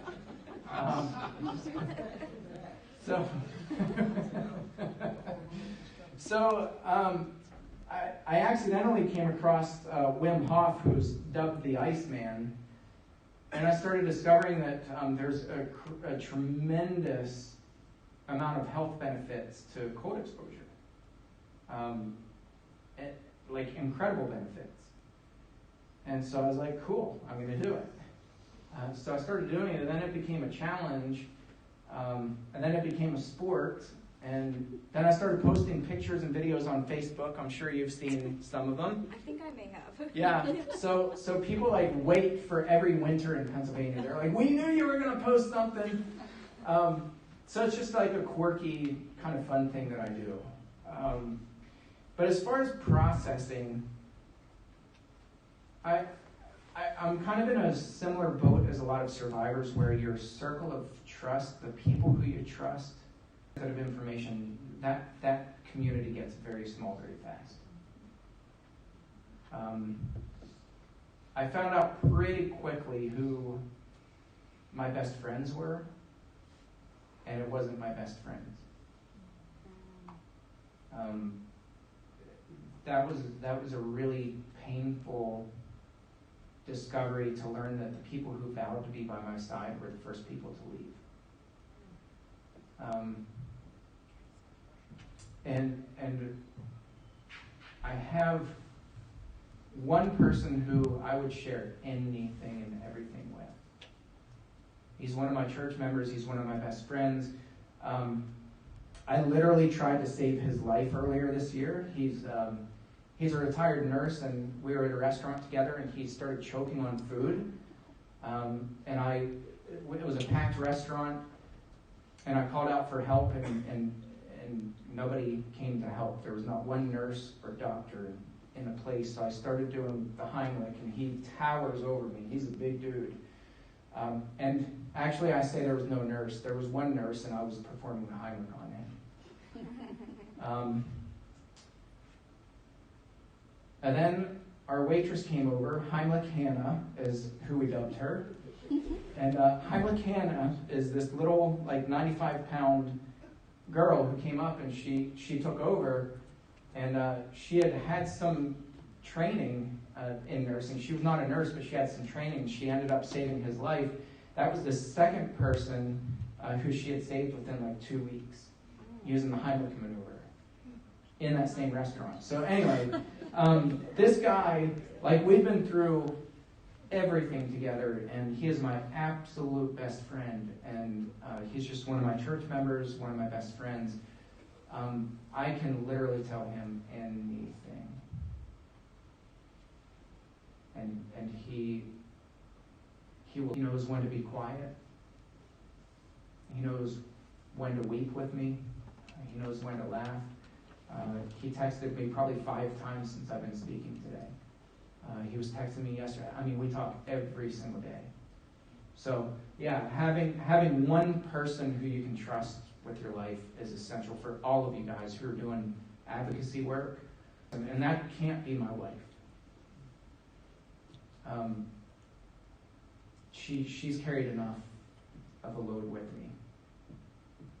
She can't be my support person too. So yeah, great question, and I'm super glad that you asked that. Thank you. Yeah. I just wonder how many Wim Hofers there are going to be now. I see pictures of you guys jumping in the snow in your skivvies. Was there somebody else? I kind of have a question. Yeah. And we don't know exactly how to ask it. Working with DCF, we get to deal with the younger children and the older children. We see that moment of trauma, but yet we don't see a lot of the after effect down the road, years down the road. Yeah. And you are years down the road with your siblings from what your dad did. Yeah. And my question is, as a husband and a father, and maybe information through your siblings, how do you get over it enough to have a healthy relationship and be the dad that you need to be to your children without it affecting you as much? Because the reason why I ask that is, we see things, and I know law enforcement, military, you name it, they see things that a normal human being shouldn't see, hear, all that stuff. Yes. How do you not implement that into your home life because of that paranoia, that what if? Yeah. So, I'll be crystal clear. I'm, at least I don't think, I'm paranoid. I'm just not like our kids. Our kids are incredibly well adapted. My wife and I have regular conversations. Sometimes we have mild arguments over boundaries and different things like that. But we have open discussions, and we've done that ever since my youngest, she was 15 months old at the time of my dad's arrest. So we have always had conversations about how to have conversations with them about boundaries, about teaching them about how to protect their own space and how to recognize abusive techniques, how to speak to them at age appropriate. I've seen parents really traumatize their kids by saying things that little 2-year-olds don't need to hear. We've not done that. Our kids have been incredibly well adapted. I talk about deception. All of it's age appropriate. We don't obsess about it. We don't talk regularly about abuse in the home. We've done drills that are fun, that are lighthearted. We don't talk to our kids about deep, gross, horrific things that are traumatizing to hear. We don't give them vicarious trauma. But we let them know that will make you feel uncomfortable, and those things are designed to be invasive. And so, we'll describe a little bit about that, and then we'll just let them know, how do you counter that, and how do you step in on behalf of classmates and people who you see, boundaries that are being violated, where their boundaries are violated, and you can be the protector of them. So our kids, even from a young age, have learned that it's okay to say no to somebody. It's okay in certain scenarios to kick, punch, dig, claw, do whatever you have to do to get away from an adult if there's nobody else around and you can't defend yourself. Our kids know that. Communication. Very open communication, but again, not traumatizing communication, where our kids are, scared or paranoid. So they have perfectly normal social lives. They go over to friends' houses and they go to sporting events. They've been in sports, but we've been present everywhere that we can be present. We've been present, but we've been in the background. We're not the parents who walk up and get in our kids' grills and we just kind of let our kids be kids, and we watch and we observe and we're there and we're present. So for them, it feels like a normal childhood where mom and dad, and it's worked pretty well. Training works.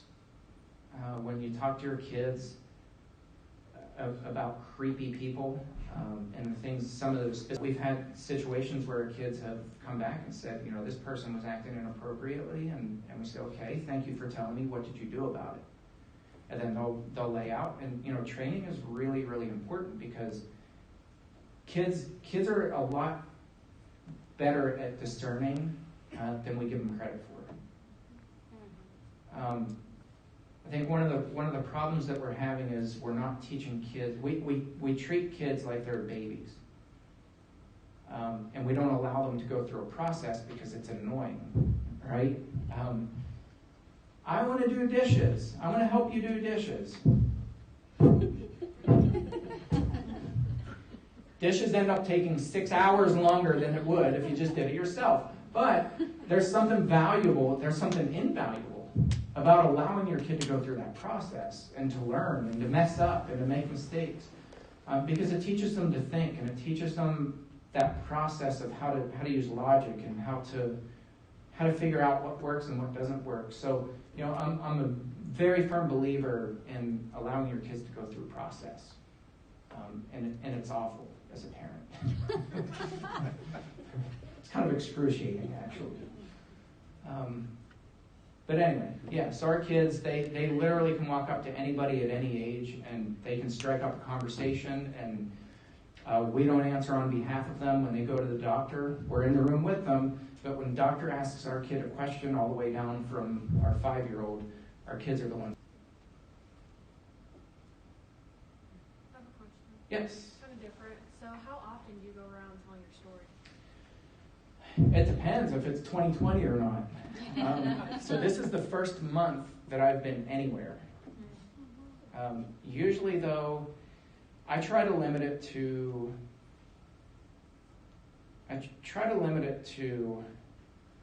about 15 times in a year, because I'm full-time at the church that I'm at.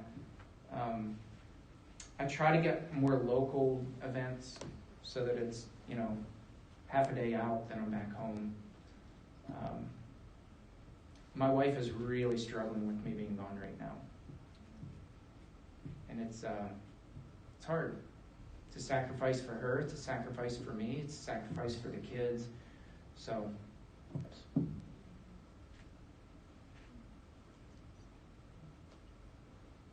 Which means I need to shift more stuff online. But that takes time and money. So, but we're getting there. Can I ask a question? Yes. It's about your father. Uh-huh. And I don't know if you touched on this before, but how in the hell did anybody let their kids spend the night in his place? Yeah, I think That should be taught more than the children? yeah. So this dad in particular, and again, I'm not breaching any confidence here because he's spoken very openly about this. I've invited him to events. He's been one of my speakers. He's very open about it. He was in a really vulnerable place. Typically, my dad didn't prey on people who had bad home lives or whatever. Like, you know, his thing was find people with really stable homes, where he had a husband and wife, and you know, was a rock solid home. That was kind of more his thing. But this dad in particular, he grew up in a very violent home, and he had made a vow that as a father he would break the cycle of abuse. It was generational abuse. So he said, I made the decision to stop that cycle. Got married, had a whole bunch of kids. One day his kids start coming up to him and pulling up sleeves and saying, "Dad, we're being beat by Mom." And his heart sank. Was investigated. She went to jail. A week later, he decides, you know what? I need to go to church. I need to reconnect with God. I need to get my life going on the right path. Goes to church a block over from my church, 1 block away, one of our sister congregations. And as he tells the story, he says, the first person I met was your dad. He said he came up to me. He said he beelined across the auditorium and came over. He said, the only person who even acknowledged my existence. And then from there, it was just kind of, and you know, presented himself as a man. I'm a dad who had all these kids, and you know, you look stressed for an afternoon and just give you dad time to yourself. Just go out and, you know, sit at your house and do nothing, or go ride your bike yourself. And he said, I thought your dad was a gift from God himself. So my dad just knew, he knew exactly how to pray on him and present himself as a safe person, and it worked. Yes? I have a few questions. One, was your dad abused himself? That's the first one. The second one, how did your mom handle this, being married to a man for so long? How did she cope with that? Yeah. And third, was Alex the only sibling in your family that was abused by him? Okay, so first of all, depends on who you ask. His story changes from person to person, depending on what benefits him. He was adamant with me that he was not abused as a child, which I believe. I don't think he was abused. The best research that's out there says that about 20% of pedophile abusers have been abused themselves as kids, which is about right in line with the random sampling of society. Which means 80%, both male and female survivors of sexual abuse, will never go on to abuse anybody else. It's been my experience that every survivor that I've met, and I've met, I mean, thousands, everyone that I've met will bend over backwards until their spine is breaking to protect kids because they know what it's like to be abused. And they would never, ever want anybody to go through what they went through. So I find that, you know, the majority of survivors are very protective. Second question, how did my mom respond? She has vowed to never marry again. She spoke about that in one of our podcasts. I actually interviewed her which was interesting and good. And she talked about it, and she said, for 36 years, I think they were married. She said, I thought I was married to somebody who I have no idea who he was.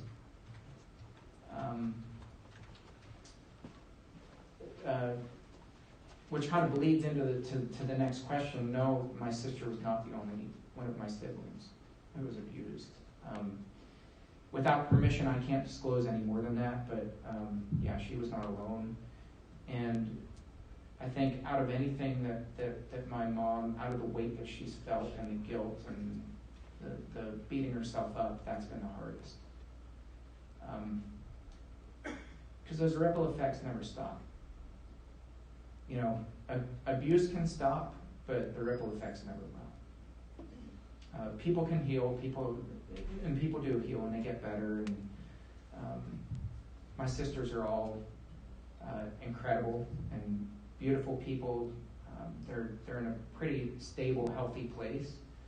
But those ripple effects, and I think that's been the hardest thing, for mom as a parent, knowing that this went on her watch. She didn't know it. Yeah. See what time it is. Oh, yeah. We probably ought to end there, yeah? Let me see. We're just Okay. about at 4, so. Okay. Yeah. Is there a resource available to find out if an organization, like a church or a congregation, or even like a secular organization, is using a covenant agreement or one of these sex offender acknowledgement forms? Is there somewhere to find out? There is not. This is like a top secret. And I use that word, and leaders get really peeved off at me. And I'm like, but it's what it is. Like, if you're not telling your church, it's a secret agreement. So call it what it is. At least be honest about it. I wrote a blog post about the Southern Baptist Church. They have the Caring Well curriculum. J.D. Greer is the president of the Southern Baptist Church. And at his church, at Summit Church, they have one of these agreements. And they use that with the Caring Well curriculum. And so I wrote a blog post about it, and it's been, that thing went wildly viral. And I said, it's strange that they coddle abusers and hide them in the church, because everything that you read on that, it's in their policy. And I said, it's strange. One of the lines in that, and I posted screenshots of it in case they ever delete it, but I embedded those in my blog post, and one of the lines is, we're asking parents to sacrifice the peace of mind that comes with knowing who the abusers are in the church. So we're asking parents, you got to sacrifice the peace of mind that would come with knowing who the abusers are in the church, because we've got this covered. So no, there's no way to find out. And so what I do when I do trainings, I encourage people to ask their church leaders. And when I do podcasts, I say, just ask your church leaders, are there any registered sex offenders in the church? And if the answer is yes, the next fun question is, who are they? They're not going to give it up. And for me, that's a very good indication that it's an unhealthy church. If there are secrets, especially about this, it's not a healthy church. It's not to say it's a bad church or it's an evil church, but there's an unhealthy dynamic that's at play, and so that's a good time to open up that discussion with leaders instead of coming back and starting